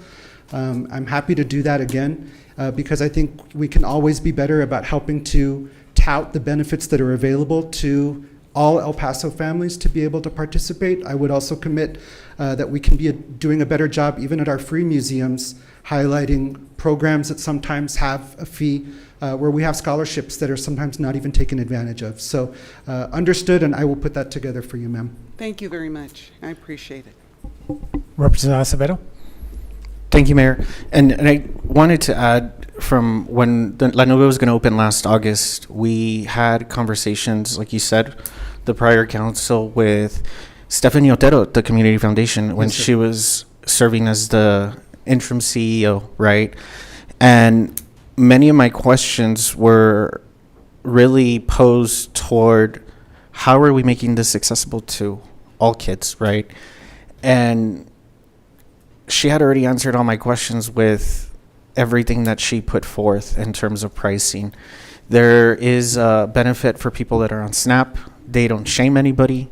If somebody needs to pay the lower rate, they just say, you know what, go ahead for a few dollars. So I don't think that there are barriers there in terms of what La Nube has done. The other thing that was really important for me for this museum, being so close to Segundo Barrio and to Chihuahuita, is that they were going to go out into those communities and bring those kids there, because this museum was in their backyard. And if we opened a museum that created barriers for children, we were doing the wrong thing. And so I think that there has been a very equitable approach toward bringing kids from all different backgrounds. They are working with the school districts as well to bring kids, so they are enjoying this. They are also bringing kids in from New Mexico and other surrounding communities to make sure that they're able to enjoy the museum. So I think they've done a really phenomenal job in terms of trying to reach all kids of all different backgrounds. And not only that, if you go to the museum, you have English and Spanish everywhere, right? Yes, sir.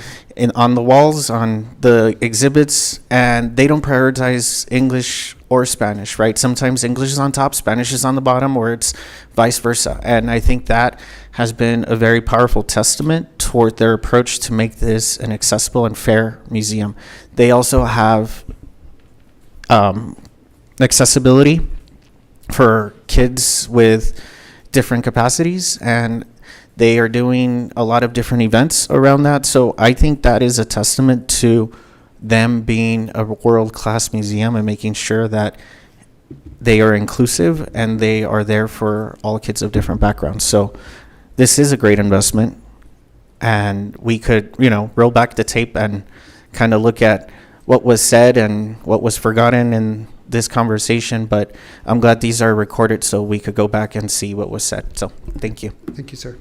And Ben, again, thank you for all that you're doing. And as you know, I'm a member of the Texas Cultural Trust Board in Austin, and it's important that we look at public art and everything you're doing. Can you touch on the August 3rd Memorial Tina Ortega award that we're up for? Yes, sir. Thank you for bringing that up. It was selected as one of the top 100 recently completed artworks in the world. Voting finishes this week. It's a People's Choice Award. They actually changed the rules, so now you have to sign up for a free account to be able to vote, because MCAT stacked the votes the last time we were up for this award. But we can go ahead and get that information back out to your offices if you'd like. Sure. We really want to see if we can get this to the finish line. Yeah, that way we can share it on our socials and Yes, get sir. that out there. But we know how important public art is to a community and to especially our youth. So thank you for all that you're doing. Thank you, sir. Thank you, Ben. Ben, you're supposed to introduce someone next. Oh. All right. With that, I think we'll bring up Mr. Coldplay. There we go. Good afternoon. Mayor and Council, good afternoon. Oh my goodness, what an introduction. Do I go to the next one? It's already here. Jose Garcia with Destination El Paso. Good afternoon again. Who are we and what do we do? Destination El Paso, first and foremost, is a third-party contractor for the city of El Paso. Our mothership is Legends ASM Global. We're responsible for 3 different divisions. Destination El Paso is El Paso Live. El Paso Live is like what I like to call the facilities and events. So the El Paso Convention Center, the Plaza Theater, McKelligan Canyon Amphitheater, the Chavez Theater, Arts Festival Plaza, and then as well as we produce our own events. The most recent one we just had was the Sun City Craft Beer Fest. We partner with the city and produce the ice rink during Winterfest. We partner with Sunbowl. We do the Fan Fiesta, et cetera, et cetera. And we have some great ideas coming up for next year. And then we have Visit El Paso, and Visit El Paso is El Paso's tourism marketing arm, responsible for, and I'm going to start with Rep Nino's film. We have the Film Commission with Drew Mayer Oaks. We do leisure travel promotion. We do meetings and conventions and sports promotion. And then the third arm is El Paso Water Parks. And so you can see there that through El Paso Water Parks and El Paso Live, we have a responsibility to bring in revenue for the city. And it's been trending very well, and we expect that to continue to trend well into the next fiscal year. And then, of course, hot, continuously strong here in El Paso. Hotel occupancies tax continuing strong in El Paso. We continue that to say that strong through next fiscal year. Here, again, focusing on that 69% for hotel occupancy tax. El Paso leads the state in average hotel occupancy tax. We also lead the nation in hotel occupancy tax. Again, focusing on meetings and conventions, activating the convention center. We've had back-to-back-to-back wins starting a few years ago with the Texas State Architects. Last year we had the Texas Dems, big impact. And now we're going to have WireTech coming up in a couple months. So continuing to work on that into the future. And then continuing to book entertainment bookings. That's really kind of the meat and potatoes of El Paso Live, are how strong the Plaza Theater is, how strong the Chavez Theater is. The Plaza Theater ranked 23rd in the world for theaters under 2,500 seats by Billboard magazine. So you can kind of see there what we're looking at in terms of our KPIs. 18,000 for this year. We're looking at a 2% increase for next year. And then facility rental revenue for Destination El Paso, a 2% increase, continuing to show those strong numbers on the revenue side. And so now, Mayor, I can give the well, before I go into Coldplay, I also want to say last week we just got awarded from Texas Travel the best visitor information center in the state of Texas. But we all know that everything in Texas is bigger and better, so you can extrapolate that out and say we're the best visitor information center in the whole nation. So very proud of our downtown visitor information center. We've racked up several awards and accolades. A few months ago, we got the Gene Phillips Destination Marketing Organization Award, which is for the entire state of Texas. It usually goes to one person, but it came to our organization, so that's a real credit to Brooke Underwood and her team. So I can get into some of the numbers that we learned last week for Coldplay, if you like. Let me see if they have any questions on this sure. part I'm sorry. first. Didn't mean to jump the gun. We'll see. We got Representative Limon. I do. Thank you, Jose. Two things. First of all, have you considered doing something other than these festivals associated with alcoholic beverages? Yes, we have. They don't often pen out on a P&L because the alcohol and the food and the beverage, those margins allow us to be able to make a little bit of money on these events that we do. The reason I ask you is, as you remember, not too long ago, we went to Querétaro and Tequisquiapan, and we went to a feria, and it was artesanías. And with the loss of the Mercado en Juárez and all of those kinds of things, we really have lost that kind of a market. And I'm wondering if that wouldn't be something to consider, to having some type of artesanía market here in El Paso that might be more that than tequila and limón or margaritas and cerveza. The answer to the question is yes. We need a lot of runway on that for that. And so what we're going to do is we're going to start small. And I guess I can go ahead and announce it. We're going to do an event next year called Provecho El Paso. And it's going to be primarily food and drinks. So we're going to have a coffee area. We're going to have an ice cream area. We're going to have wine area. We're going to have craft beer. We're going to have student cooking competition, things of that sort. So we have that'll be coming up next year that we're going to have as one of our special events. And then down the road, one of the thoughts that I have because of the event, and the reason we went to Vino Queso is because I learned about it 3 years ago, and I think El Paso would be perfect regional for that sort of thing, including the artisanals. Right, and I think that's what would cap it together, that we could do something like that. I just think we're an ideal location. Great. That's certainly something that I would like to see, and I know it can't be But next. it won't be next fiscal year. I'm so sorry, it's not going to be this year. I know, those things do Need a take little bit time. more runway, yes. Sponsorships and all of those kinds of things, I can understand. Going into water parks, there again, I'm concerned with the high rates that, these were built by taxpayer dollars, and yet accessibility is really, really limited. Originally, Leonel Forti swimming pool was in District 7. Then it was changed, the boundaries, of course, were changed, but they built something that really wasn't in the plans at the time, but it did happen afterwards. After I left, it became a water park. And the community really, really misses their swimming pool.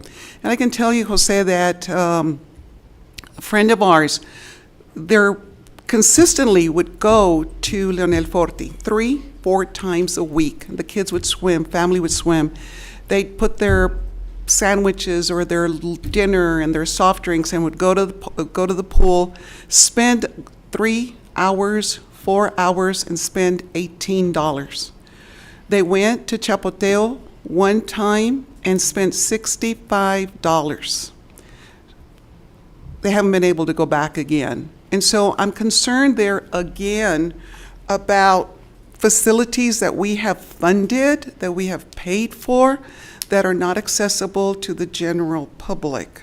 And I'm wondering the possibility that you may take this back and consider how can we afford opportunities. And again, perhaps through the schools, awards, you have a family night for 2 to go to one of the water parks, in the different parts of the city.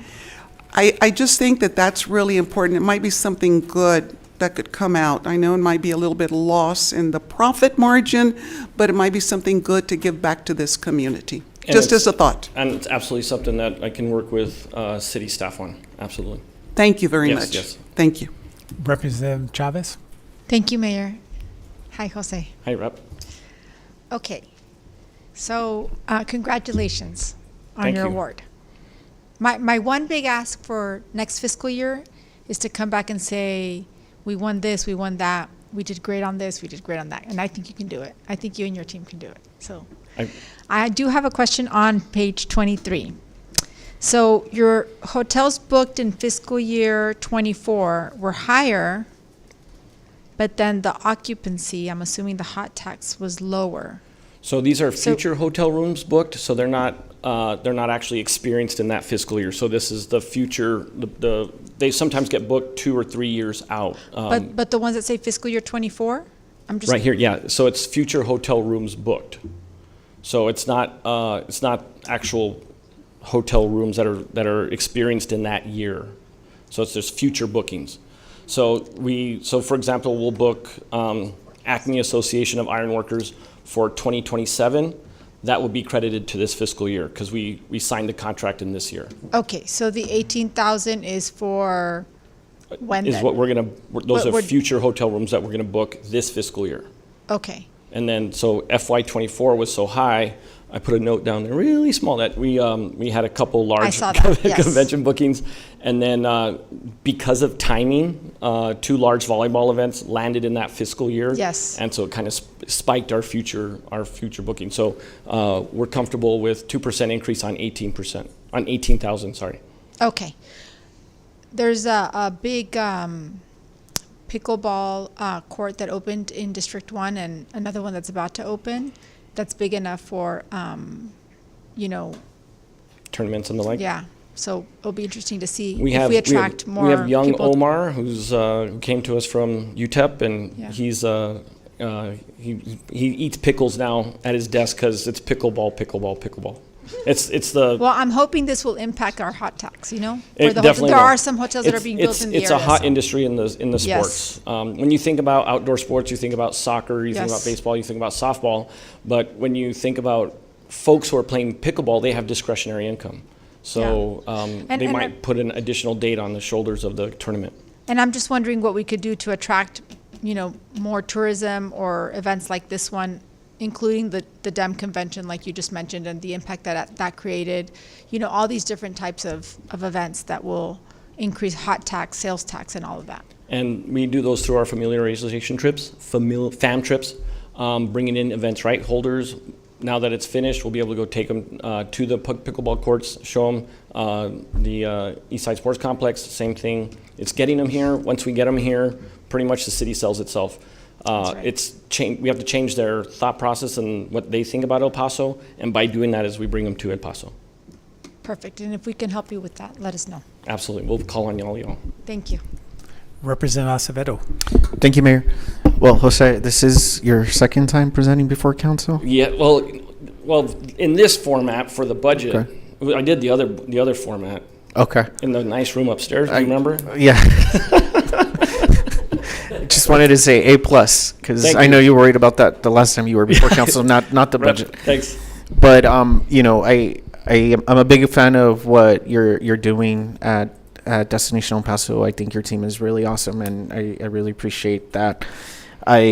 Before you get to Coldplay, I did want to ask how the Constables Conference went. It went very well. As per the usual, downtown El Paso shows really, really well. We get a lot of, these are law enforcement individuals that are coming in from other municipalities around Texas that don't have an opportunity to see a clean, safe downtown of this magnitude. It's people are like, oh, El Paso has a small downtown. We don't have a small downtown. We medium, large downtown. It's the safest and the cleanest, definitely in the state of Texas, but potentially in the United States if everybody travels here. So excellent. Hotel Paso del Norte did a great job. Those constables were in the Lucchese store, on their breaks, so it went very, very well. Okay. And they had good numbers. No, glad to hear that. I enjoyed going to their kickoff. It was really great. It was awesome that the council was able to make it as well. So one thing that I've been thinking about the MAC and how we can really capitalize on what they're doing there. There's Los Artistas, I'm sorry, the art and fine crafts. They do it at Epic Rail Yard. I'm wondering how maybe next year we could bring them over to the MAC and bring them downtown to bring that part of El Paso to life. If you want to look into that, I'm just giving you a suggestion. I'll get with my partner Ben over there, and we'll figure out a solution for that. Yeah, I think that would be really, really great for us. Appreciate it. Thank you, Rep. Representative Fierro. Thank you, Mayor. Jose, I don't have to say anything about how great your organization is. Every event we've been to there, the food's delicious. Your team is amazing. So, can you move aside? This is for Ben. Ben, one thing I forgot. Ben, one thing I forgot to mention to you was Ben 5. Yeah, I'm sorry. Thank you, thank you, Jose. Are you going backwards? Yes, sir. Yeah. Fierro? No, I'm going by height. I like Ben more. Ben, Mr. Fife, I forgot to mention we were talking about La Nube, as this weekend is the National Mental Health Awareness Celebration, and La Nube is hosting 400 families and children at the museum. And when we were talking about it, I forgot to mention that. And kudos to them, kudos to you, and kudos to Jose, just for standing next to you. But yes, thank you, Ben. Thank you, sir. Are you done? Oh, thank you, Mayor. Yes, thank you, Mayor. Representative Trejo. Thank you, Mayor. Quick question. Are you all working with the Borderland Mountain Bike Association? I'm confident that we do, especially on their event that they have in the Franklins. Okay. Yes. Yes, because they recently had a competition. They had over 100 people from out of town that And attended. that was in the spring, and Yes. and we supported them on that event. Very good. I can't remember the name of it's like Death Mountain Bike Trail Run 2025 or something like that. Yes, it's the Borderland Mountain Bike Association. But how do other associations? How do you collaborate with them? Are you looking for them, or do they need to come to you? Well, we look for them, especially locally, and whether it's the university, whether it's the hospitals, whether it's the city entities, everybody's a member of an association of whatever, right? And we want to know what that association is, if it's a professional association, a sports association, what have you, and let us know. We want to get to know about what that association does, where do they meet, what's the membership like, so that we can then say, do you have a point of contact? And then Brooke and her team, they go after it. And so if there's an association that you're a part of, we want to know about it, and then we want to know what they do, what are their educational opportunities, what are the activities that they do to travel, so that we could potentially host them here in El Paso. So absolutely. Very good. Thank you. Thank you, Mayor.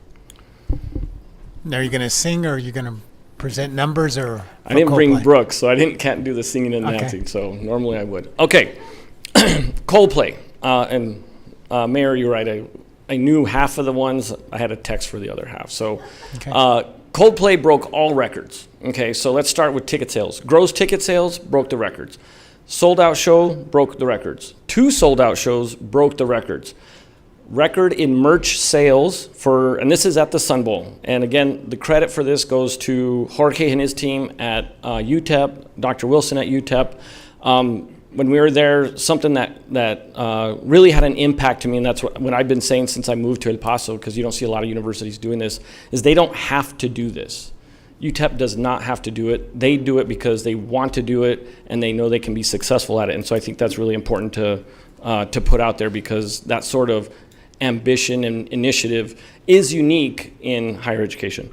The most food and beverage, over $1 million in food and beverage they sold. The most water they sold. It was 105 degrees, I think, on both days.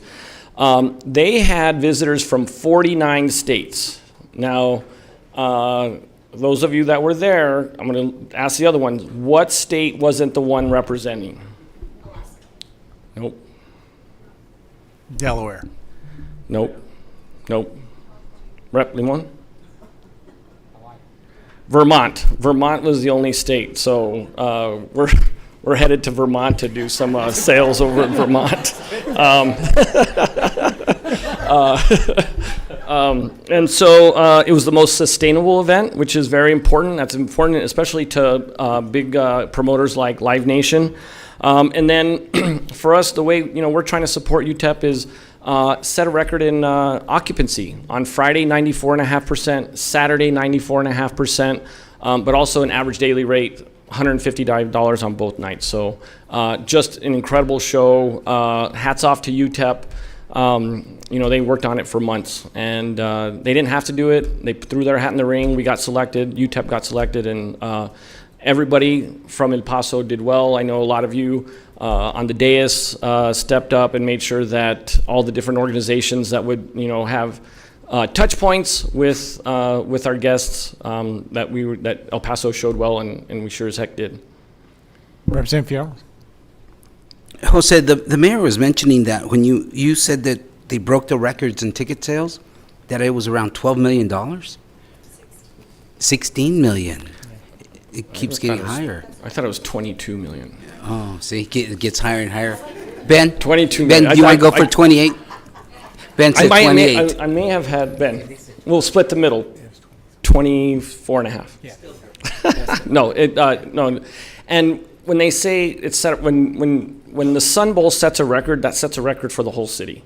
We have no other facility that seats 50,000 people. So those are numbers to be attained.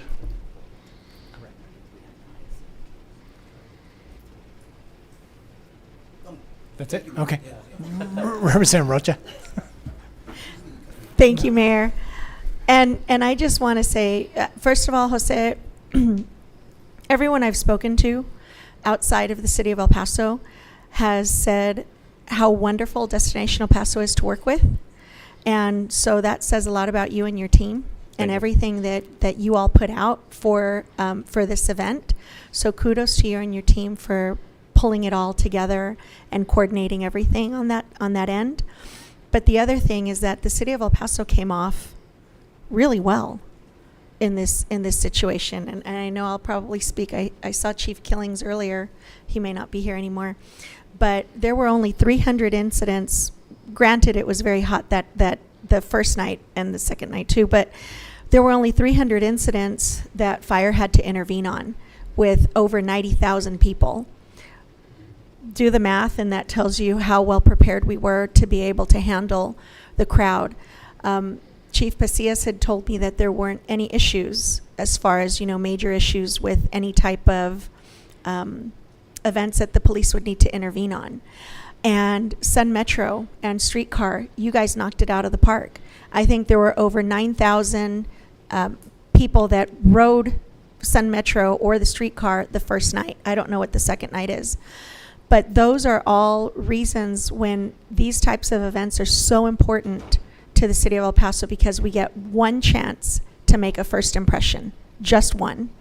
And so when we all come together and we collaborate and we work together and everything comes off like it did, it was an amazing experience, not only for those of us that live here and went to the concert, but for everybody that came and visited, because it wasn't just the 49 states. I'd love to see what the international impact was as well, because I met people from Canada. I know Ben mentioned that he met someone from South Africa, if I'm not mistaken. And so there were people from all over the world that landed here in El Paso for that event.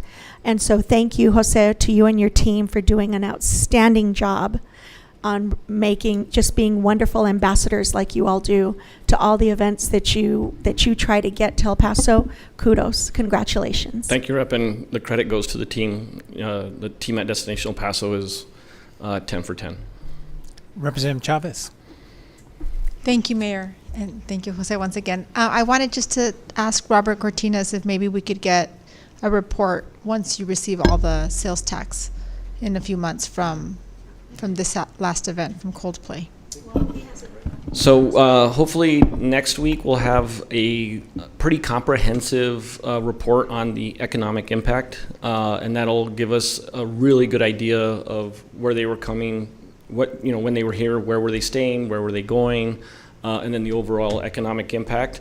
My number right now, without knowing or seeing anything, but basing it off 2 shows they did a couple years ago, RBD and Motley Crue, I'm going to guess it's not going to be lower than $2.2 million. Okay. So I think it's going to be higher than 2.2. People are saying it's going to be much higher, but 2.2 is my floor, just anecdotally. Thank you, Robert. And then Yeah, so on the sales tax, we won't see that again. I talked about Right. that lag. We won't see that until August or September. Right. That will start Okay. rolling. But maybe you could give us a report back Sure. officially once you receive the, Oh, yeah, absolutely. the numbers. Okay, great. Thank you. Thank you, Rep. Yep, and Jose, congratulations to you guys on everything that you're doing. I also want to echo what Representative Rocha said to our public safety officers on an incredible job that they did with that many people. 94,000 people attended the event. I also want to say thank you to Live Nation, Daryl at Live Nation, Jorge, UTEP, and everyone that helped put this significant event on for our community. It goes back to quality of life. If we want to attract people to come here, you have to have events like this. So we're definitely on the radar. And I will tell you, I bet you UTEP is working on something maybe not as big as Coldplay, but maybe close as big as Coldplay. The next best thing. Exactly. But very good, and thank you for the wonderful presentation. Thank you. Any more questions for? Okay, thank you. Okay, now, Joe Montesano from the zoo. Mr. Coldplay. That was the longest 4 minutes of my life. Hi, Joe. Good afternoon, Mayor and Good Council. afternoon. Joe Montesano, Director of the El Paso Zoo and Botanical Gardens. So, before I forget, Representative Trejo, Ben was talking about Culture City. We've been signed up, we've been certified for a couple years now. So if you go on our website, hit their logo, it brings up Texas, all the places, and then goes to the country. So you can do it that way. It's a really easy way until the city gets all signed up. So, at the zoo, we celebrate the value of animals and natural resources, integrate opportunities for people to rediscover their connection to nature.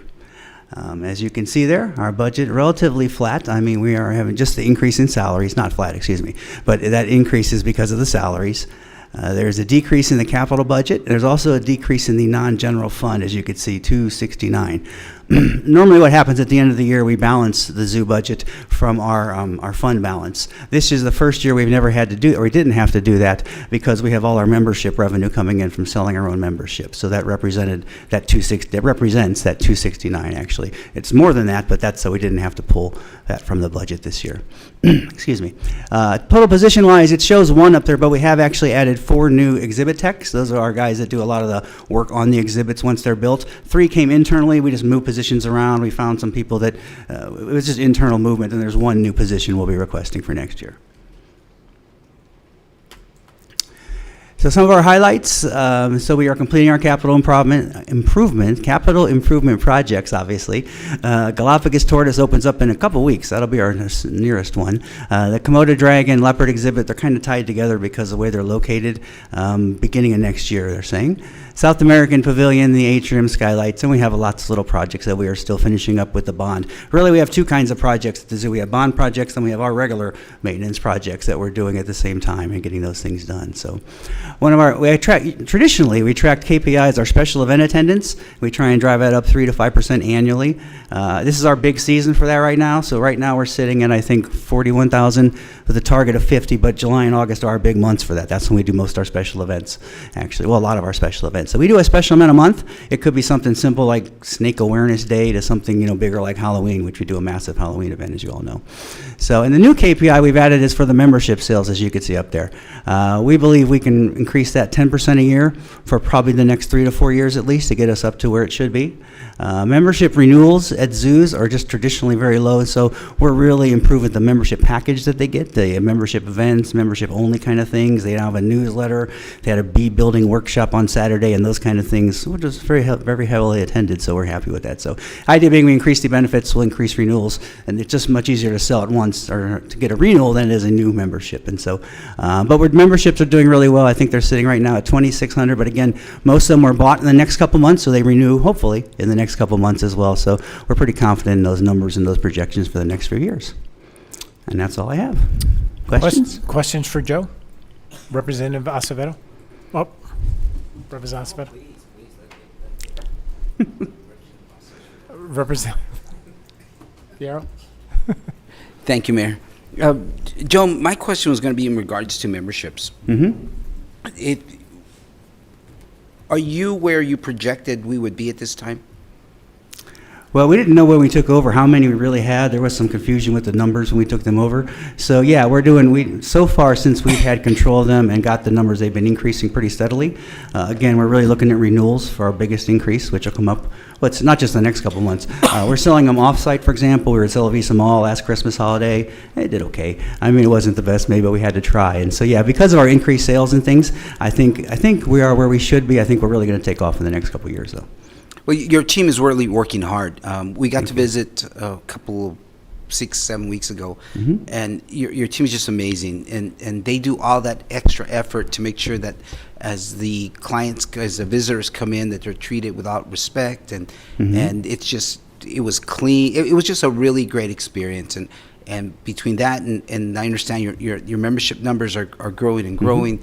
Congratulations on all the work you and your team are doing over there. Well, thank you, sir. We just launched our Close Encounters, too, another item. It's in your backup somewhere, but they're selling very well as well. It's just an extra experience where you get to go in, you can get in with the actual penguins, you can get in with the pronghorn and some of our obviously less dangerous animals.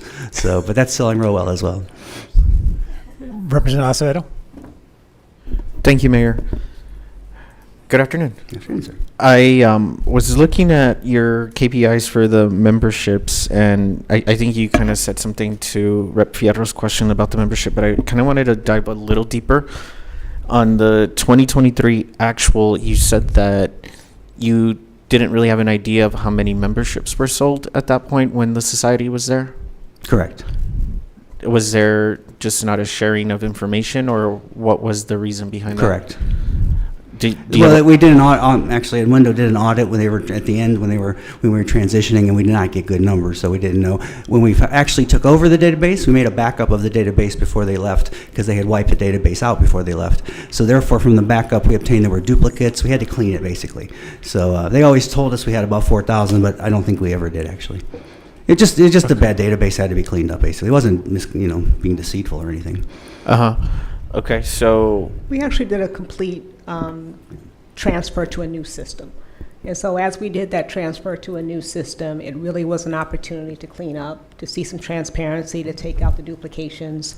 You know, as he said, I don't think it was anything about deceit. It was about just having clean data and figure out how we move that forward. So we did that in about May, June, July Correct. of that year. And so Correct. now we know that data is clean, there's no duplications. And then we're making sure that that is, you know, very transparent moving forward. But you can see what that transition looks like. Okay, so once the data was clean, how many memberships were there? I think that's when we went down to like 25. Yeah, it was just 2,400, 2,459, something along those lines. I could get it, but something like that. And out of those, how many renewed? Well, they renew at different times, so whenever you buy it, you renew it. So most of our renewals are going to come in the next few months. Normally, zoos across the country have about 50% renewal rate, which is not good. It's just people buy it, they don't use it enough, they don't feel they use it enough. That's why we're trying to really increase the value they get for it by more events and different things. So when it's time to renew, they look and go, oh, I did use that a lot, or that was worthy of my renewing the membership. So I don't have a renewal rate. I could get it for you, what we're running right now, for example. But again, the big bulk's going to hit in the next 2 months, so we'll see a huge bump then, hopefully. Yeah, I'd appreciate that. I kind of want to have an idea of how many people are renewing their memberships. Those are households too, so those are households, not actual people. Households. Yeah. Okay. So it could be 4, 6, 8, 2, they're all different numbers. Okay. And then I was looking at your staffing table, and I see that you are not going to have a membership coordinator anymore. What was the thought We still behind call her that. We still have, she coordinates the membership office, but she has a different title now. What's the title? Oh, I couldn't tell you, Rob. I'll find out and let you know. Strategic initiatives. I think, see. She's a strategic initiative. Yeah, strategic specialist. initiative specialist. Okay, I see that. Yeah. So that's the new position. Okay. And then it's been about 14 months since the council approved a new agreement with the Community Foundation. And then I believe that went into effect in August of last year. So we're approaching the 1-year mark. I've been getting a lot of questions from constituents and other community members on how much money the Community Foundation has raised. So I just wanted to ask that. I'd have to get you the exact numbers, but we divide it up into 3 different accounts. So one's our general community foundation account. The other's medical equipment. I know we had for example, a $10,000 donation for medical equipment for our animal medical clinic. And then we have a third one, I believe it's conservation it's called. So I could get you the totals. I don't have them off the top of my head, sir. I would appreciate that, because I'm also kind of, I think if you could get that information and then a more comprehensive report of what they're doing, because I have no idea what they're doing. Mm-hmm. So I keep getting questions about it, and I really want to have answers. So if you could give me the operations, because right now what it looks like is it's a very premium GoFundMe account, and I don't know what they're doing. Well, we are just starting out. I would certainly not describe it that way, but we are just starting out, and so there are a lot of events planned as well for fundraising and different philanthropy things, if you want to call it that we're doing and getting donors and things. But I will give you, I'll do a little report on that for you. I appreciate it. Thank you. No problem. Representative Chavez. Thank you, Mayor. Hi, Joe. Hi. How are you? Good, thanks. I had a wonderful tour at the zoo just last week, and so Thank you. I appreciate you and your staff. I'd like to point out that although Ms. Wiggins said that 50% of the city staff has been here for less than 5 years, I met some of your staff which have been with you for 20 or more years. least, So yeah. that says a lot about the dedication that they have for our city and our animals that live there, which I found to be very engaging, so thank you. I have a question about lifetime memberships, only because I do have a constituent of mine who expressed her frustration after having purchased one a few years back and then gone back to the zoo and it was not honored. So what can we do about that, or what do you know about We that? aren't, well, we were supposed to honor it. Let me forgive me, I must have made a mistake then. There's only a few in the system. We don't sell them. I mean, it was something that society did before our time, really. We didn't know they had those in there. And so we did go through and pull the list, though, but they should have honored it. So if you want to give me that person's name, I will contact them, and we still honor them. Okay. We don't sell them anymore. You can't get them anymore, but if Yes. they're, obviously, the few people that have them are certainly, we would honor them. We were Okay. supposed to, so I apologize if we didn't. No worries. It was Yeah, but- probably a misunderstanding, but of Right. course, she feels frustrated and then decided not to go back to the zoo because of it. But I will give you her information so Yeah, that I'd you love can to talk reach out to her. 'cause Yes. They just don't see enough of them. It just was a mistake by one of my gate people. Yeah, I don't know when those were given out either, because I was a member of the zoo for many years and was never offered one. So at some point in time, I guess they were. Yeah, I can't explain them either, so. Okay. Well, thank you. I will get you that information. I appreciate it. Thank you. Thank you, Joe. Thank you. Joe. Oh, wait, I forgot. Yeah, there you go. Well, he did this to me. Jose did this to me too. Next, our newest person in our portfolio is the health department. Doc, you're up.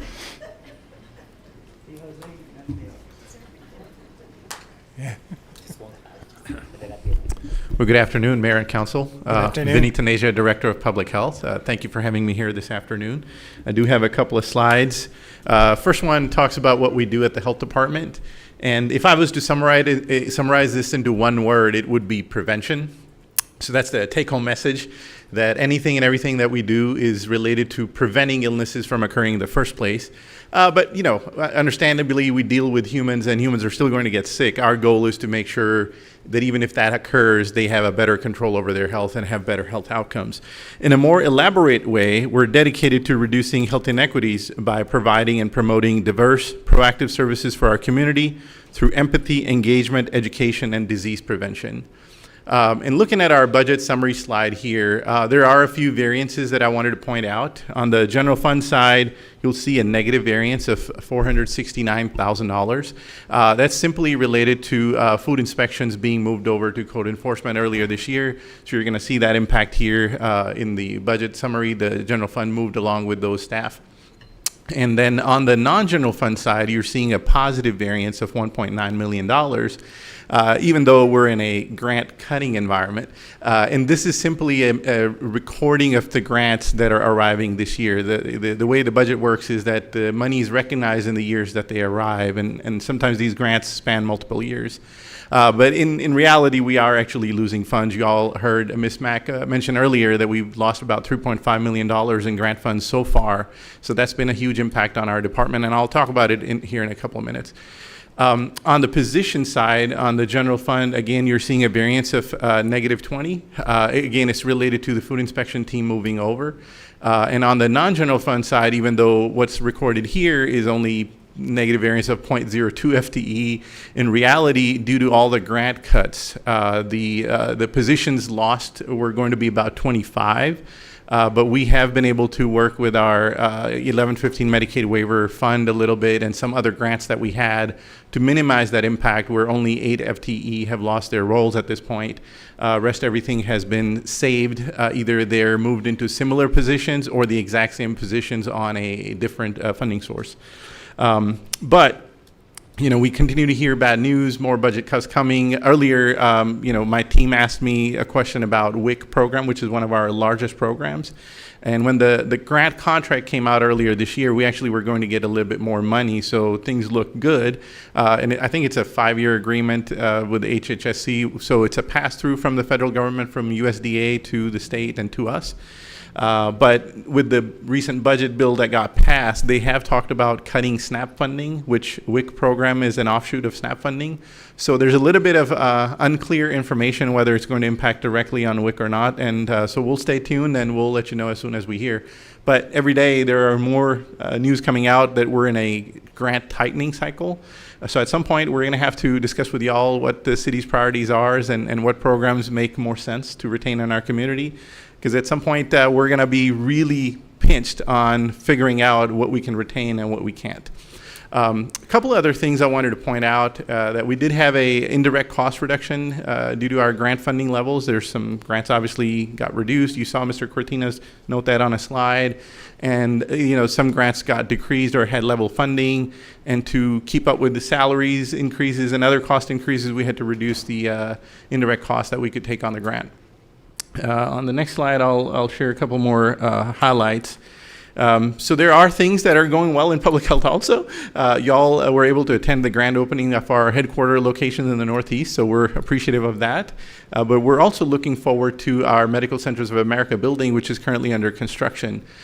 We hope to have this building completed by the end of this year and have our clinics move in there. There are going to be 2 operations there, the TB clinic and the STD clinic, that are going to provide services to all of El Paso. So it's going to be our flagship clinical location. In general, otherwise, the health department has total of about 17 locations. Most of them are WIC locations only, and 4 of them are immunization clinics, and this one is going to be the 17th clinic. But it's going to be a sort of a replacement for our El Paso Drive location, which is currently under lease with Texas Tech because they bought out the building, I think, a couple of years ago. 2 other things I want to highlight. We are currently underway for the process of getting public health accreditation. It's a little bit of a longer process, so in the next fiscal year, we'll be doing our document submission, our initial review, and we'll wait for the accreditation board to schedule, after they review the document, any site visits that may need to have. So it's probably going to span out a couple of fiscal years before we get to the point of accreditation. And then finally, wanted to highlight that we did, receive with grant funds our medical mobile unit earlier this year, and you all saw that at the unveiling of our new building. But we did lose a big grant that was actually funding the staffing related to that and so forth. So it's been a little bit of a slow go. We've had the unit out a little bit, what I call a sputtering of the programming, but we are working diligently to build a programming around it. So that way we can get it out into the community a little bit more frequently and do something that we can sustain for a while. We have KPIs here for the entire department. We're hoping to see about 29,000 people through our clinics and through our operations in the next fiscal year. But I do want to leave with a caveat. That is, with the current staffing levels and the current funding, if there are continued drastic cuts, we may not be able to meet that goal. But I have things underway that may bump that number up even starting this year. For example, every year we have a Ready, Set, Vaccinate campaign in the summer for school kids to come back before school opens and get vaccinated.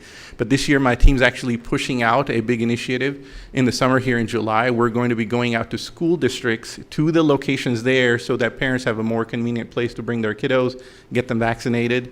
I've done this in other places. I've seen this be very successful. So hopefully, even though it's going to be baby steps, over the next couple of years, we're really hoping that program really launches and our numbers are exceeded with that effort there. So I'll leave you with that, and I'll be happy to answer any questions.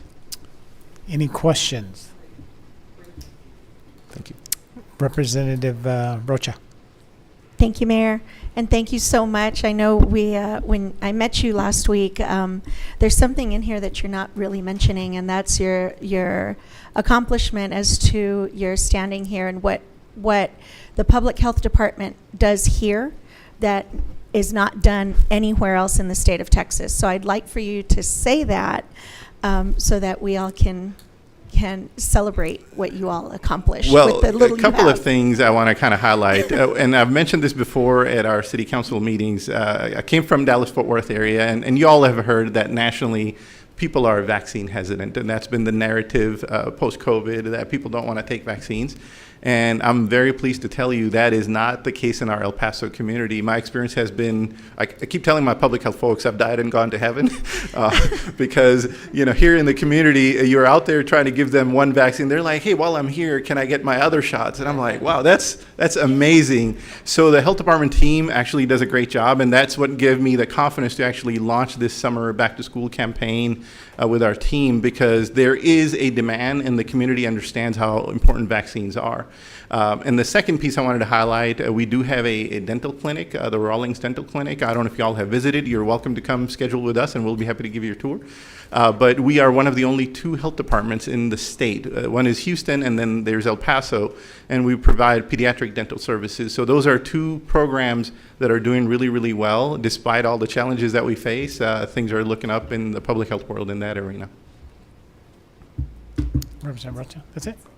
Thank you. All right, thank you. All right, thank you. Next is Mr. Philip Etui from Planning and Inspections. Good afternoon. Mayor, Council, good afternoon. Philip Etui, Planning and Inspections. So as you all know, we are a revenue generating department, and our mission is to make sure that we encourage, support, and bring new businesses to El Paso using advanced technology and also better customer service delivery from our staff and also from the city as a whole. If you look at our budget for this year, for fiscal year 2026, our budget has remained fairly consistent over the years. You see a variance of $437,000 there, And that's really as a result of the new department, salary compensation that Ms. Mack and Ms. Wiggin talked about this morning. And if you look at the general, the positions also, the general funds, we have 127 staff, and 15 of those 142 staff are going to be transferred, which they've already been transferred to the new code enforcement department as well. So we do have that variance, and the 15 position that goes along with that, the budget that we transfer, which is 1.1 million that we transfer to the new department as well.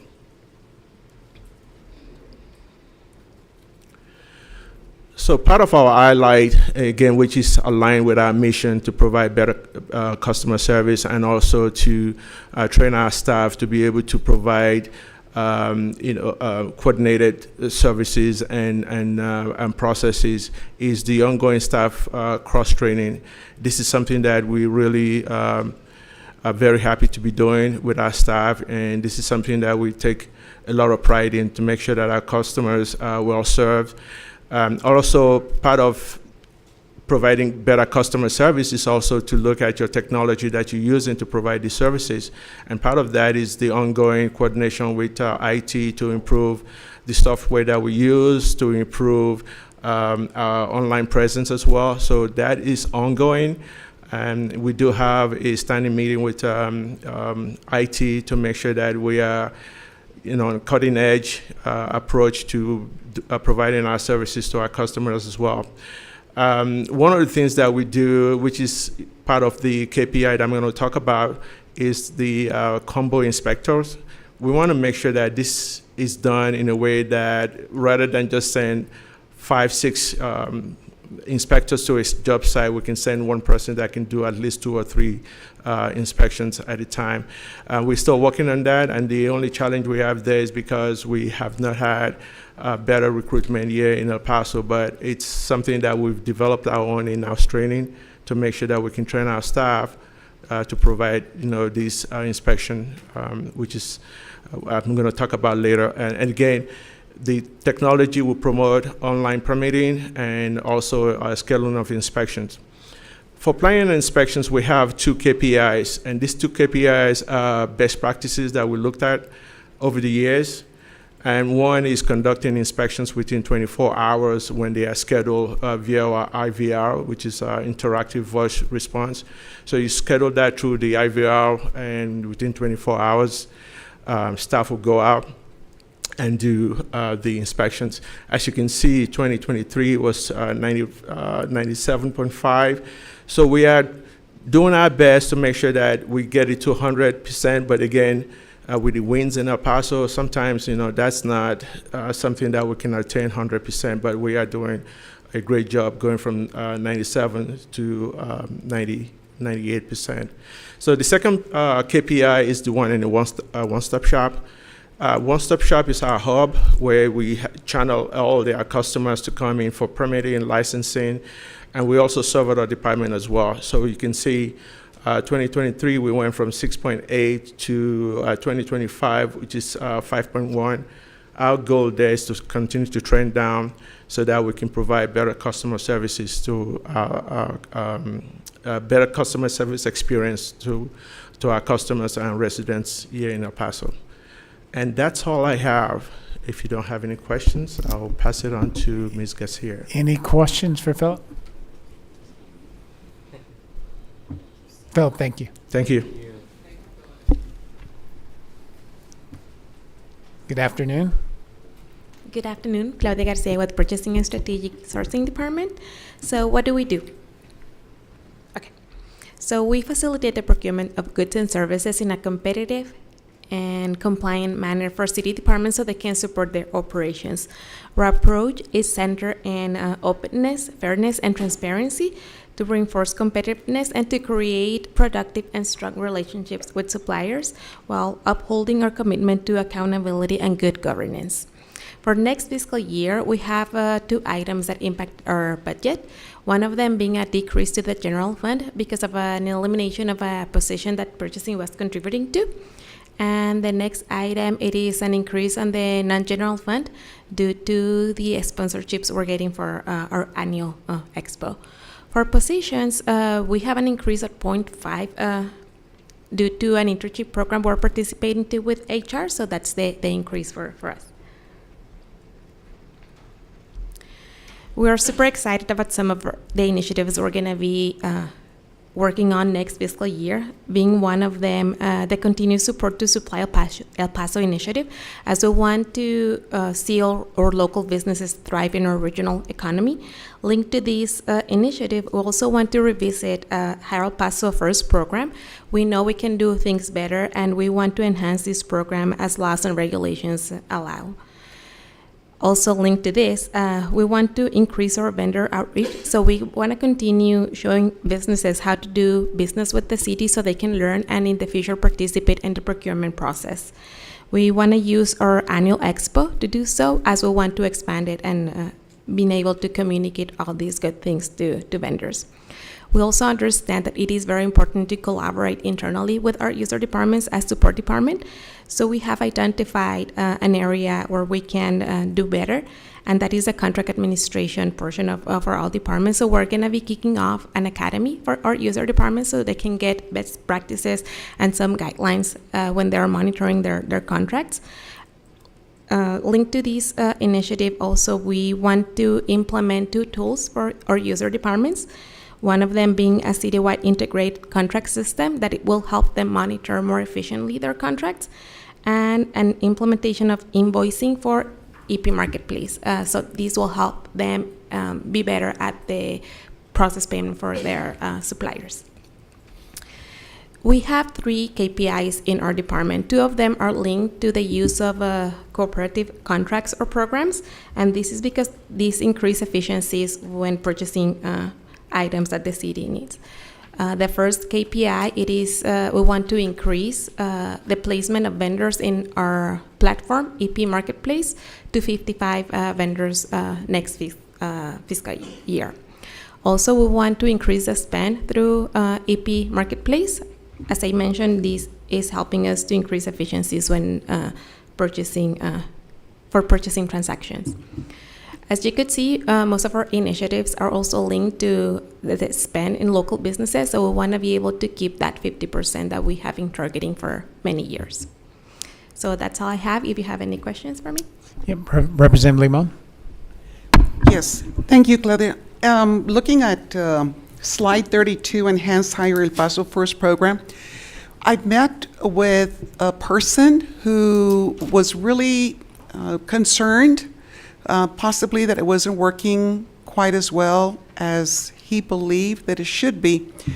Would I be able to sit down with you, and how would I do that, to meet with you to get a little bit more information on the Hire El Paso plan before you go into the enhancement part of it? Yes, so as part of our plan for revisiting this program, we're going to be getting feedback from all of you, as we have indicated with some of you earlier this year.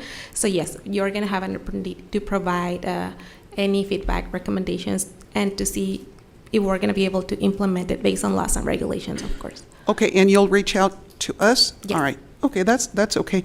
Looking at the key performance indicators, how do you come up with your target? So you've got data that shows you had the increase of vendors in 2023, 33, and then you increased it to 94, then it came down, and now it's coming down again for how do you come up with that particular number? So what we're trying to do, it is just to increase and keep the number of vendors that we have in the system, as they are placed in the system based on the awards that they're receiving from cooperative programs. So this is a cycle. Sometimes we're going to have more contracts awarded, some others, because the replacement cycle, they're going to drop off of that contract, and then they're going to have to do the procurement. So it is not a really exact measurement, but we want just to increase the number of vendors so that it can help us increase the number of dollars that we're spending through the core programs. But you went down. You didn't increase. You went from 71. Your projection is 55. So you're in going... addition to... And again, it's because it is difficult for us to have a measure because of the cycle of the contract on how they're being replaced. As it happens with also the city, we are going to have years where we're going to be awarding more janitorial contracts because of the cycle, and some others where we're not going to be awarding as many as before. So it is 100 vendors. Me, the very last one, the percent of local spend, what does that mean? So that means that those contracts are going to be awarded to local vendors or contractors. Local vendors and/or contractors? Okay. All right. Thank you. Representative Rocha. Thank you, Mayor, and thank you, Claudia, for providing the information. We recently made I think it was last week, and I don't see Pablo here anymore, but I'm really happy to see that you're increasing the vendor piece. I want to be able to see the city of El Paso as one of the premier places that contractors want to come and do business with. So if these initiatives are being put in place to, one, get their payments on time or keep them to turn in the necessary papers or whatever it is, that's exactly what we need, because that increases competition more than anything. So I'd love to see bids go out that have more than 4 bids come through. It's disheartening. There's a reason for that. And so if these initiatives are being put in place to improve the contractors that come and bid, to get them to be compliant on what they have to turn in and to get them paid on time, then I think that opens up the floodgates for the smaller companies to become more competitive. And so I'm really looking forward to seeing these initiatives come through. There was one company that I hope will be able to do business with the city of El Paso soon that I met with last week, and hopefully it'll provide some additional sustainability and hopefully less water. I know that's ears to Miss Mack's music to Miss Mack's ears, but provide less or the need for less water to be used within either our parks and recreation space. So thank you so much, Claudia, for putting this together, and I look forward to meeting with you. Thank you. Representative Acevedo. Thank you, Mayor. I appreciate how you kind of laid this out, and it got me thinking a little bit, because I want to plus one to what Representative Maldonado Rocha said about increasing number of vendors. I think that's really important. And as I was looking at the previous presentation on planning and inspection, I got to thinking that I think increasing the number of vendors is part one, and at least for me, part two is getting a similar KPI that planning and inspection has, right? They have one on percent of inspections conducted within one calendar day of request. I wonder how you could get a KPI that says, well, to bid out a contract, next year we want to do it within 180 days or something like that, right? Rather than 210 days or 270 or whatever it is at this moment. So I really think that you're such a key department to so much that we want to do at the city. And sometimes, things happen like in my district with Wainwright Park, that it was bid incorrectly, and that was supposed to be last year. We did it again this year, and now it's going to be at the end of the year because we have to add the 9 months, right? Or there's other construction projects where they're like, we don't want to bid this out again because it's going to take another 9 months of just no work being done. And so I want to see how this department can become more efficient, because our constituents are really asking for it. They don't really see it in this sense. I see it this way, right? Where they're like, well, nothing's happening. I'm like, well, there's a lot of moving parts. And I think it starts with your department on increasing those efficiencies. So I really want to see something along those lines in the future.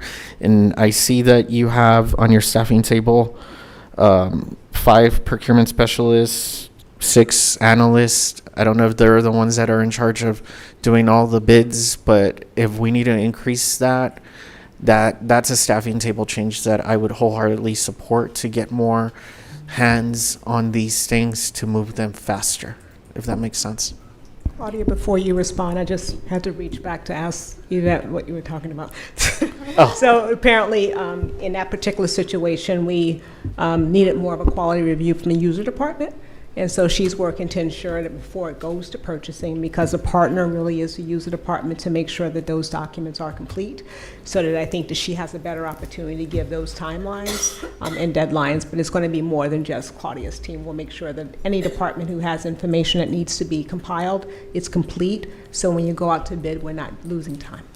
No, thank you for that. That's a good update, and I'm just all about efficiencies, processes, policies to make things much better through government, because government is a beast and there's a lot of bureaucracy, but if we could make it easier and people could see results faster, I think that's a big deal.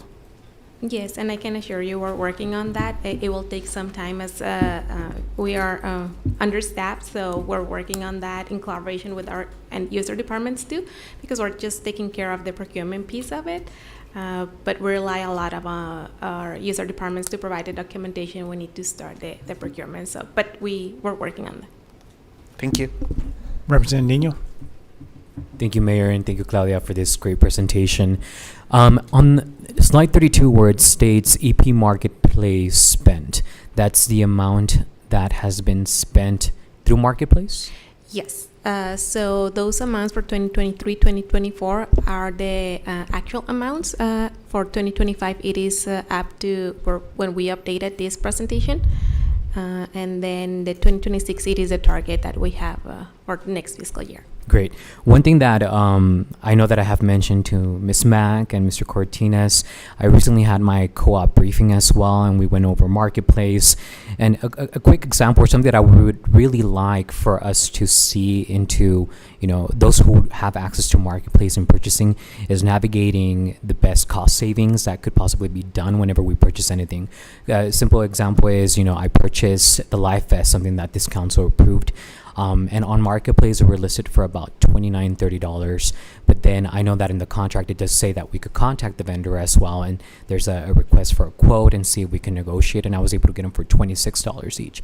So I think, when it comes to the amount that is being spent versus us being conscious of being good stewards of the taxpayer dollar, I would really appreciate if we could figure out ways of those who have access to that Marketplace of really navigating those conversations, of navigating of how we could be better, at cost savings when it comes to purchasing anything on the Marketplace. Yes, and that is one of the advantages we have when we're using co-op contracts. We have to abide by the contract that they got awarded, but most of the times we have the ability to negotiate pricing under that contract. So it is something that we are communicating to our user departments when they're looking for items through Marketplace, that they can always ask for a better price. Most of the times they're going to be including the price in the contract, but a lot of times they can give you a better pricing. Okay, thank you for that. Thank you. Representative Chavez.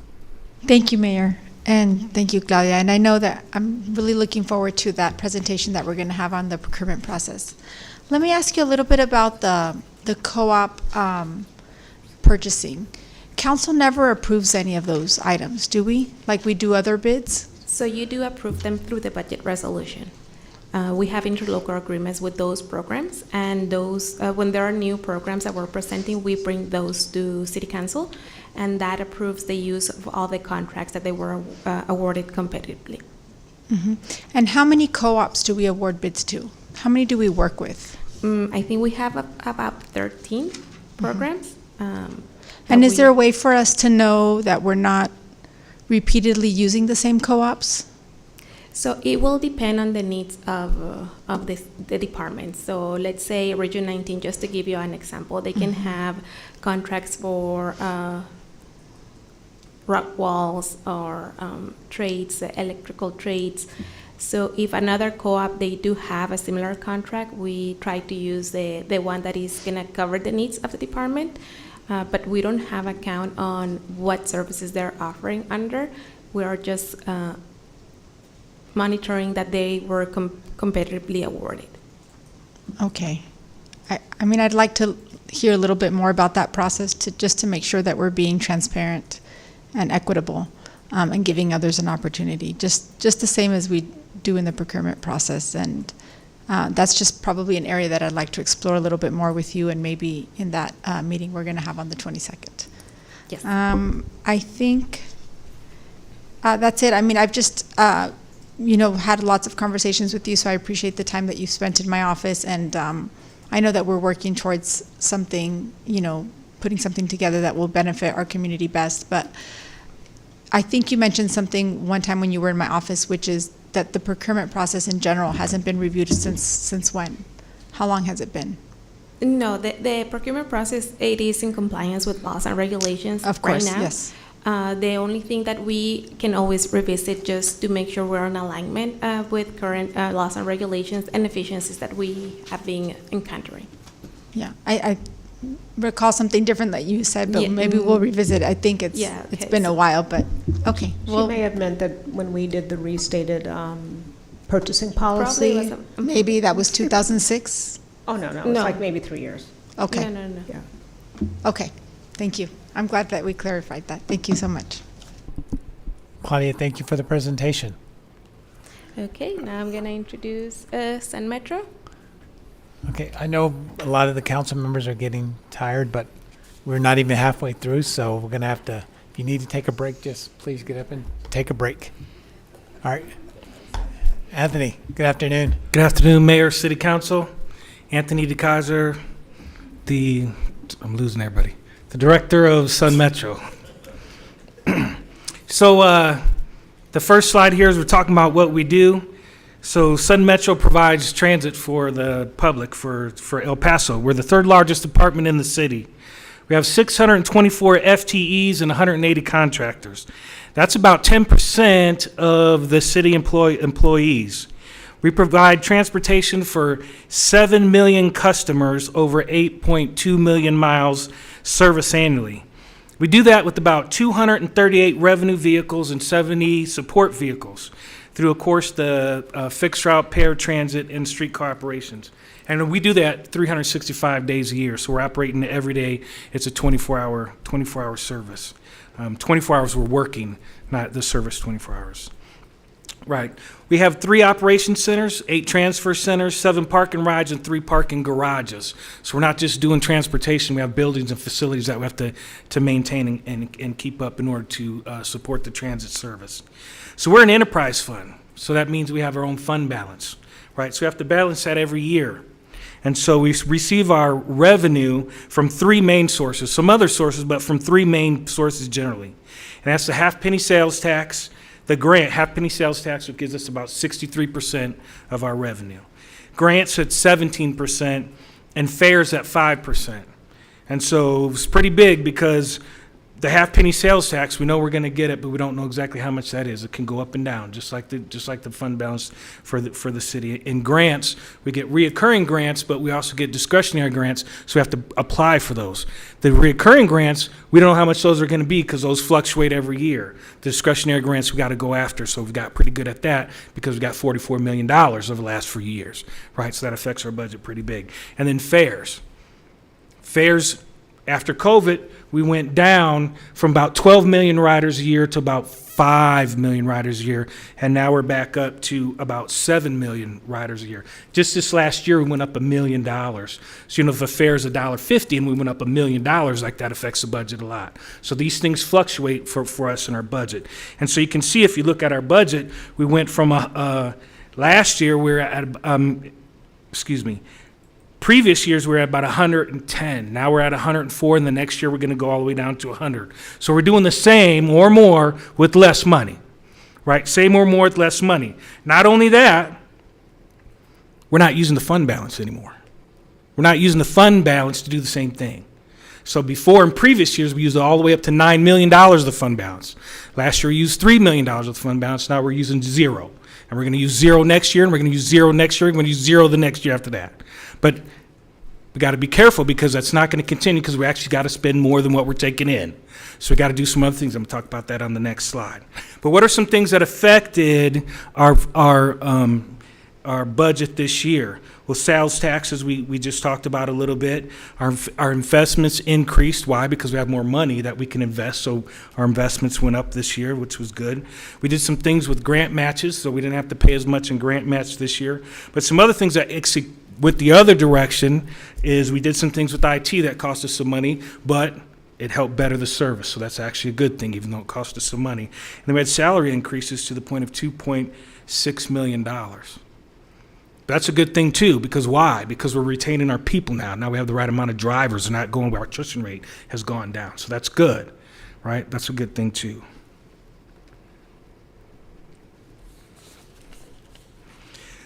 So Sun Metro is undergoing huge initiatives this year, huge initiatives, transformations like never done before in transit in El Paso. You say, how are we doing that? With Fixed Route, we're doing that with Sun Metro Rising. We're totally went through the entire system, and we're revamping that because we're optimizing that. We're going to get people to their destinations quicker. Now, I know I went and briefed each one of the representatives and the mayor, so I gave you that in detail, but we're going to come back and brief you that again before that kicks off at the beginning of the year. So after this budget review is done, we're going to come back and give you guys individual briefs on that so you know how it affects your individual areas. But it's going to be for 95% of riders, it's going to be an improvement in getting you to where you need to go quicker, right? We're going to streamline that. So how many people is that going to affect monthly? 465,000 riders will get a better service out of that, right? And we're going to do that by buying new vehicles too, like not just optimize the system, but we're going to be buying new vehicles with some of the grants that I'm going to talk about in a second. The other leg that we're going to improve is streetcar. Like we optimized streetcar back in 2023, right? And so now we're getting the highest ridership we ever had, even before COVID. And so this year our ridership has gone up over 100,000, and we project that it's going to keep going up 100,000 as we go in the future because we stabilized the ridership, and we targeted two demographics, not just the nighttime demographics or special events. We actually targeted the demographics of people who go to work, and also the people who do the nightlife. And so that's worked. And so we're well on our way by increasing that ridership by over 170% over that amount of time. And so also we're going electric for half of the fleet in paratransit. So we're going to be CNG and fleet. So we're still going to be environmental friendly, but we're going to go half electric. Like we already changed over the software system, and now we got about 20 electric vehicles already on ground. So we're going to do that. But all this costs money. So how do we do that? If we actually spend more than we take in, well, discretionary grants are the key, but it's not just discretionary grants, because I already said we get 70% of our income from sales tax, and we get the other 17% from grants, whether those are recurring grants or discretionary grants, right? And we can't control the level of that. So we have to do other things. We have to take different initiatives. Like when me and Mr. Fierro, Representative Fierro, went down to Austin, right? We had to convince the Texas Veterans Commission to give us the grant for $250,000 so the veterans here in Texas could ride for free. So now we got 2 more years of that. So things like that affect the budget. But we're also looking to see how we can advertise on the benches and the buses so we can make revenue on that in the future. So we got that in the works. We also do parking management on some of the parking garages that we own to the tune of $1 million a year. So we're also trying to supplement our budget by that. We're also looking into things like trying to partner with the county, maybe Fort Bliss, maybe with Greyhound, to generate more revenue so we can stay above that line, so we can continue to put money into the fund balance and not take out of that every year, right?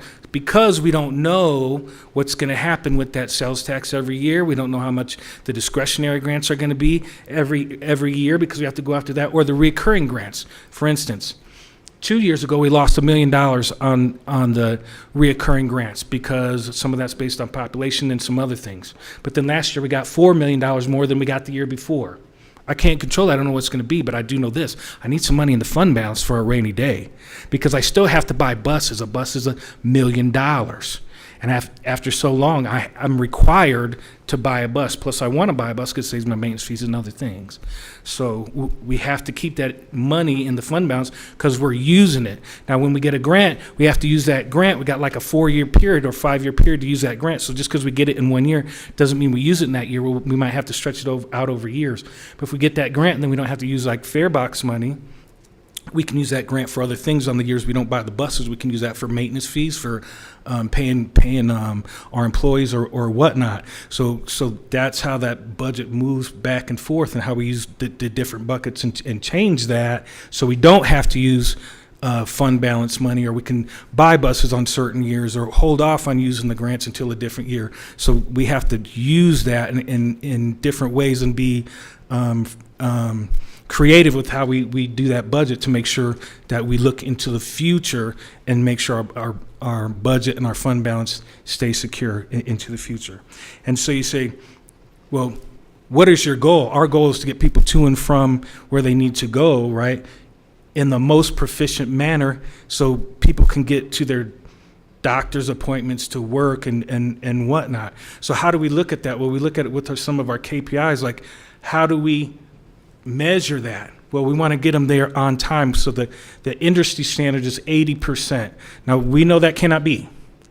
If we run 80% on time performance, we're going to have a lot of people upset, right? Because they're not going to be getting to where, so we raise that bar to 90%. Raise it to 90% for on-time performance with the lift and with the fixed route. And we do it with our maintenance. So we have good working vehicles and we have buses getting there on time at a high standard. And you say, so that's where we stay, and you can see the chart, and so we stay there pretty good. So you say, well, what else are you looking at? Well, we get about 10,000 calls to the call center in a month. And about 50 of those are complaints, but they can be a complaint like the trash is overfull, the sink broke in the bathroom. They could be a lot of things, but we get on an average 10 for fixed route where there was a problem with operations. The bus wasn't on time. The bus driver didn't see me or something like that. 10 in a month. Now there's 583,000 passengers a month, and we're getting about 10. So we got 90% on time performance and 10 complaints in a month. Now there used to be a lot of people coming down here and complaining to the city representatives. I would venture to say that you're not getting a lot of complaints for Sun Metro, or else you'd be calling me all the time, right? But I'm not getting those. So I think we're doing good because of the performance indicators I got there, and because we don't have those conversations. You and I don't have those conversations. So the state of Sun Metro is good. The budget is good. The long-term budget is good. We're saving money. We're not dipping into the fund balance. That's my brief to you. Wow. Wow.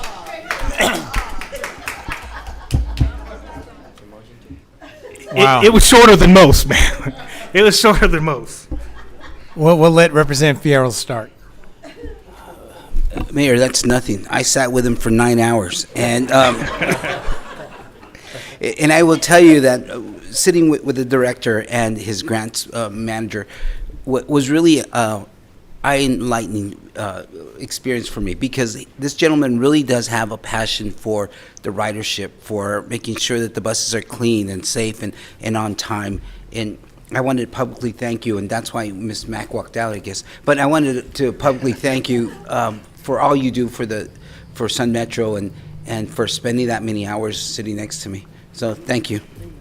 Appreciate that. Representative Chavez? Thank you, Mayor. And thank you, Anthony. I really appreciate the presentation. I think our lines are crossed a little bit, though, because I did get some phone calls this weekend requesting requesting rides on the lift. So Okay. something's up. I don't know. We've already CR'd it, though, so it's Okay. good. You're I'll good. get back to you on that. No, it's good. I would like an opportunity for Robert to speak about how this impacts the next fiscal year budget for the city because of the wonderful work that Anthony's doing. Go ahead. Just to speak a little bit about his work and how that impacts the city. Well, so he started with that. So Sun Metro, similar to all of our enterprise funds, rely upon the revenue that they're generating to be self-supporting. And so, I mean, generating the revenue from the sales tax, which is the primary source of revenue, followed by all of the grant funding, obviously it puts them in a position where they're able to invest in the efficiencies he talked about, identifying new ways to generate new revenue, and not putting that burden on having to be subsidized by the general fund. And that's probably one of the biggest changes that we've seen in the last few years. Positive cash, which is a very, very tremendous shift from where the city was with our mass transit department several years ago. The fund, or the department, was actually operating at a deficit for quite a while. We've reversed that trend in the last 6 or 7 years. And I think Anthony did a really good job of really highlighting the efficiencies while not impacting the services, actually getting better at the services we're providing and actually getting the people where they need to go much quicker. So no different than what you're going to hear from environmental services. You heard from the tax office earlier. You're going to hear from the airport, and really relying upon the revenues that they are generating to provide the services that they provide. And so this department, again, no different. Again, they rely upon the fees they collect, and then the sales tax, which is dedicated, that half-cent sales tax, again, to provide those services, and again, not having to be subsidized by property taxes. Right. And they collect the fees, but they also know how to use it wisely so that we get to this Absolutely. point. So that's very admirable. And I know that all of us in this room are very competitive, and there's a lot of departments in here. But I just want to highlight that when one of us wins, we really, at the end of the day, as a city, we all win. So thanks to your efforts, Anthony, you know, you've put the city in a better place. And I know that Sun Metro did go through a tragedy earlier this year. And so we stand with you and by you. And we thank you for just helping us through that. And we recognize that sometimes things are not easy, but if we come together as a community, we can get through them. So thank you so much. I appreciate it. Anthony, very impressive. So in the budget in 27, you're already coming in lower, is what you told us. I'm coming in lower and putting money into the fund balance. And in 28. And in 28. Okay. That's very impressive. And, you know, what can we say? I mean, you adopted in 25, you know, it was 111 million. 26, you went to 103. The variance was $8 million. That's significant. Very impressive.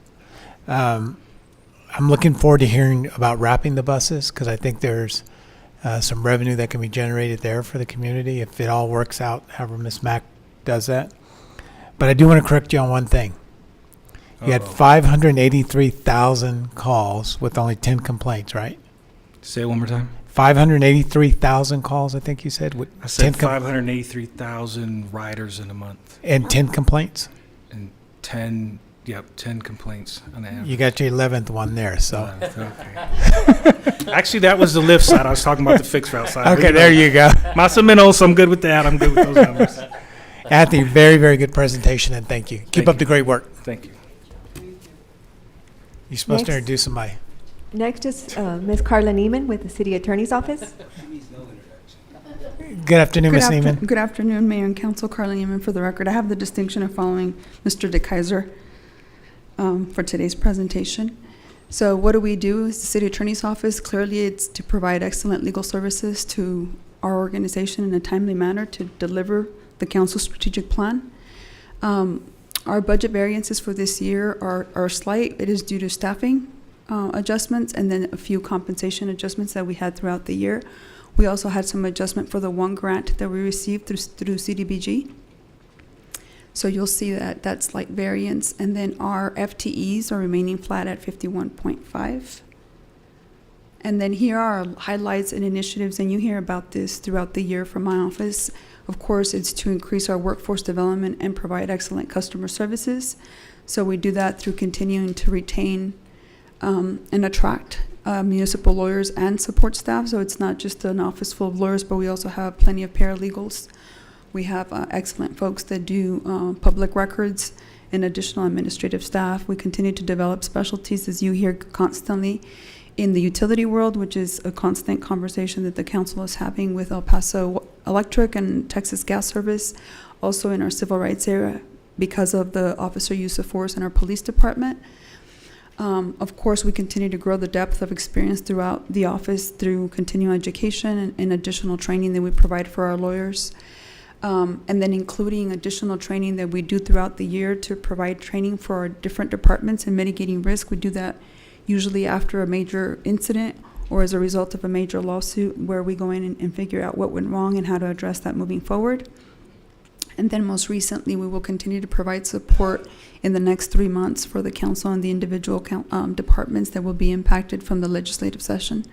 As you all know, there's plenty of bills that will be passed or have been passed that will go into effect either immediately. So that work is already taking place, and you'll see it here shortly. Or then we will have plenty of ordinances that we may have to amend on or before September 1st, when all of that legislation goes into effect. Are there any questions? Any questions for Ms. Neiman? Thank you. I'll hand it Thank off you, Ms. to Neiman. our city clerk, Laura Prine. Thank you. Good afternoon. Good afternoon, Mayor and Council. Laura Prine, City Clerk. So what does the City Clerk's office do? Well, in addition to providing administrative support for council meetings, we also coordinate city elections. We maintain board appointments. We're the repository of city council action and El Paso Municipal Court of Appeals cases. We oversee different types of reporting, for example, for lobbyists, campaign finance reports, annual financial disclosures, and then we provide American Sign Language interpretation services at council meetings and at various city departments. So our budget variances. So since next year is not an election year, we do have a decrease of $2.2 million in our budget. Along with that is a decrease in legal notices because we're not scheduling any publication of elections. And then we have an increase across the board for the salaries, the same as other city departments. For our highlights, we're going to launch phase 2 of our Lean Six Sigma project, and this is to deploy training to board liaisons. We're developing an on-demand training for board liaisons so that they understand their role and responsibilities when providing administrative support to the city's boards and commissions. For example, they'll need to, we need to make sure that they file their minutes timely. They need to communicate with the appointing office when their appointee has excessive absences or when they've resigned, so they can make sure that those vacancies are filled. And in turn, they need to communicate to the board members information regarding training requirements and such. As part of our board standardization project, we're completing a handbook for board members, board liaisons, and other support staff that also outlines each person's role and responsibilities, and this will apply to all city boards and commissions. And as changes to the board and commission compositions receive final council approval, we'll update our webpage and database. For example, we'll be bringing ordinances and resolutions on future agendas so that we can codify the changes you recently approved. Also planned next fiscal year is a refresh to our elections webpage so we can provide a candidate landing page with clear steps on filing requirements for running for office and associated reporting requirements. And we're also exploring options so we can deploy a reporting mechanism for candidates to submit their notations for the council agendas on their campaign contributions as required. We want to make it easier for them to submit their agenda items during the next election season. For our KPIs, as mentioned before, we're the repository of council action, so we want to make sure that everything council approves, every contract agreement, resolutions, ordinances, everything that's approved is executed and archived within 30 days of approval. We also monitor the percentage of records, ORRs requests from our office, from our internal customers, so that we can make sure we're providing those documents within the hour. These are, if the document's readily available, we need to provide it to our departments within the hour so they can continue their work.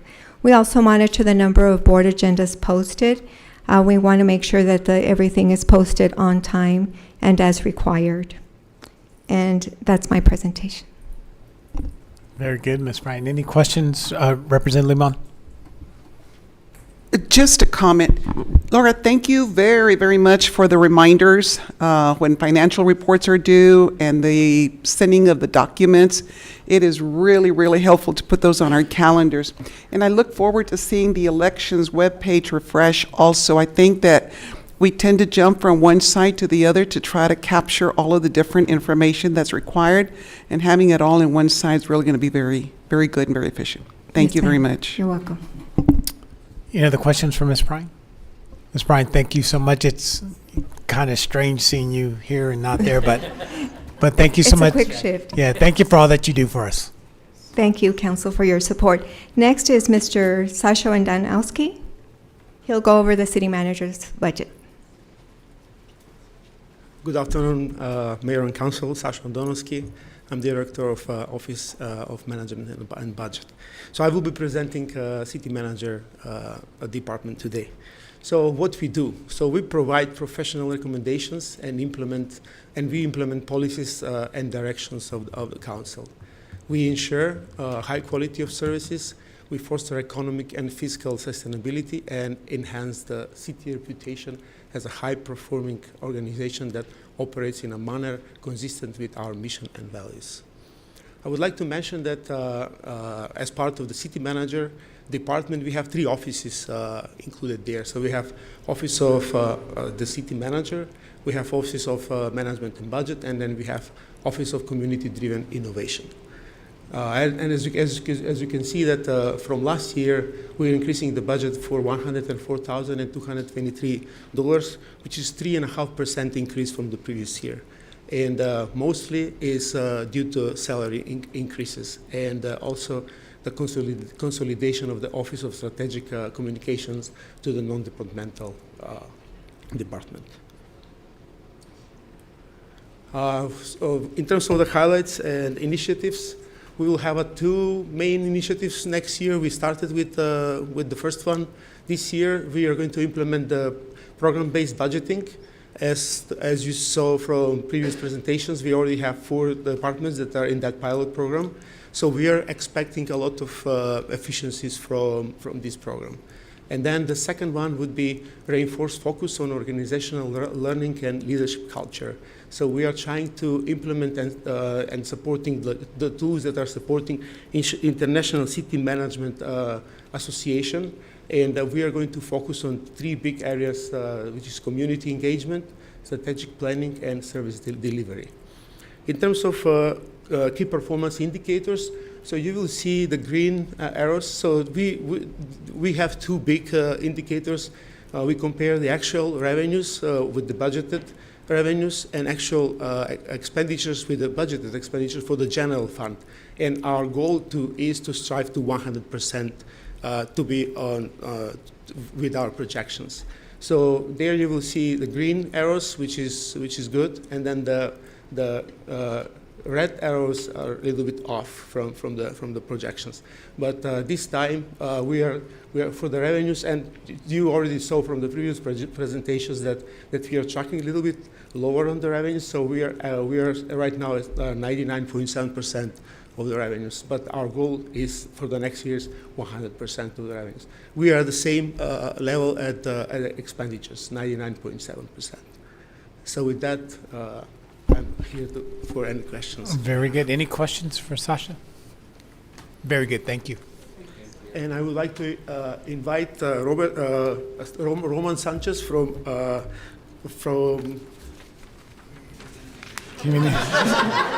Community-driven innovation. Don't worry, sir, I got you. We're a new department, so that's part of it. Good morning, God, been here forever. Good afternoon. Roman Sanchez, Chief Innovation Officer with the Community Driven Innovation Office. Our team was set up by the city manager to really rethink and redesign the way we engage our community, to think of new ways that we would engage them, to understand their needs and have conversations with them, and think of ways we can better foster community collaboration, and also work with them in the way we redesign solutions for our community. As you can see from here, our budget variance that we have is our increase in salaries.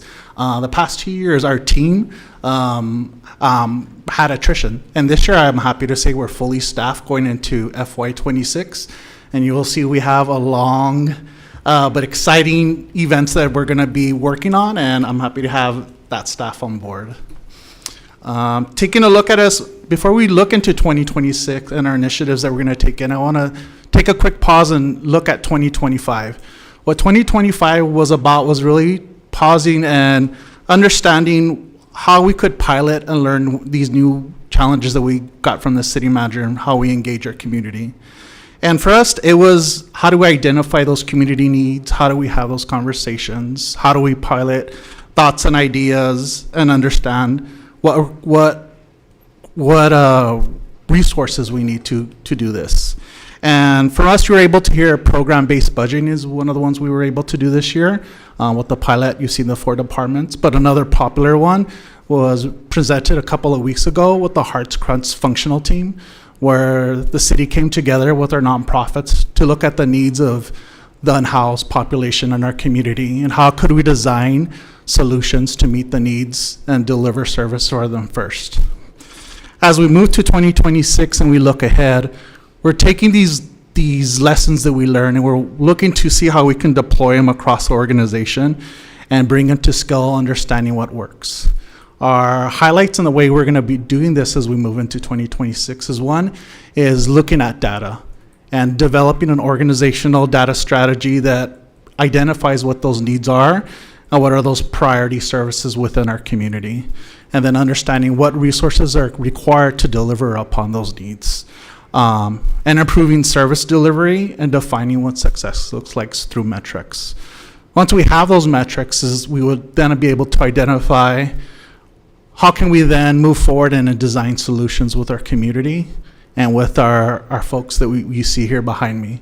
And by doing that, we're going to bring together our content experts who are our departments and understand how to deliver those services, but then also reaching out to the community to understand from a context perspective, how do these services impact them on their daily basis? What does it mean to them to have these services? So that we ensure as we design solutions for that, we're taking a look at that. And underlying all that is our framework is human-centered design for local government. We have been working with Stanford University over the last few years on seeing what that could look like. This past year, they approached me and they said they wanted to know how a city like ours, how we can utilize the tools to design, to use a system that they've trained folks from Google, from Apple Computer, and the way they design their services, the way to design the gadgets, to say, how can we use that framework to design social systems for our community?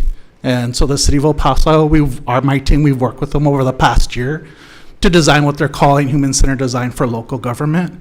We've tested that product and that training with cities all over the world, from the Middle East to the Americas to all over the U.S. And now in 2026, we'll be bringing it to the U.S. And since to the City of El Paso. And so we're talking about budget that'll be at no cost to our organization. All the materials will be provided at no cost, and facilitation will be provided by myself and my team, who have been providing facilitation throughout other areas.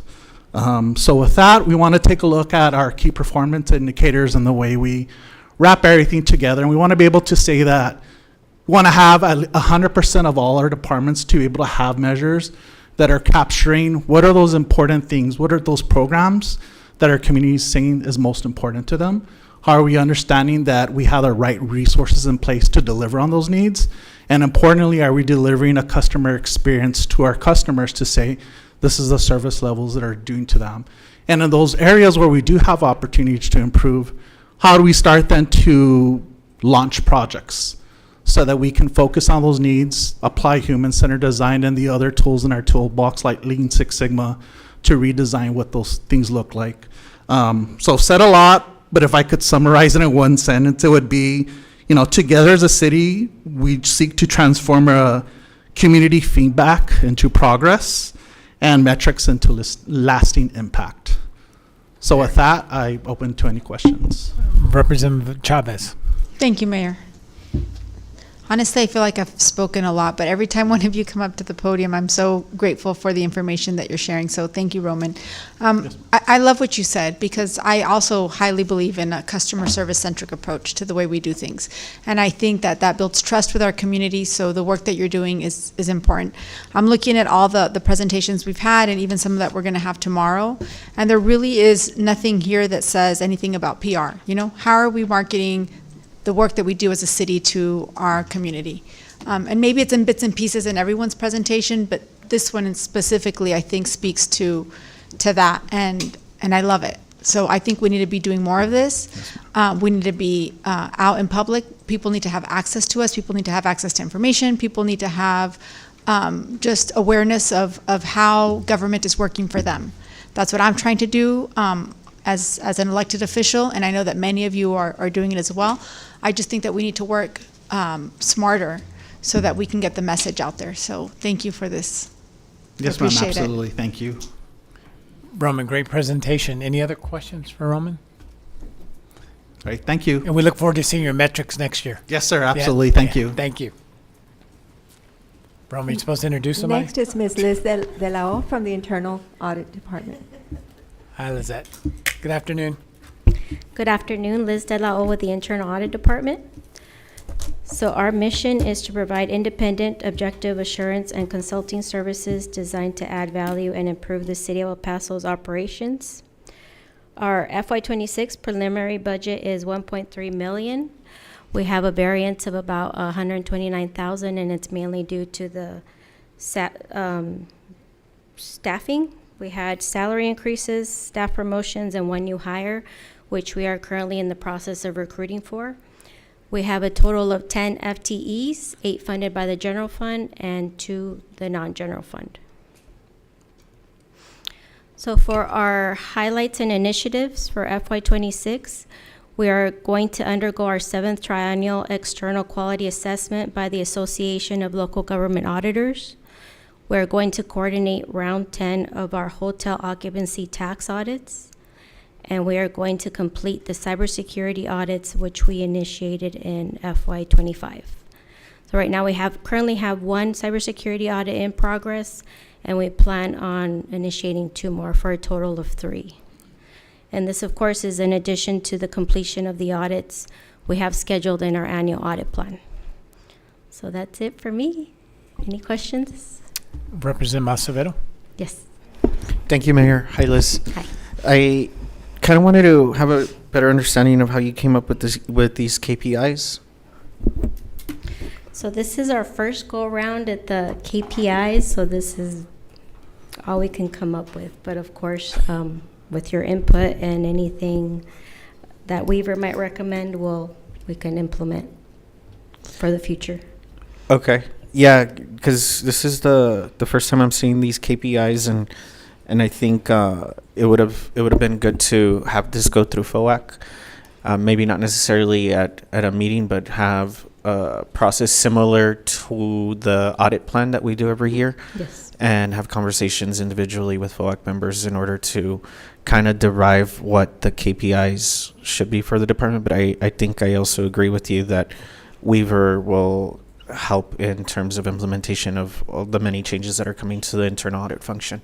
Yes, I agree. And so right now you have a total of 10 employees and you're hiring for 1. So you have 9. We have 9, we're hiring 1, and then we just had a resignation, so we're going to have 2. So you're going to have 2. Mhm. Okay. All right. Thank you. Any other questions for Liz? Thank you. Thank you.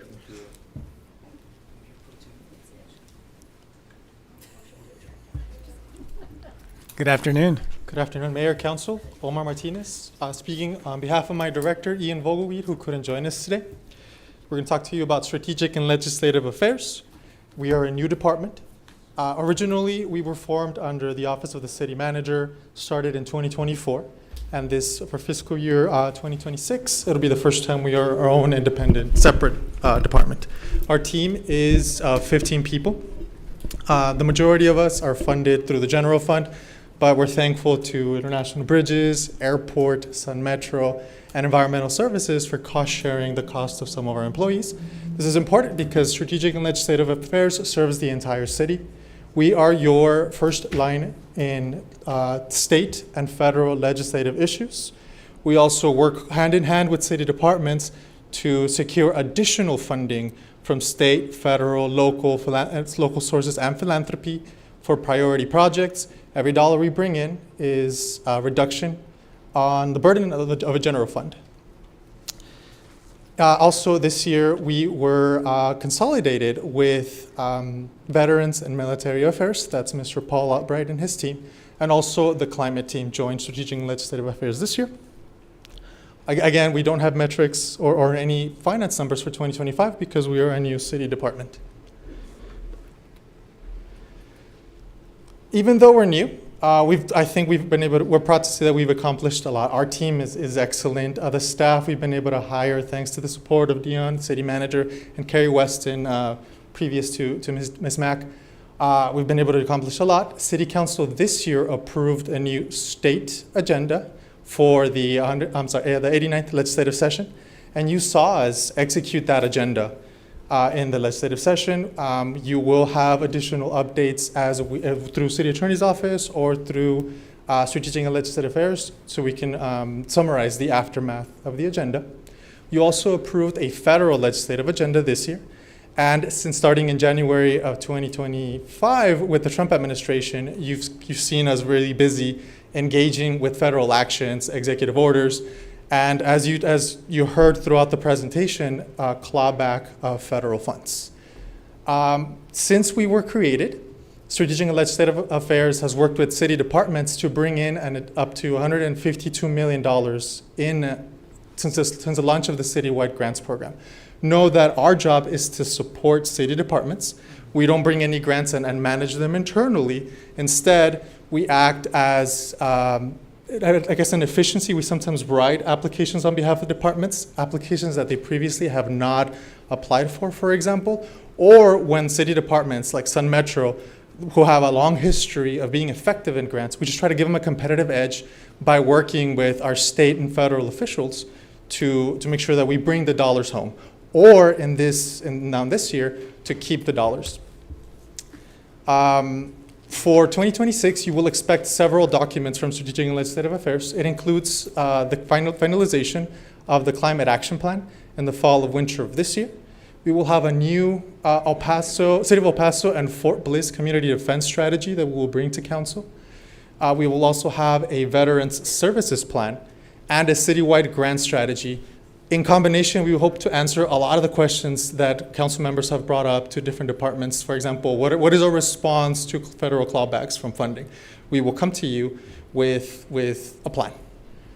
In terms of our KPIs, the discretionary grants that we brought in 2024 we reached about $100 million.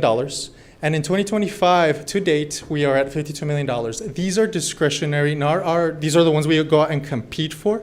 City departments already receive a larger amount of formula grants, like Sun Metro receives from the FTA, or our community development department CDBG funds from HUD. So this is in addition. For fiscal year 26, we are targeting $75 million. This is despite the environment where there's going to be less federal grants available. Most of our efforts are going to be focused on the Isleta Port of Entry. We want to bring the dollars home necessary to modernize that bridge, to make it usable, to respond to closures of Bridge of the Americas, the commercial traffic side. There's also a new KPI that we brought along, utility cost savings. These are electric costs or water costs for city facilities. So we want to make sure that our team is focused and our climate team is focused on saving the city's expenditures with a goal of $1 million in savings in 2026. What you see there, IGSAs, they're IGSAs, they're intergovernmental service agreements. These are partnerships directly from the City of El Paso with Fort Bliss, and there's money exchange. Essentially, Fort Bliss provides funding to the City of El Paso to execute services. These are all with El Paso Water, but we're working on a third IGSA and maybe a fourth IGSA. Mr. DeKaiser mentioned it earlier. Maybe Sun Metro can provide transit services for Fort Bliss with a fee. Again, additional revenues. For veterans supported, that metric is the direct services provided by city staff. A lot of that is funded by donations. So Paul Albright and his team bring in funding to do a lot of their events. Maybe some of you have participated in those events. And if we were to add the indirect participants, meaning the partnerships that our Veterans and Military Affairs team works on, the amount of veterans serviced is in the tens of thousands. But we wanted to keep it to the direct impact of city staff. And then what you see there in trees planted and volunteers is a 915 Tree Keepers program. The program has been growing. The 915 Tree Keepers program also has philanthropic donations. We have a special fund at the PDN Foundation, similar to the zoo, where we hope to get additional donations and philanthropic contributions from like Marathon or El Paso Electric to grow the number of trees we plant in the city. That is what Strategic and Legislative Affairs does. We're proud of the work we do. Thank you for your support, and I'm happy to answer any questions. Representative Fierro. Thank you, Mayor. Omar, just three comments and questions. The first one's on grant dollars. The second one is on the 89th legislative session, and the third one's on trees. But did you say $152 million that your department's brought in? Since the creation of the citywide grants program, we've supported departments to bring in that $152 million. That's amazing. Congratulations. Thank you, sir. The second comment is more, I guess, for Ms. Mack. This team, Ian and Omar, had done such a great job during the 89th session. I mean, they kept us abreast of everything that was happening in Austin, good, bad, ugly. And I know it's not over yet. I mean, there's going to be at least one more special session, and so you can't take a vacation yet. But it's just amazing the communication that office had with the council, and so I want to thank you for that. And then I forgot my tree question, but maybe the Mayor Pro Tem can think of it. But yes, thank you. Representative Acevedo. Thank you, Mayor. So I'm a big supporter of how this kind of came together department-wise, and I think a lot of it made sense. And I think this is also the first time since the last fiscal year that you tell us how much you've done so far this fiscal year. So that's really good. 52 million. So congrats on that. I am kind of wondering, in terms of kind of debriefing what this legislative session was and what the special session is going to bring, how are you looking at the next session? Are you going to do a lot of the same things, or are there best practices that you're kind of putting together for the next one? Representative Acevedo, I'm glad you asked that question. First, we work very closely with the City Attorney's Office to make sure that we're better prepared for the 90th legislative session. So we will do better. But also, we learned a lot. We learned a lot from our peer cities, from Austin, from San Antonio. There's a lot more communication that goes on with our peers in other cities. And we've also extended that communication to other cities throughout the country. Essentially, every city does legislative affairs differently.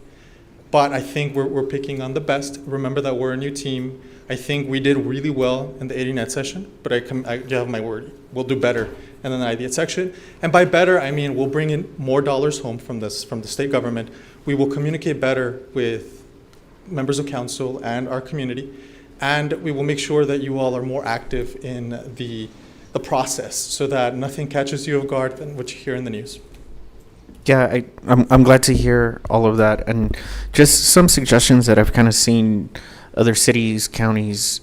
How can we have more of a presence in Austin, right? And I don't know how many times you or Ian or anybody on the team went to Austin, but I know that there are other ones that have an apartment, for example, and the government entity is paying for that apartment, and it's the government entity's apartment, and they go live in Austin for the session, and they are hearing what's on the ground every single day. I would be very supportive of a measure like that for us to have that presence, because I have gotten some questions like, well, where was the city? I'm like, well, we have a big team. They're doing their thing. And I think they've all kind of started to link up. Friendships have been made, and then they're working on a lot of similar issues. So I feel like that could strengthen our hold on what can be brought to the city.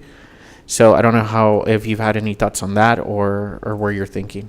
Well, sir, that's great feedback. As we prepare for the 190th legislative session, we'll be sure to reach out to you to make sure that we explain to you our strategy.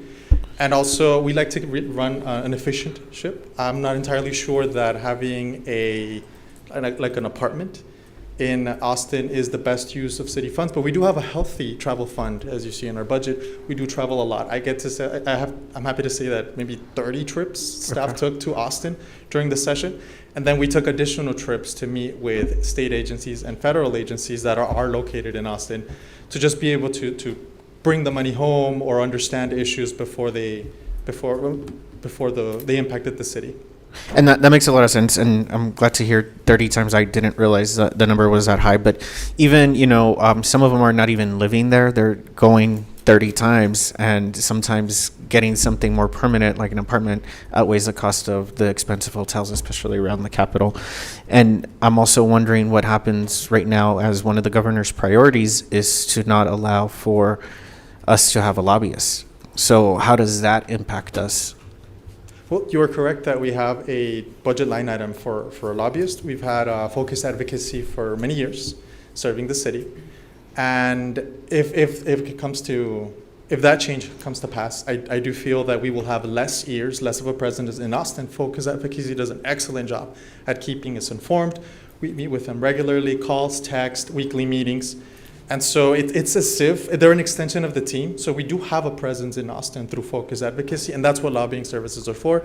We're unfortunate that we're very far from Austin. We're very far from DC. Traveling does take time. It is an effort. Nevertheless, I think our results show we are bringing in support for the city and trying our best to avoid like preemption laws. But know that as we prepare for the 190th session, we'll be sure to touch base with you to explain our strategy, and obviously very willing to listen to recommendations. Yeah, and I think, I mean, I'm supportive of us having a lobbyist, and I just worry that that's going to be preempted, like you said. So kind of thinking about that happening in the next few weeks is something that we need to prepare for. And one other thing that I would really like to see is more of a regular communication with council. At least, you know, we have our work sessions every 2 weeks, maybe every other work session we get an update on what's happening at the session, during the session. I know that the El Paso County gets very regular updates, and they know exactly where the bills are going and how they have to communicate that with their constituents. So I think that would be really helpful for us to have as well. Yes, sir. We can commit for additional communication from our part. Thank you. Omar, good job. I mean, keeping us present at the state and at the federal level and bringing in, working with the other departments to bring in that kind of money is incredible. I know you guys have kept me busy this year, whether I'm reaching out to federal senators, local senators, Congress people. I mean, you guys have really worked me, but it's been good, and it's good to see the results. Good job. Thank you. Mayor? Representative Limon? No, thank you. Thank you, Omar. Mayor, we have 11 more departments, and every single one of them is important, and I believe that we can finish it today if we have a 10-minute recess, please. May we please have a 10-minute recess? Motion. I had to make a motion. We had actually scheduled to break at this point, and we had the rest of the departments that were listed after city council tomorrow. So we have. I was just thinking, we've got everybody that's been sitting here, like fire and police, have been here all morning long, all day long. I'm sure some of them want to do it today and It's get up done, to you but all. Everybody is prepared, and that's Yeah. why we bring I everyone. think if we however took a you'd like to 10-minute run. break, we could finish it. It's, if we think 11 and we limit them to 2 minutes, it's like 22 minutes. What are you going to limit the council to? Representative, you have a motion? I'd like to make a motion that we recess for 10 minutes and then regroup. There's a motion and a second to recess a special city council meeting for 10 minutes. All in favor? Aye. Anyone opposed? No. I'll do roll call. Mayor Pro Tem Chavez? Representative Acevedo? No. Rocha? Trejo? Niño? Fierro? Limon? Aye. And that motion passes. Thank you. The meeting is on recess at 4:17 PM and will reconvene in 10 minutes.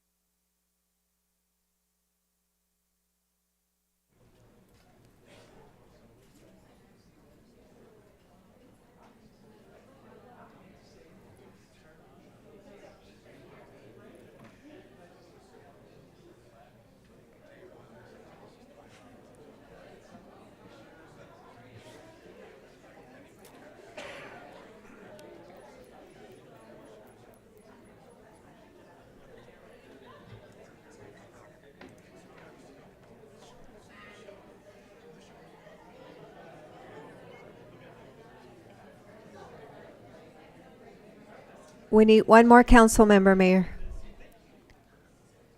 One more for a quorum.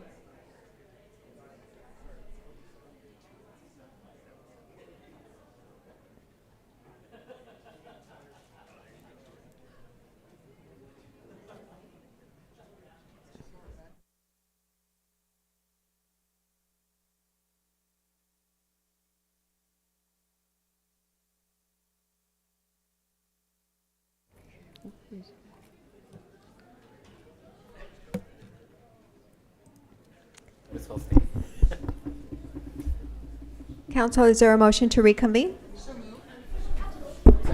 There's a motion and a second to reconvene the special meeting. All in favor? Aye. Anyone opposed? The meeting is back in session at 4:30 p.m. We continue with the departmental presentations. Next is Chief Killings from the Fire Department. Good afternoon, Chief. Good afternoon, Mayor and Council. Chief Killings, El Paso Fire Department, Fire Chief. So what we do, the El Paso Fire Department is an all-hazards emergency response organization that does also education, code enforcement, and inspections for the city of El Paso. We also run the Office of Emergency Management, the El Paso County Office of Emergency Management, and the 911 Communications Division. As you can see, looking at our general fund, we do have a variance of $9.5 million, 9.588. And as Ms. Mack was discussing and Ms. Wiggins earlier today, those are primarily, that increase is primarily due to salaries and benefits as a result of the 2022 CBA. On the general fund side, we have a reduction of $537,000 due to some planned expirations of some grants that had reached their life cycle and brought some of those, we're looking at the SAFER grants and some of those that were affecting migrant operations and helping us support that. For our total positions, we're seeing an increase of 50.50, and that's a result of some of those positions coming back in from the SAFER, back into the general fund. Those were the grant-funded positions. We will be applying for the SAFER grant as well. This coming, or we have already applied for it in anticipation of Fire Station 38 to help with the staffing for that station. And then on again, as we're showing on the non-general fund, it's those FTEs that are going away as a result of the expiration of some of those grants, and then the 9 positions that we sent to support the Code Enforcement Division. If we look at some of the highlights that we want to talk about, really excited about our recruitment and retention, that really the recruitment side of it for the El Paso Fire Department. If you look at our staffing for our uniform personnel, we'll be right at 998 coming into the next fiscal year, and that's an increase coming from, again, being able to support the new fire stations, the new fire station on the Far East side that is being built. And one of the things that we really want to highlight is the effort that's being made by our human resources recruitment division within the fire department. We have our call taker academies with 25 call takers per class. We're going to be running those academies every 2 months for six academies in the year. And with that, that's going to bring our total recruitment, or our total staffing for the 911 Communications Division to full staffing by the end of the summer. And that's the first time we're going to get to that point since pre-COVID times. We also have the new fire station coming in downtown, which is going to be our special operations station, which is going to help us be more efficient. We're going to combine some of the fire stations downtown and make that the jumping off point for our special rescue teams. We've all seen some of the great things that our special rescue teams have been able to do here locally in the mountains, and then our water rescue team being deployed across the state of Texas and into New Mexico. We're also very proud of, we talk about the increase in call volumes for fire and police, all coming into the 911 center. And for fire, on the fire side, we've been consistently over the past 2 or 3 years over 100,000 calls per year for service, and that continues to increase. And with that, we're able to maintain our response times with the national average, below the national average. So our target is 6 minutes and 30 seconds. This past year, we were able to do that at 6 minutes and 10 seconds.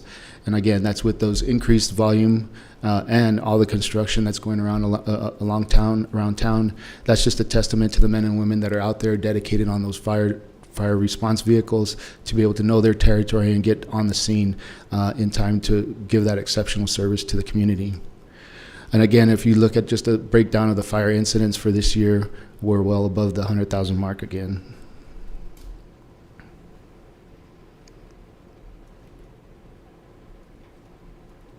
And that's it for me. Any questions? Representative Acevedo. Thank you, Mayor. Chief, I just had one quick question on the 911 calls answered within 20 seconds. Yes. For the FY 2025, was your target also 95%? Our target is always 95%, and Okay. that's set by the International Association of Emergency Dispatchers. We're always striving to be at that point. We have some key things that are going to get us there. One of them being the use of technology within the center. We're looking at how we can leverage the use of technology within the center to help us with that call answer rate. Also, getting our staffing to 100% within the center is huge, because now we can look at, okay, now we're not just meeting minimum staffing. Now we can increase those numbers of call takers to help answer the calls during those peak times. And so that's where we really want to get. First, we had to get to that point where we have the facility fully staffed, and then we come back and we ask for, look, if we want to increase these call rates and get that higher level of service, we can come back and ask for, increases in staffing in future years. Okay. I look forward to more. I'm hoping that's going to help increase it, and it's also good, the 100% staffing, that's a big deal. So a lot to come. Yes, super proud of that. Representative Lamont. Thank you, Mayor. Chief, I just wanted to comment on the response benchmark. I happen to have had a neighbor across the street yesterday who had an emergency and called for help. And so I was in the area there, and I want to tell you that the professionalism exhibited by the team that went to my neighbor's home was just incredible. Everything, the attire, the dress code, the promptness, the way they handled the situation. It was just fabulous to see that. And for my neighbor to have that kind of attention, I'm sure made her feel much safer and in better hands. I believe that this would be the unit from McRae, but I was just so proud that I just kind of stood back like a proud mom of all these young people that were out there taking care. And if that's what's happening throughout the city, my compliments to you, to your leadership, and to the team, and thank you for all that you do for our community. Thank you. Thank you, Representative Limon, and that's really a testament to our leaders that are out there on those crews. Our young lieutenants and our captains that are, taking the mission to heart to provide that exceptional service, and they're proud of who our organization and who they represent. So, that's a testament to them and to the leadership that's out there with those crews every single day, and thank you for that feedback. Representative Chavez. Thank you, Mayor. And thank you, Chief, for your presentation. Thank you for your service. Thank you to your team, all of your response team in El Paso, but even the ones that just were sent to Central Texas. We appreciate their bravery and their courage. How many people are part of the fire department? So if we look at the total number of uniform, non-uniform, and our telecommunicators, it's 1,177 staff members. If we're looking at just the uniform firefighters, we're at 988 and anticipated to jump to 10 for next fiscal year. So we'll bring out, for the first time ever, we'll have over 1,000 uniform firefighters. And that will mean you will be at capacity, or what is your ideal number? So Again, I think as a testament to the response times that we have and our strategic plan and the strategic management of how we use data to place our resources, I think, we're going to have to continue to grow the department. I think our goal would be to have, maybe 10 to 15 firefighters added per year over the next 5 to 6 years, just to help support the growth of the city and the demand from the city of El Paso.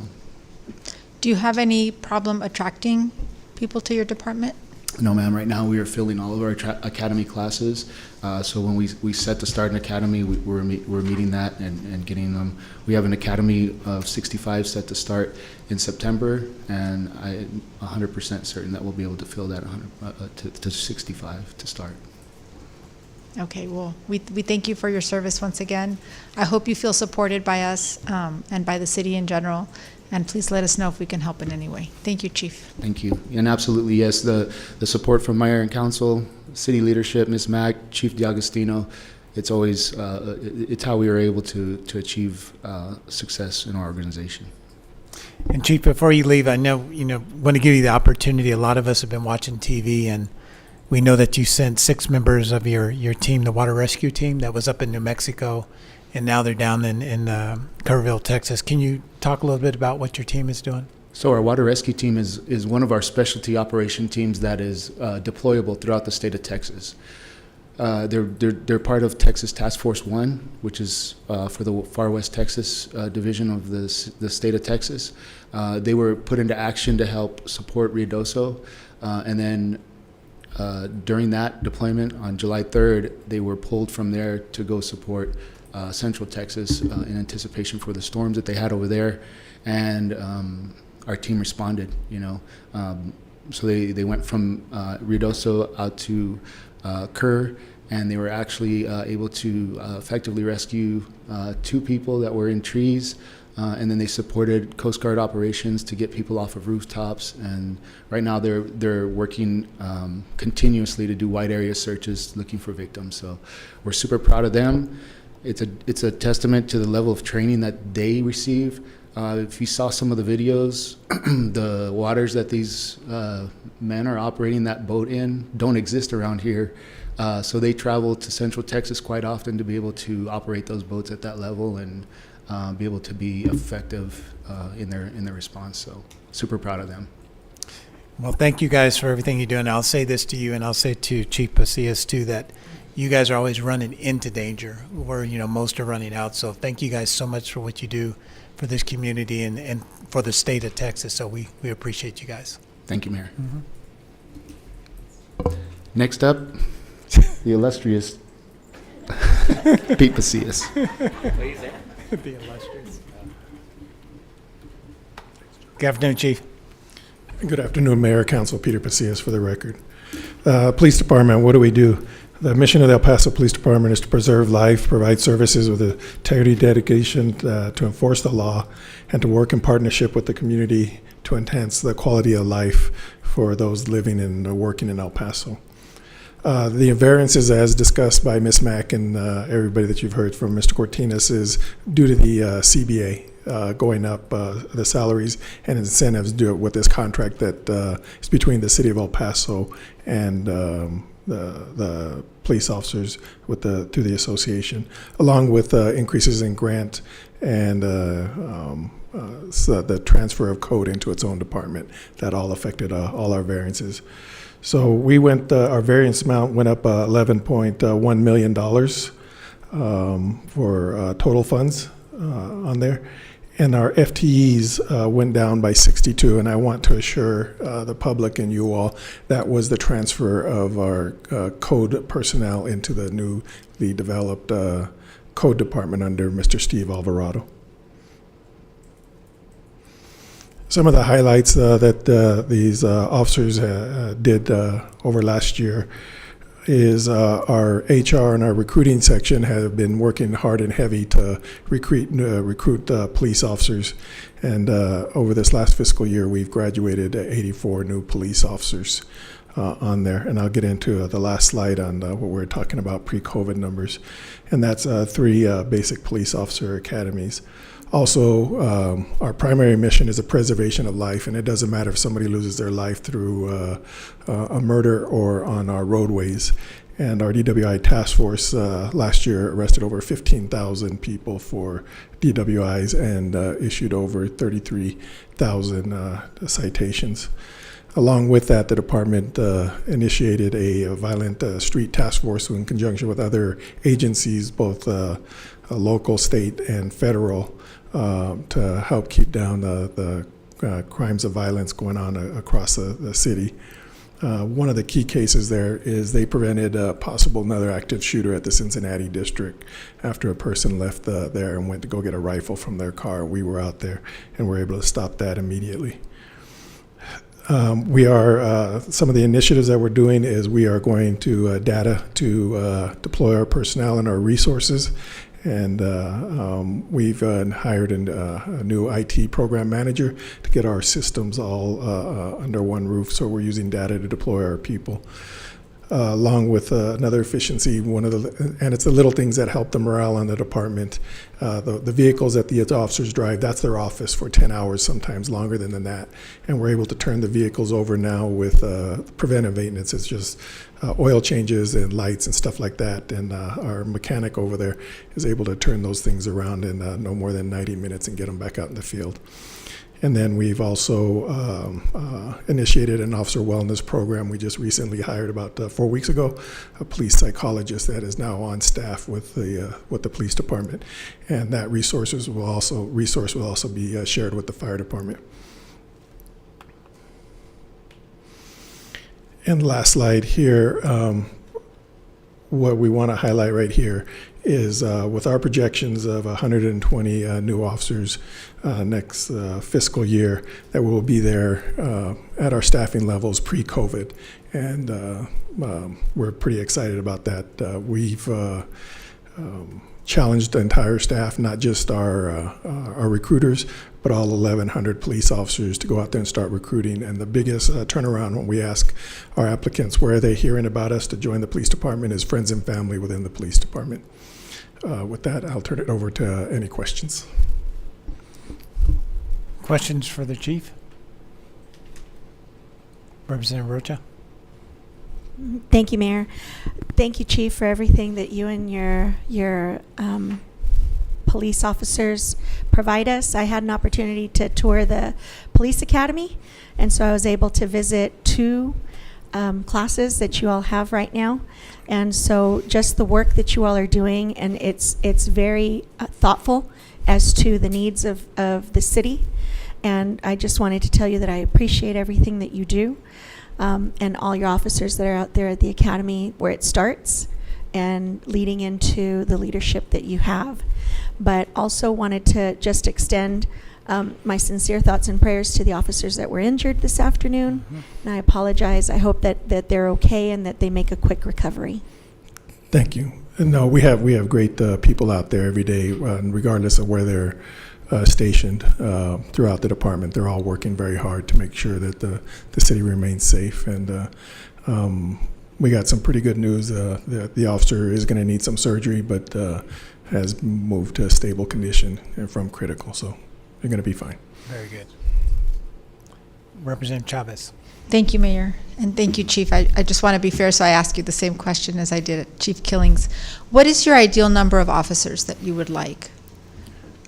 Well, as it's no secret that our response times are still suffering, and the volume of calls that are coming in and the self-initiated numbers that the officers are doing out there, they're handling over 200,000 calls or self-initiated events out there. The plan that we have to increase our staffing is a thought-out plan for a couple reasons. One, it's a huge impact to the city's budget to hire police officers and get them out there in the field.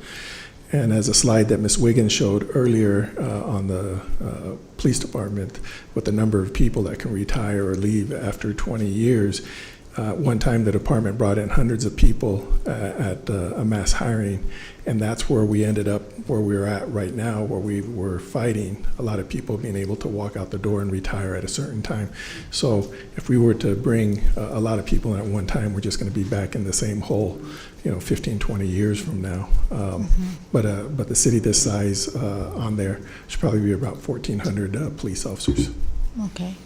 And the reason why I asked that is because, public safety, of course, is a priority for many of our constituents, as it should be. And honestly, I do feel that we live in a very safe city, and I know your department does a great job of making sure that continues. Something that I hear a lot from my constituents is how they wish there was more patrolling, especially within the neighborhoods because of speeding and all of that. So I don't know if you wanted to speak on that. Many times I tell them we just don't have the manpower to have someone parked on your street, to catch people that are speeding. So if you could just speak to that a little bit. Yes, ma'am. So what we instituted, there's nothing out there in law enforcement. Law enforcement isn't like fire department where you have certain codes or benchmarks for staffing and things of that nature. So what we did is we looked around, we didn't find anything. So along with one of our crime analysts, we developed a whole formula to determine how many officers we keep in the patrol divisions out there. We instituted that with the new graduation in May on that. And at that point, when we looked at all the data of where calls for service and crimes were happening in, that's where a lion's share of the officers that graduated from that last academy, they went to Northeast, because that's where they were the impact was both to the citizens, but also the wear and tear on the officers having to handle that volume of work. So we've instituted that. We're working on our second phase of this plan on there to get our patrol staffing up to 47% by January of next year with the academies that are graduating. So what did we do there? We stopped transfers coming out of patrol into support divisions out there, and we're starting to run lean on the support side. That's a give and take. When I say it's the support side, those are detectives that follow up later on the crimes. So that'll slow up investigations for citizens out there. What we've done with the traffic issues out there is we consolidated our motor units to do surges in 2 different areas of the city, of the 6 regional commands. So we'll surge in 2 different areas and move to the next one. So we're constantly moving and trying to keep people on their toes. Okay, and we appreciate that. Of course, there will be those that will continue to speed, but hopefully, we can catch them so they don't put people in harm's way. Yes, ma'am. I know it's an issue citywide. So thank you, Chief, once again for keeping our community safe. I know I feel really safe in my community, so I appreciate that. Thank you. Thank you. Any other questions for the chief? And thank you for sending us the crime statistics weekly. You're welcome. Yeah. Thank you. I appreciate it. Chief, thank you for the great work. I mean, and your DWI numbers for last year, are good. Hopefully this year, I want the numbers to go down, more people to be safe. So continue to do what you're doing, and we're here to support you. Yes, sir. So over the 4th of July weekend, we had no fatalities out there with the DWI initiatives. Over the first month of the Enough is Enough campaign, we arrested we had 139 arrests for DWIs. Our commanders and lieutenants out there came up with a plan and went through the warrant list and arrested 179 people with DWI type warrants. So in the first month of that, we arrested over 300 people for alcohol related traffic offenses. Wow, that's fantastic. And as you said, enough is enough, and we're going to continue to crack down on DWI. So thank you. Yes, sir. Thank you, Chief.